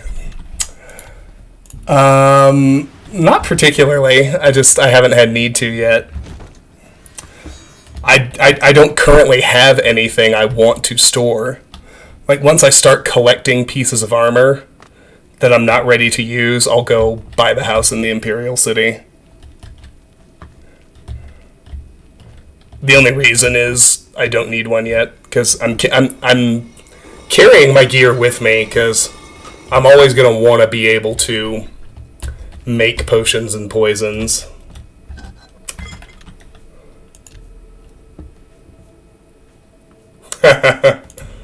Oh, I don't own this house. Hi, shoegaze. I'm not going to do that tonight. I have been known to enjoy a little marijuana from time to time.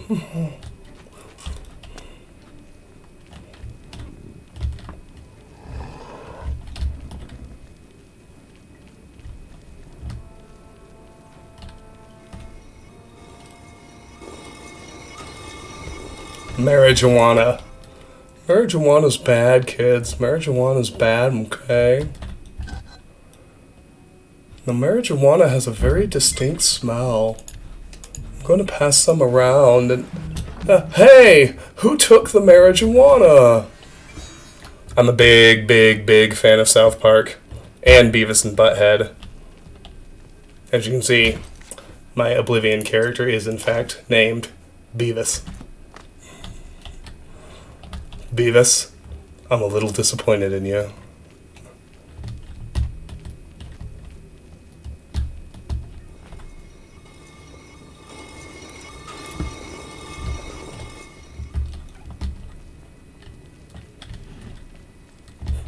The devil's lettuce.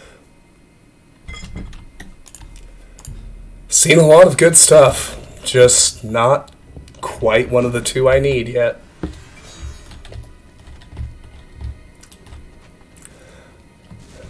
But the other thing about this drill, as arguably unexciting as it is, not arguably, it's pretty unexciting to cast Oblivion, cast Invisibility, run to the chest, reload, repeat.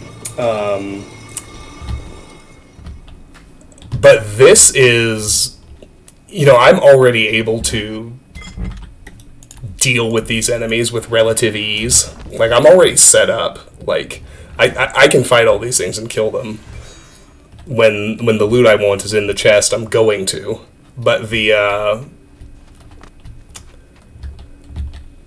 it's just, we're getting into the land of truly dramatic power spikes. Like,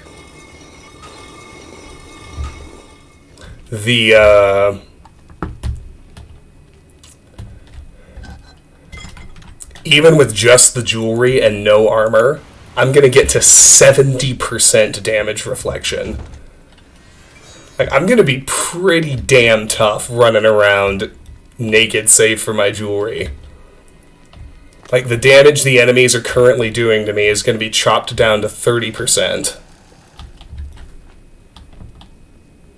That's pretty good. Don't tell me that's not pretty good.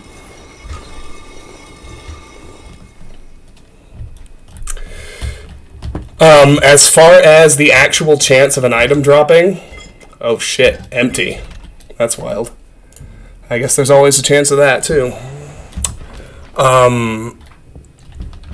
It's low. That's why we're doing a lot of runs. And frankly, because it's so low, I mean, imagine if the odds are this low, and I was actually trying to do this by clearing dozens and dozens and dozens of different dungeons, actually clearing them as I went. It would take a fucking eternity. Like, if you're gonna gate all your best gear behind RNG, I'm gonna cheese your fucking RNG. And I'm not gonna feel even a little bit bad about it.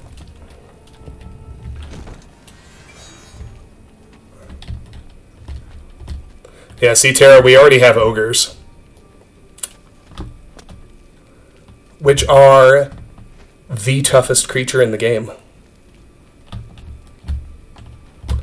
But they continue to level, right? Like, what I'm seeing right there, that is a level 20 ogre.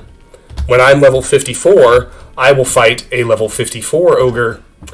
The good news is, I am already quite capable of killing them.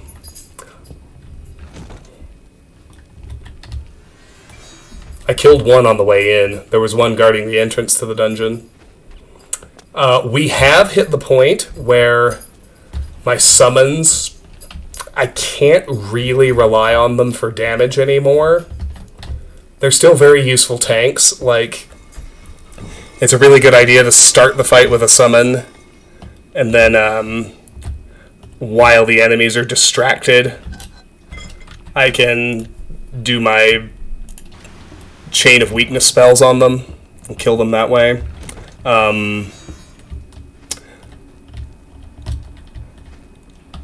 Paralyze is also good. Calm is good for enemies that are immune to paralysis. Like, it's getting to the point where I can't rely on my summons to actually kill things anymore. The enemies are getting too strong. And my summons are not leveled like the enemies are.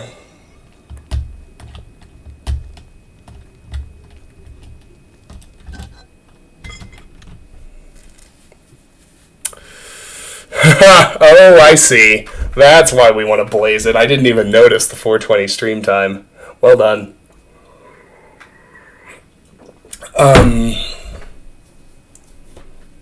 No, the level scaling system in Oblivion is terrible. And I mentioned this because it was already noticeable at level 17 in the gates. It's only going to get more noticeable as we continue through the game.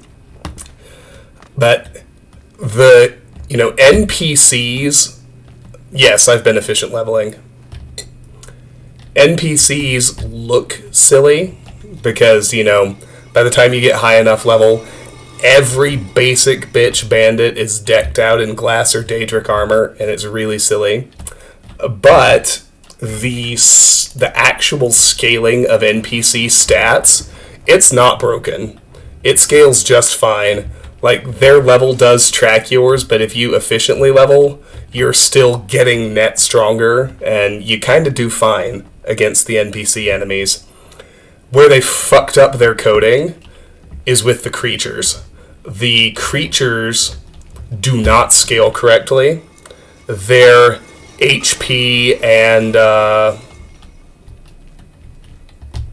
damage numbers get off the charts as you level up. Which is, I have to think they didn't intend that. I think it was a coding mistake. Because you get severely punished. Like, even on normal difficulty, like, if you get your character to max levels, you can't melee a Minotaur or an Ogre to death. It takes like 5 minutes per enemy just wailing on them with the strongest melee weapons in the game.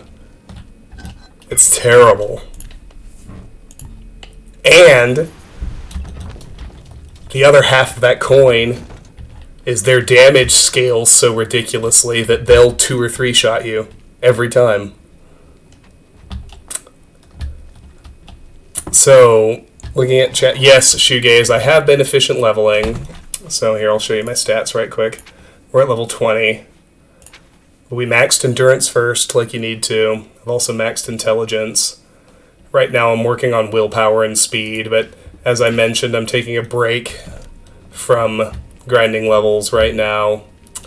I'll show you my mastered skills too. So Conjuration and Destruction are mastered. Illusion and Mysticism and Alchemy are mastered as well.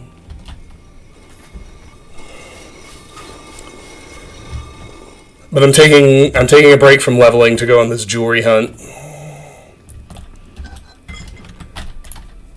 My general ethos has been, because of the way this game works and how busted the scaling is, I want to do things at the lowest level where it's possible to do them. So last night, I spent last night gathering sigil stones from Oblivion gates at level 17, which is the lowest level where you can get transcendent sigil stones. Those are sitting waiting to enchant my future armors.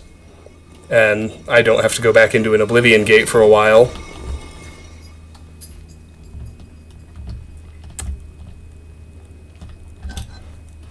And now that I'm at level 20, the best jewelry in the game is available to me. So I'm gonna get it before I level up again and thereby push the enemies up another level. And to answer your question, Dream Coco, yes, I took the squad to Cloud Ruler Temple after I was finished clearing Oblivion gates.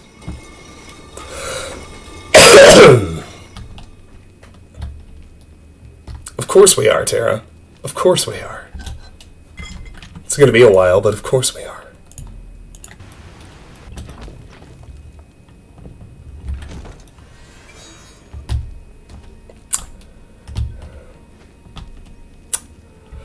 I don't know if this is the best way. I haven't come up with another one. I'd be interested in other ideas. What I did was, I'll show you the relevant skills. Every level for the first 12 levels until it hit 100, Armorer, Block, and Heavy Armor are the endurance skills. I summoned a skeleton. I turned it hostile while wearing all heavy armor. I alternated between blocking and not blocking.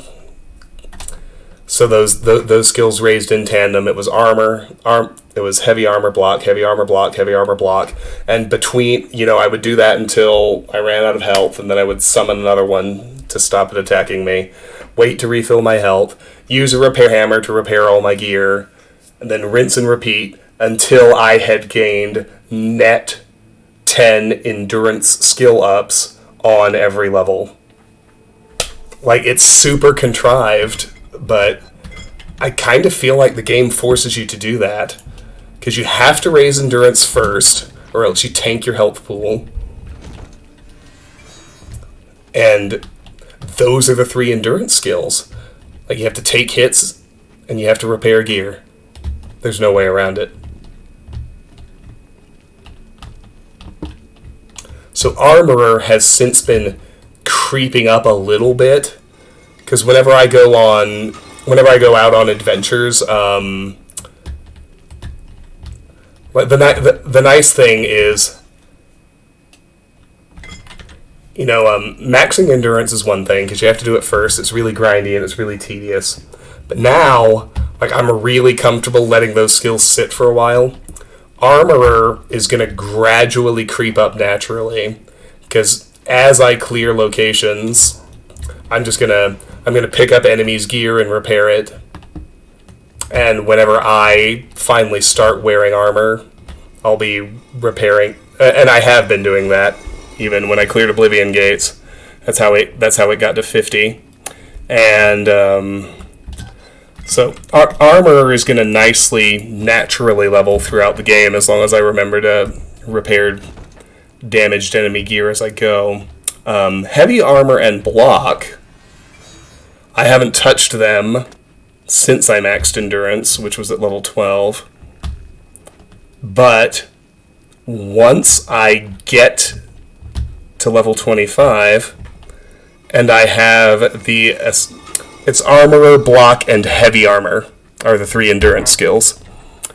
But once I get to level 25, and I get the escutcheon of coral, and I become completely immune to physical damage, that is the point where I will deck myself out in heavy armor and just tank hits, take no damage, and just casually wait and watch the skills go up.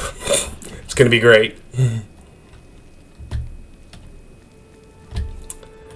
I don't know if it'll be mercantile or athletics, Coco. It'll probably be one of those two.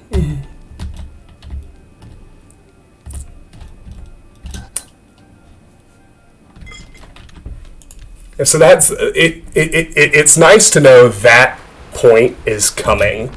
It's like, there are, one thing I ask myself before I decide to grind out a skill, because it just part of the way my brain works is at the end I want all of my skills to be maxed as well as all of my attributes.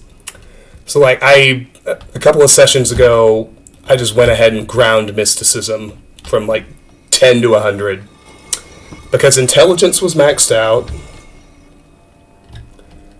It wasn't a major skill, so it wasn't going to play a role. It had no further role to play in my efficient leveling plan. That's the first condition. And the second condition is whether or not it's going to be easier to grind later on than it is right now. So with mysticism, the answer was no. Nothing is ever going to make mysticism easier to grind. At some point, I'm just going to have to sit there and spam the practice spell. And I was as ready to spam a practice spell then as I will ever be. So, I went ahead and ground out mysticism. At the moment, armorer, heavy armor, and block all have no further role to play in my efficient leveling plan, so I can freely level them however I like. Oh, and the second condition, I missed one. First, no role to play in the leveling plan. Second, are they going to quote-unquote naturally level as I play the game? If yes, then great, don't worry about it, let them naturally level. That applies to armorer, for instance. Like, I don't need to worry about grinding armorer. I can just clear levels, repair equipment as I go, and it'll nicely take care of itself, eventually hitting 100 before the game is over. Probably also true of heavy armor, as I think about it.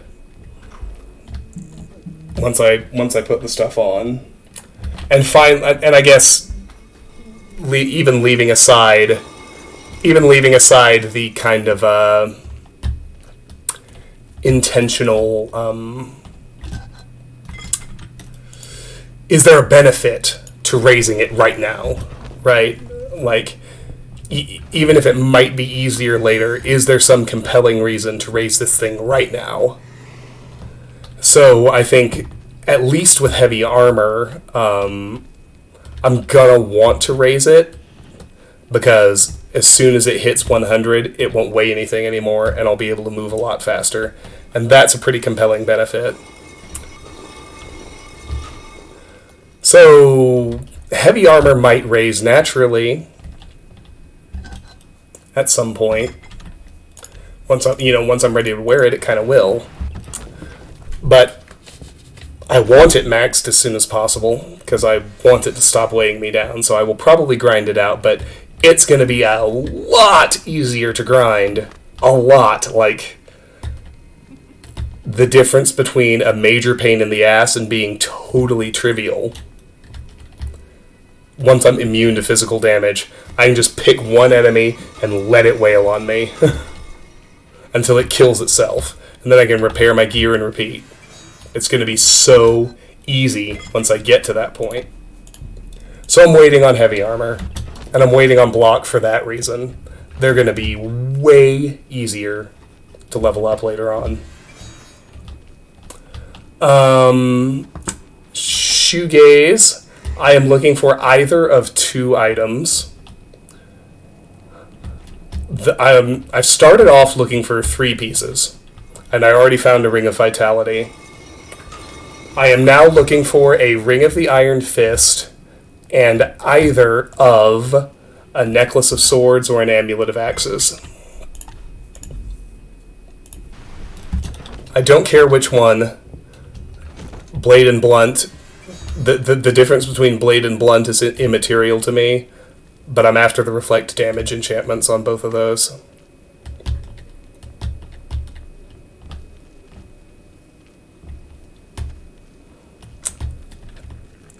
Now that's an interesting thought, Coco. Tell me more.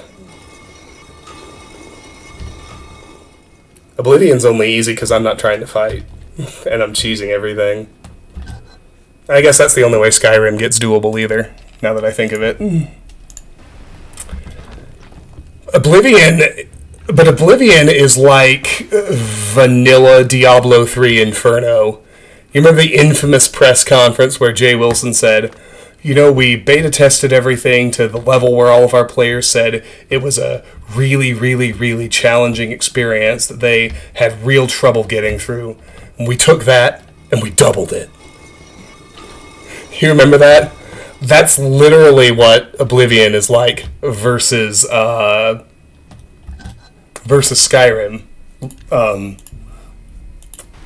I mean that literally in terms of math. Legendary difficulty on Skyrim, you deal 25% damage, and you take triple damage.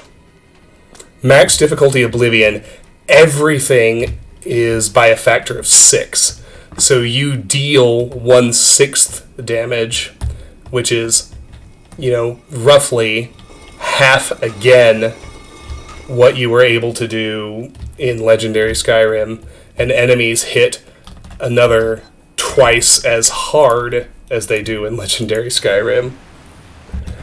That was painful, but I was being kind of stupidly stubborn in terms of playstyle. Like, I just really, really wanted to do the full natural exploration playthrough of Skyrim.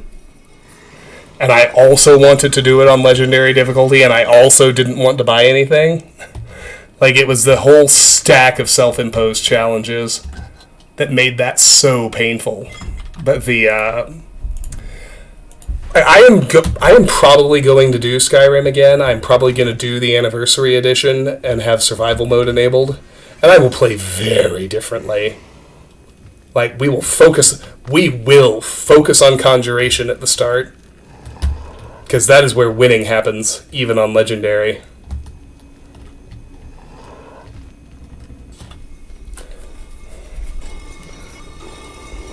We will fast travel, we will do quests that make things easier. I probably won't mod it. I probably won't mod it past all of the mods that are already embedded in the Anniversary Edition. I might use Sky UI.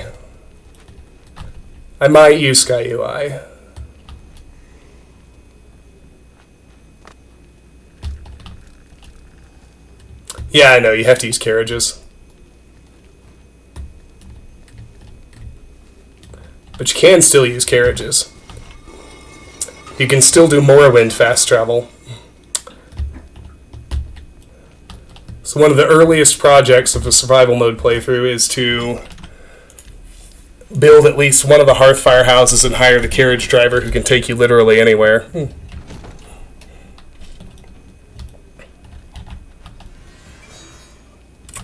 Yeah, I need to do a little bit more research on everything in survival mode.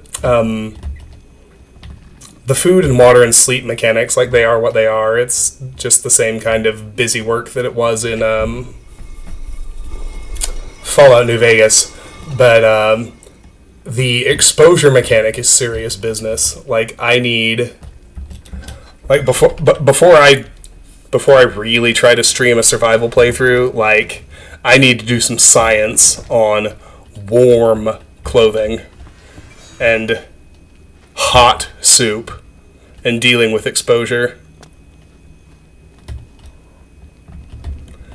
That comes later. I feel like I have mostly... Like, we're, the amount of progress we've made and how close the character suddenly is to really... Like, I can already clear dungeons. Like, it's about getting less squishy so I'm not even in danger anymore at this point. But, like, getting all this to work, I'm really pleased.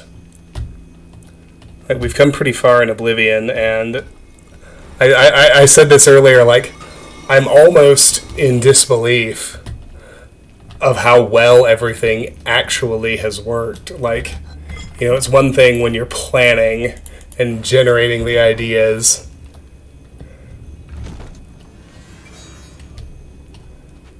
It's another thing entirely when they actually come to fruition and you start seeing the proof that they're actually working. It's really fun.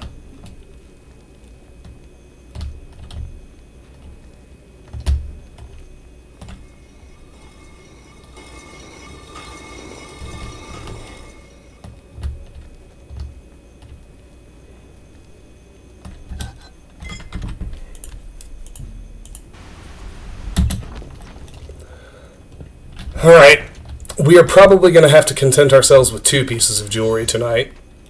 It might be 1.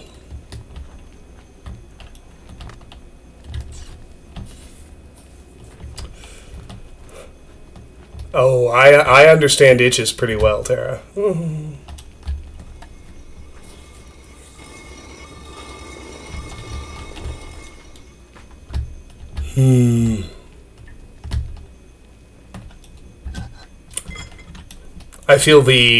I felt the Thief and Deus Ex itch creeping back in lately.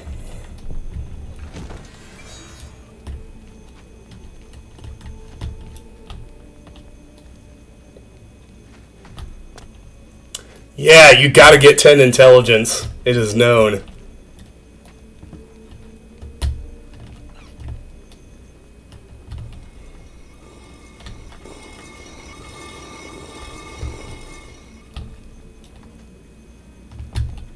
I would do Prey again. I love Prey.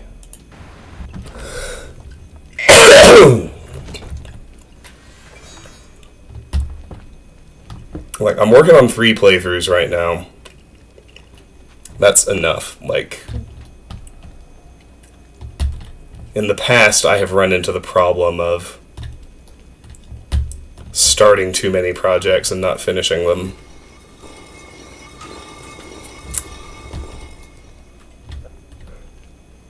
So, you know, my YouTube series, when I'm able to do recordings, like, right now I'm working on Drakengard and Shadowrun Returns. Both of those are pretty close to done. I think I'm over 75% of the way through both of them. But I have those going on YouTube, and when I'm able to stream, I play Oblivion. I'm going to keep playing Oblivion while I'm able to stream until Oblivion is done. Oh, Drakengard is a long one. It's by far the longest series I've done on the new channel. It's not... I think it's going to wind up about half as long as Morrowind and Skyrim on the old channel. But yeah, it's long. There's a boatload of content.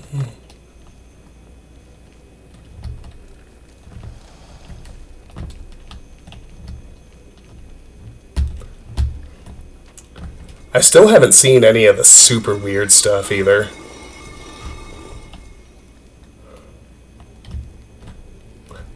Like, I must be getting close to it at this point, because I'm at about 75. You know, it tells you both on your story missions list and on your weapons list what your percent completion is. I'm at like 75% on both.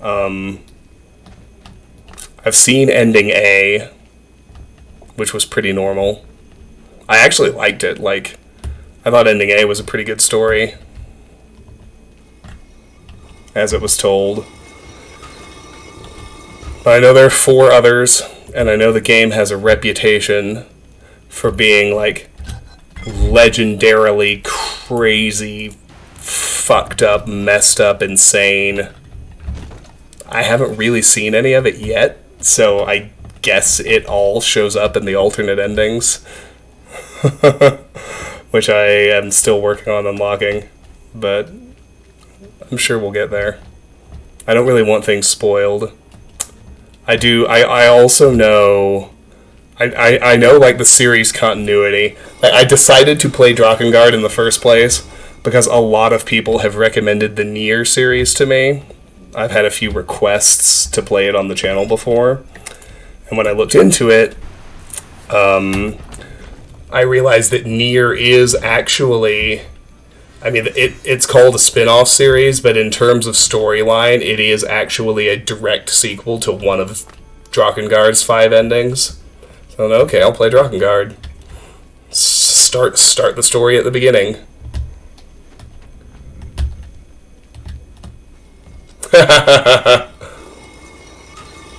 That's pretty good, Tara. I may still do that someday. It's not easy, though. But so, in that vein, like, I don't know details of the stories, but I know that in the Drakengard series, Drakengard 2 is a direct sequel to Ending A, the ending I have already seen. Drakengard 3 is a prequel to the first game. And then Nier is a direct sequel to... I forget which one, but one of Drakengard 1's other 4 endings leads to Nier and the entire Nier series.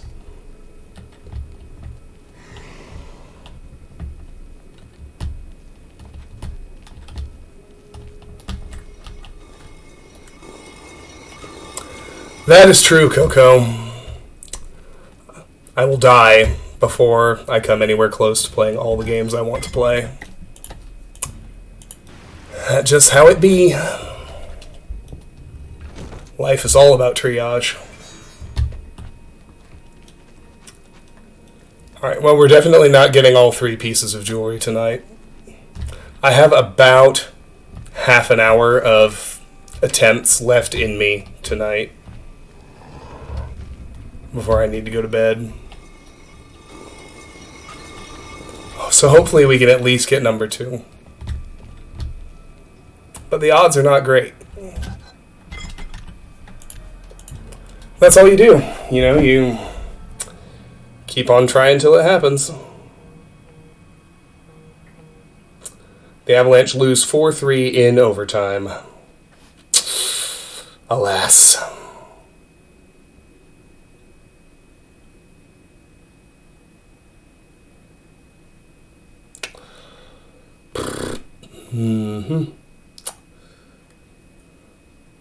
It's alright. Alright. Boom, boom, boom. There we go. Yeah.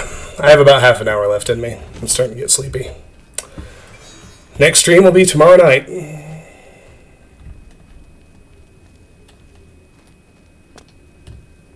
Two minutes, huh, Tara? Alright. I have about 30. I'm starting to get sleepy, though. And that's even with a hot coffee here that I've drank most of.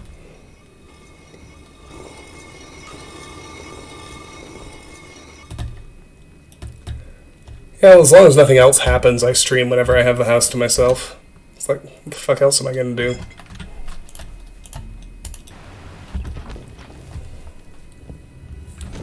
Black, Tara. The only way to take your coffee. Come on. Do not befoul my coffee with your impurities.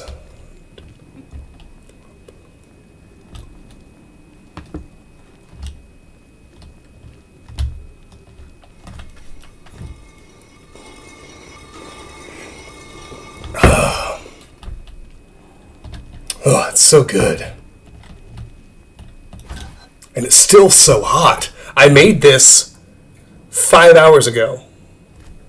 It is still piping hot. Sojirushi is amazing!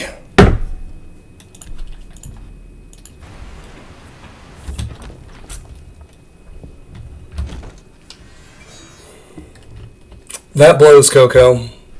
I feel for you. I would not be happy if I could not drink coffee. I would feel significantly... I feel like losing coffee would significantly lower my quality of life.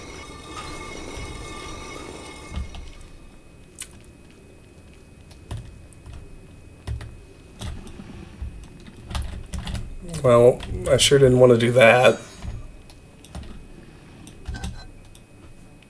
Ha! Look! That time when I fucked up, it had another mundane ring in it. What if that had been one of the jewels I actually needed, huh?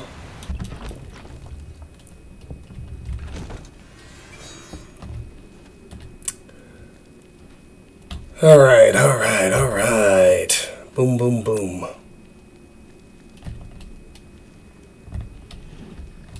Honestly, I'm not disappointed. We gained 2 levels, and we've already found 1 piece of endgame jewelry. Like, that is a stream. That is a full stream worthy accomplishment. Like, oh look, there's the magic version. We've seen all 3 now. If we manage to find 2 in 1 stream, that's just icing on the cake. Sleep well, Tara. Thanks for stopping by. Hope I'll see you tomorrow.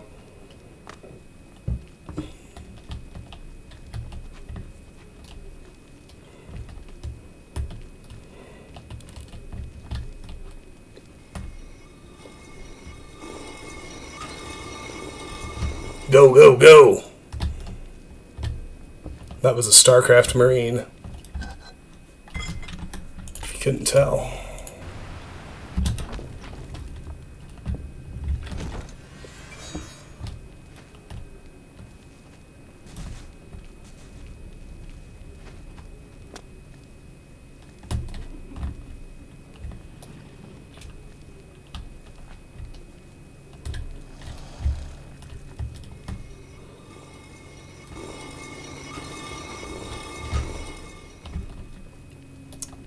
What's my favorite vanilla Oblivion quest? Did Daedric quest count?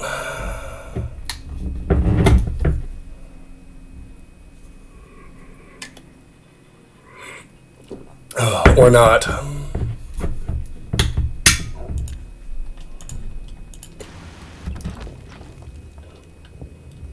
If Daedric quests count, then it's Sheogorath's. I also really like, I mean, there are a few. I like Sheogorath's Daedric quest a lot. I like Mephala quest in this game a lot. And I love Shadow over Hackdirt.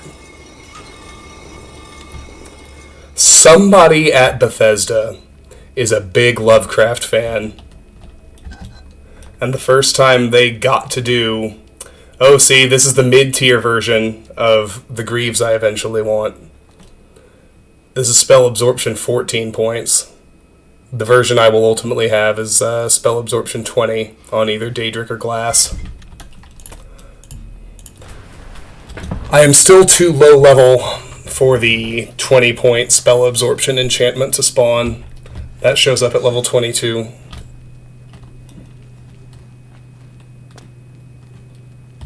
Oh yeah, no. Well, and Oblivion is the first place it shows up, right? And after that, there's something in every game. There's Shadow over Hackdirt in Oblivion. There's the Dunwich building in Fallout 3. Fallout 4 has both Dunwich borers and Pickman's Gallery, which we had this conversation before you turned up, but we were talking about, like,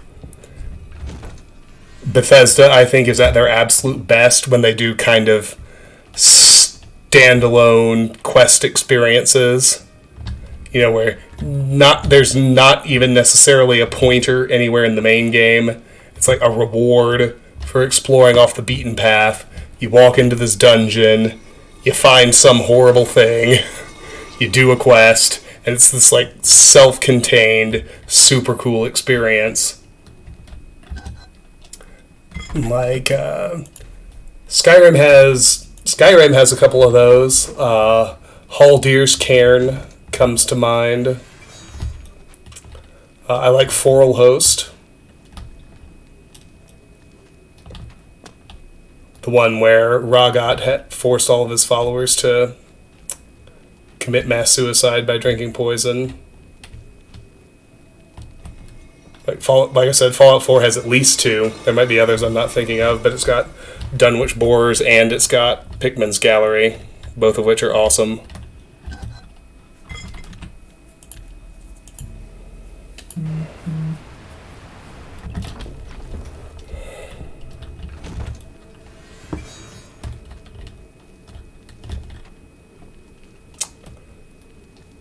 Yeah, my favorite is probably Shadow over Hackdirt. Like, I love it when they dabble in horror.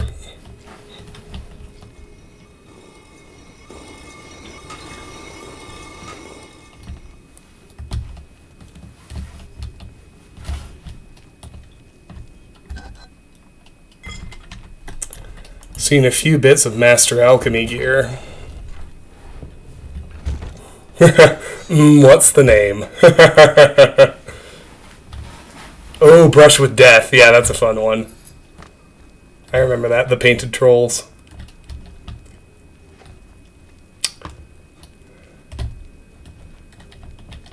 I mean, everyone loves this one. It always gets mentioned, but the Whodunit quest in the Dark Brotherhood quest chain is absolute perfection. Might be my favorite RPG quest, period, across the board, every game I've played.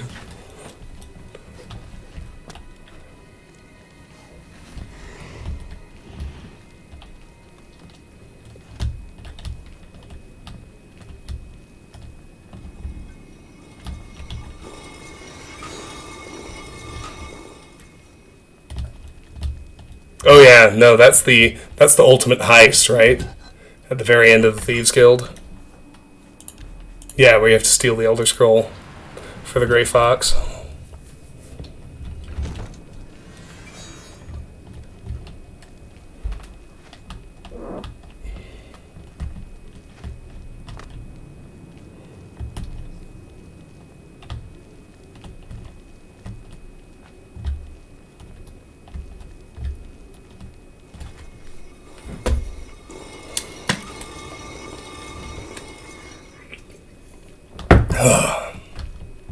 Alrighty. Try again. There it is! Shabam! We got it! Amulet of Axes. Reflect damage 33% on self.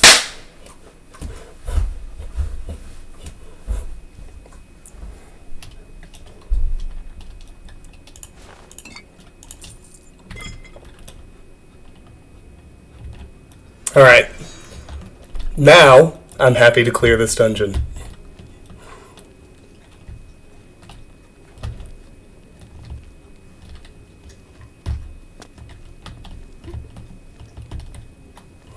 So we'll go back to the beginning, and we'll do exactly that.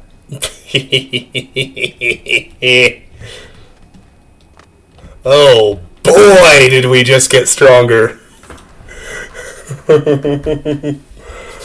Okay. Very good. That's worth a new hard save. Don't want to fuck that up.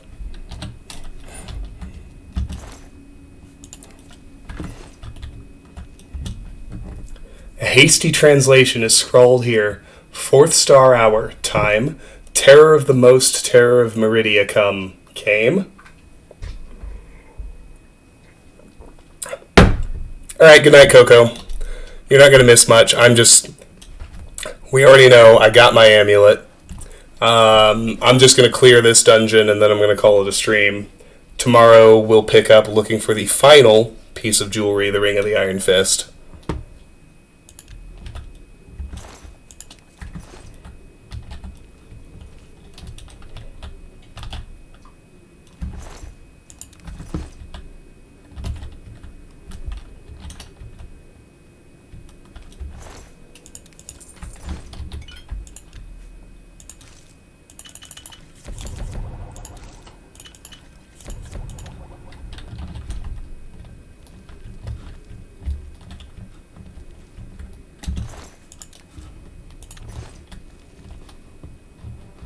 Where you at?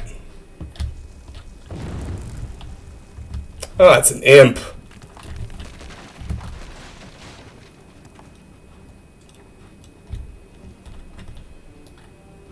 That's cave in.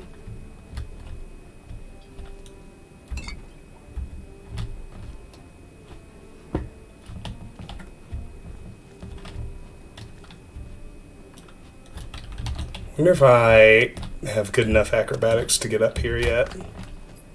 Oh, snap, I do!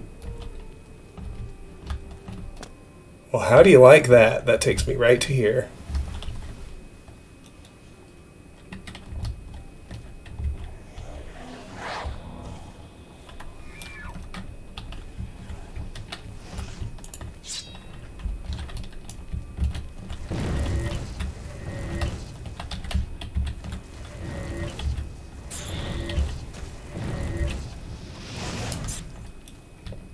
That was my weakness stacking chain.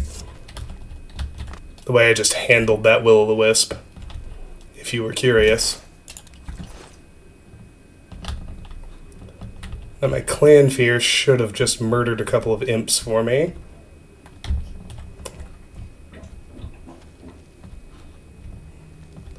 Just wait for him to despawn. I think he's standing right on top of him. Hi, buddy. How you doing? There's one. There was a second one. Where is it?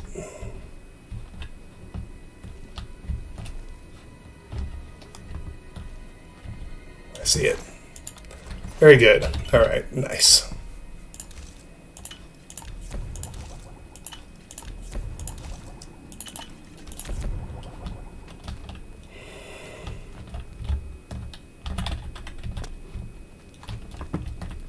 So there you go. That little chain of destruction spells was proof of concept on my offense plans.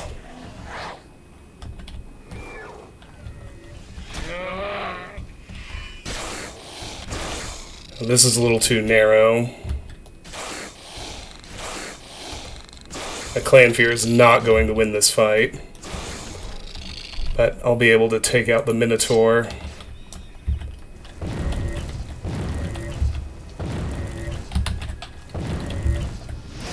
Just like that. No, clan fear can win a fight with a Spriggan.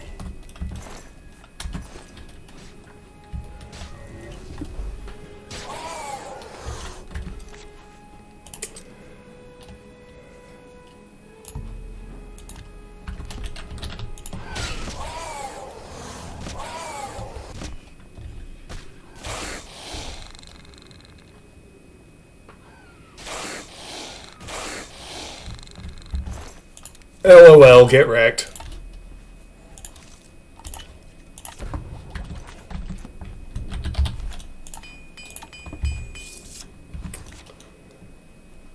Time for Magicka. There we go.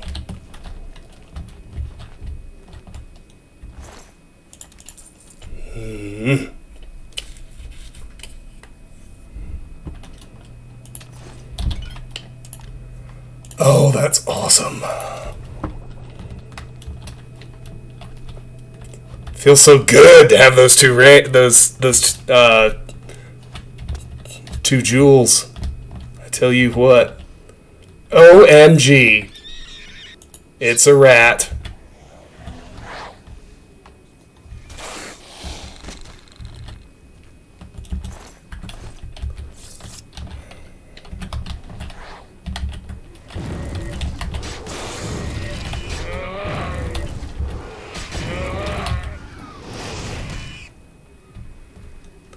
I wanted to wreck her myself, because my magicka is still restoring.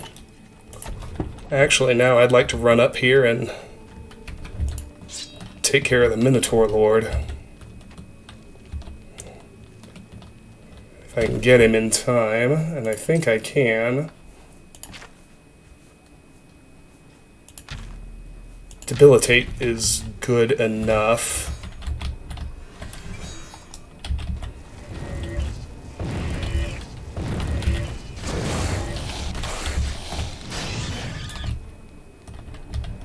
Well, except I need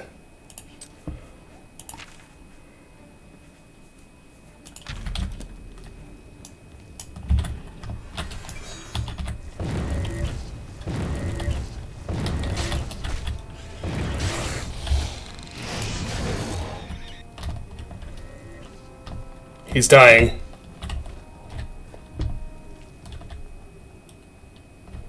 There you go.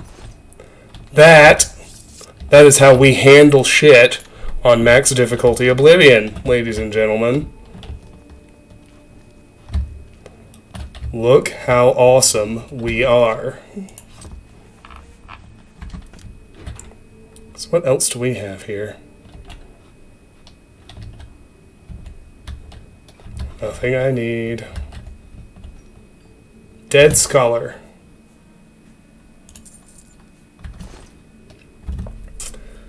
A hasty translation is scrawled here. Stone settlers, builders, not rest, wake, Meridia, terror of the most terror, haste to safe home. Whatever that means.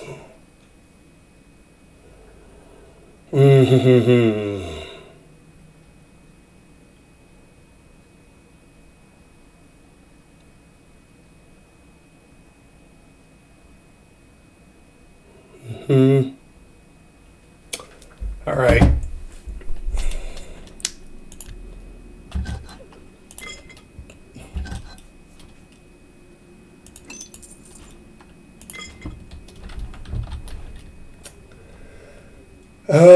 Very good. Well, this takes me back to the hidden lake. We'll be on the upper level. Up above the water we could see at the start. I don't actually think there's anything up here. I think this is just a shortcut exit. Which I'm more than happy to take.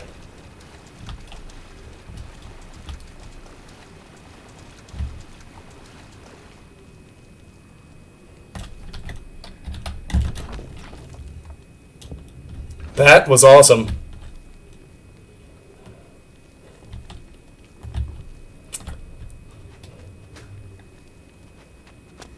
Oh, hi, Ogre. You want some of this? I'll be your Huckleberry. Come on. I got you. Oh. No, don't press it.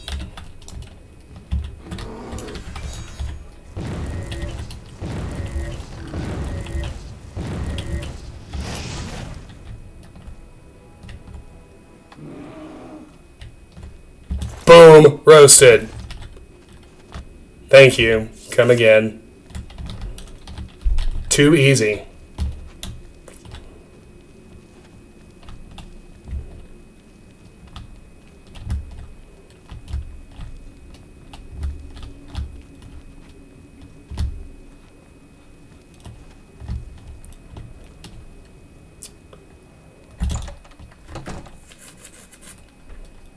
Alright, so there we go. That's Sideways Cave, cleared and done.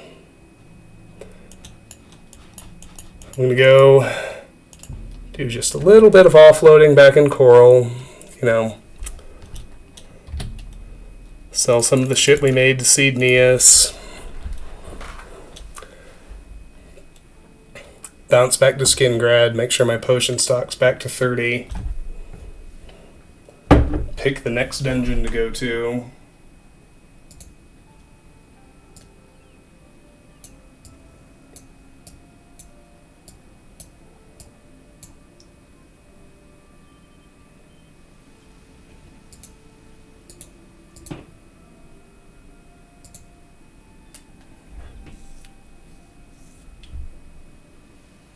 Might do the,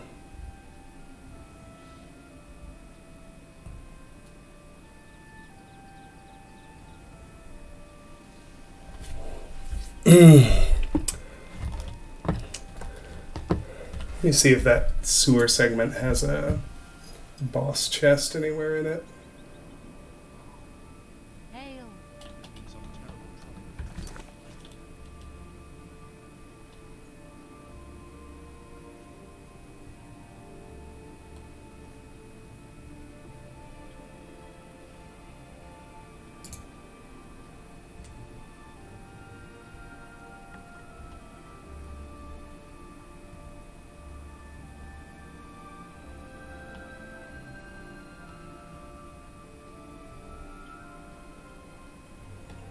Yeah, that would work. Consider that. All of the bells.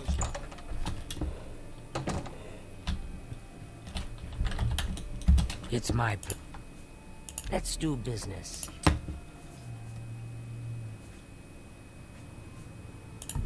Don't actually need those.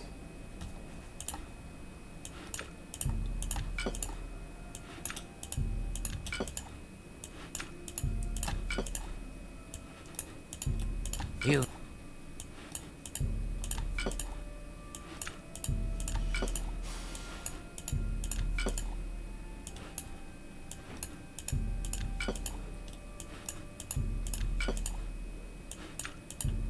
That...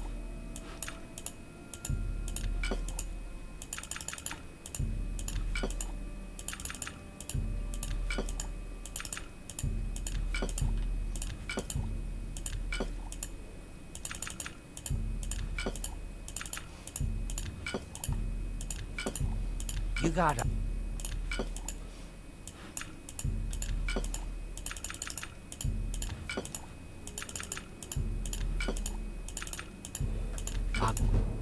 Mercantile increased.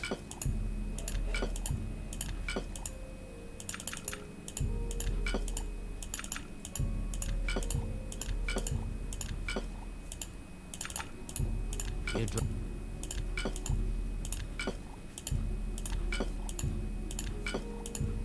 That scene... That's... You've... You gotta... You got... You've made a good bit of gold.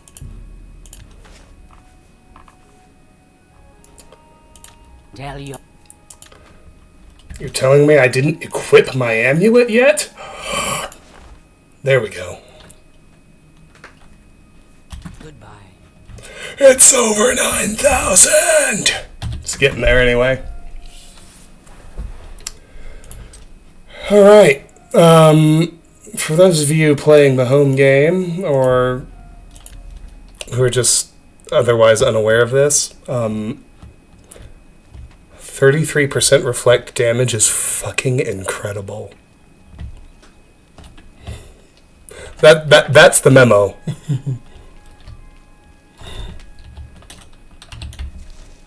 I just want 3 flax seeds to replenish my magicka potions.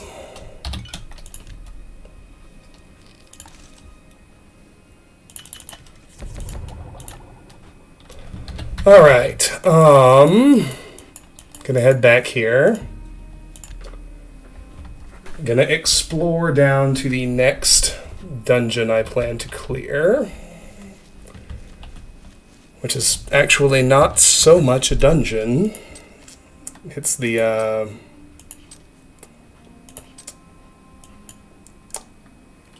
southeast tunnel. an exit from the Imperial prison sewers. Anything I run into out here, I should be very capable of either just straight up outrunning, if it's something like a mud crab, or a Clanfear summon should be able to handle it. But we can clear the south. We can.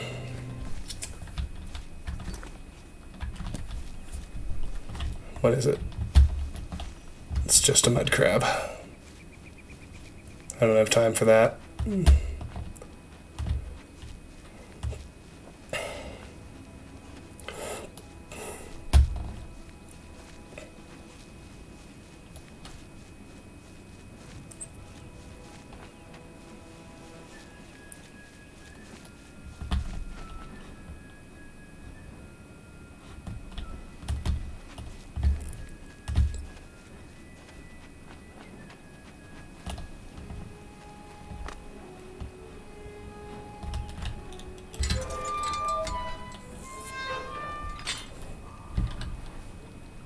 Alright, so this is the southeast tunnel, the Imperial prison of the Imperial City sewers.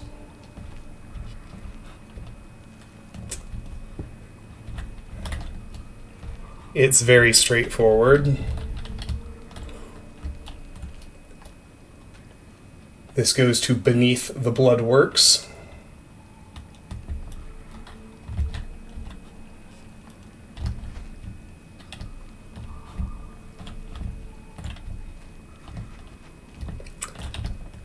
Which is the next place we'll be going.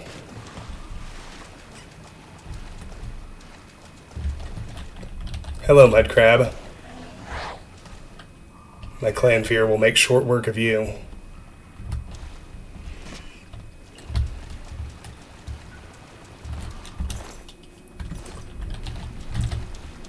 £1 is too much. I don't want it. What I do want is for my summon to take care of you fuckers while he's still alive. It looks like he's not terribly interested in that.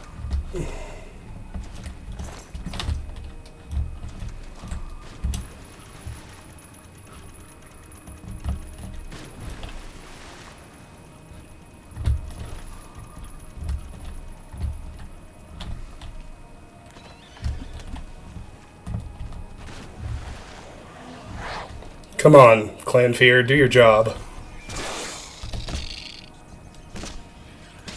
Thank you. It'd be great if you'd roll through there and kill that mud crab as well. I know you're not going to.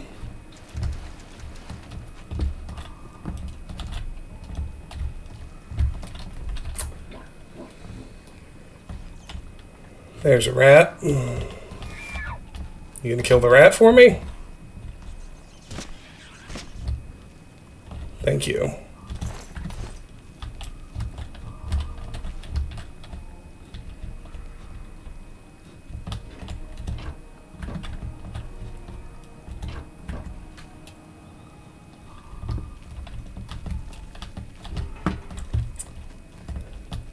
Up here, I can pick this average lock easily enough.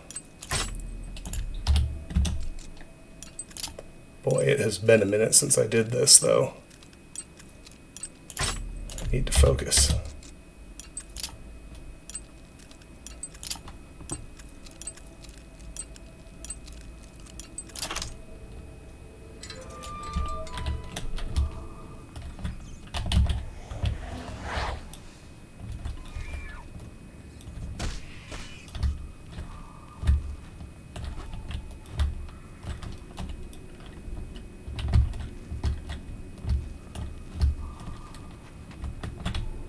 That's an exit to the Imperial City Arboretum. I am not interested in going there at this time.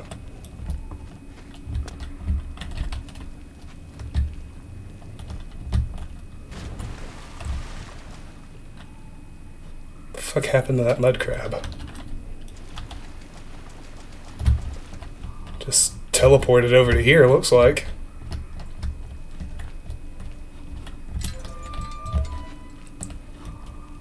Beneath the Bloodworks is the next place I will be going.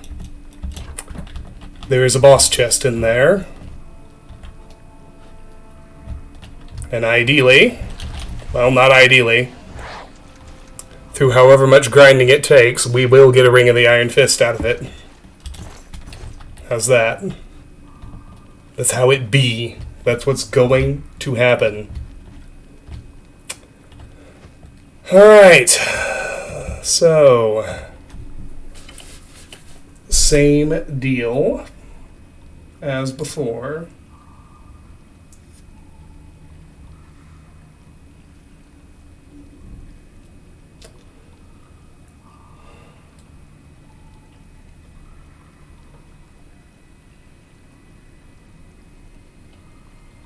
It's going to be a bit of a run.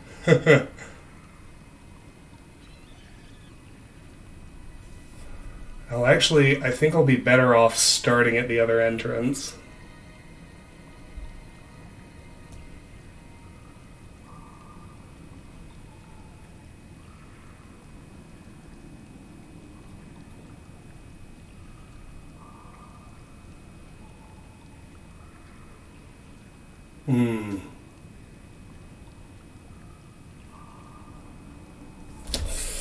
Yeah, I think I'm better off starting at the other entrance if I want to run the boss chest. I'm not quite certain of that, but I think so. So, let me see. Let's get a potion stonk going. Let's equip invisibility. Shadow shape will be fine. Let's make a hard save. A new one. Alright, here we go.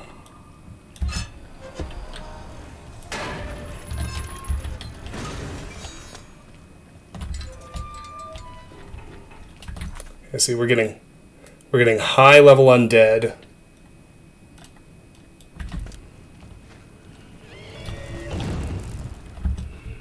This gate is opened remotely.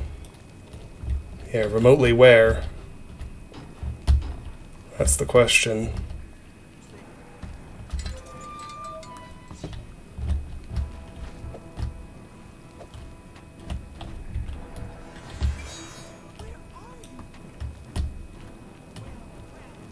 Oh, I couldn't figure out why my invisibility disappeared. It's because I had to interact with the gate. Duh.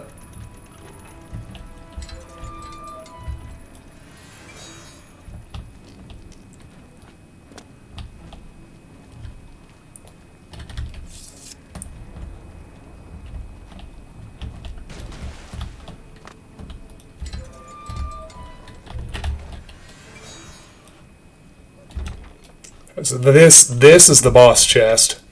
That's a hell of a run. Let's see if I can optimize it at all.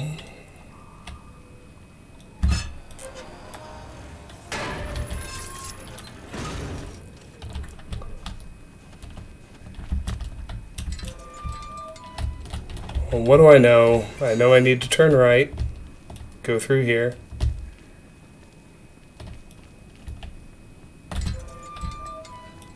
I know I need to hit this wheel.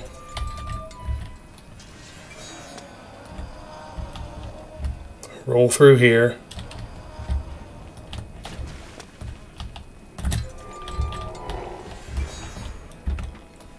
Alright.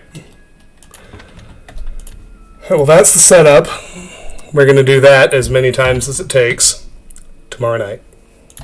I am headed off to bed.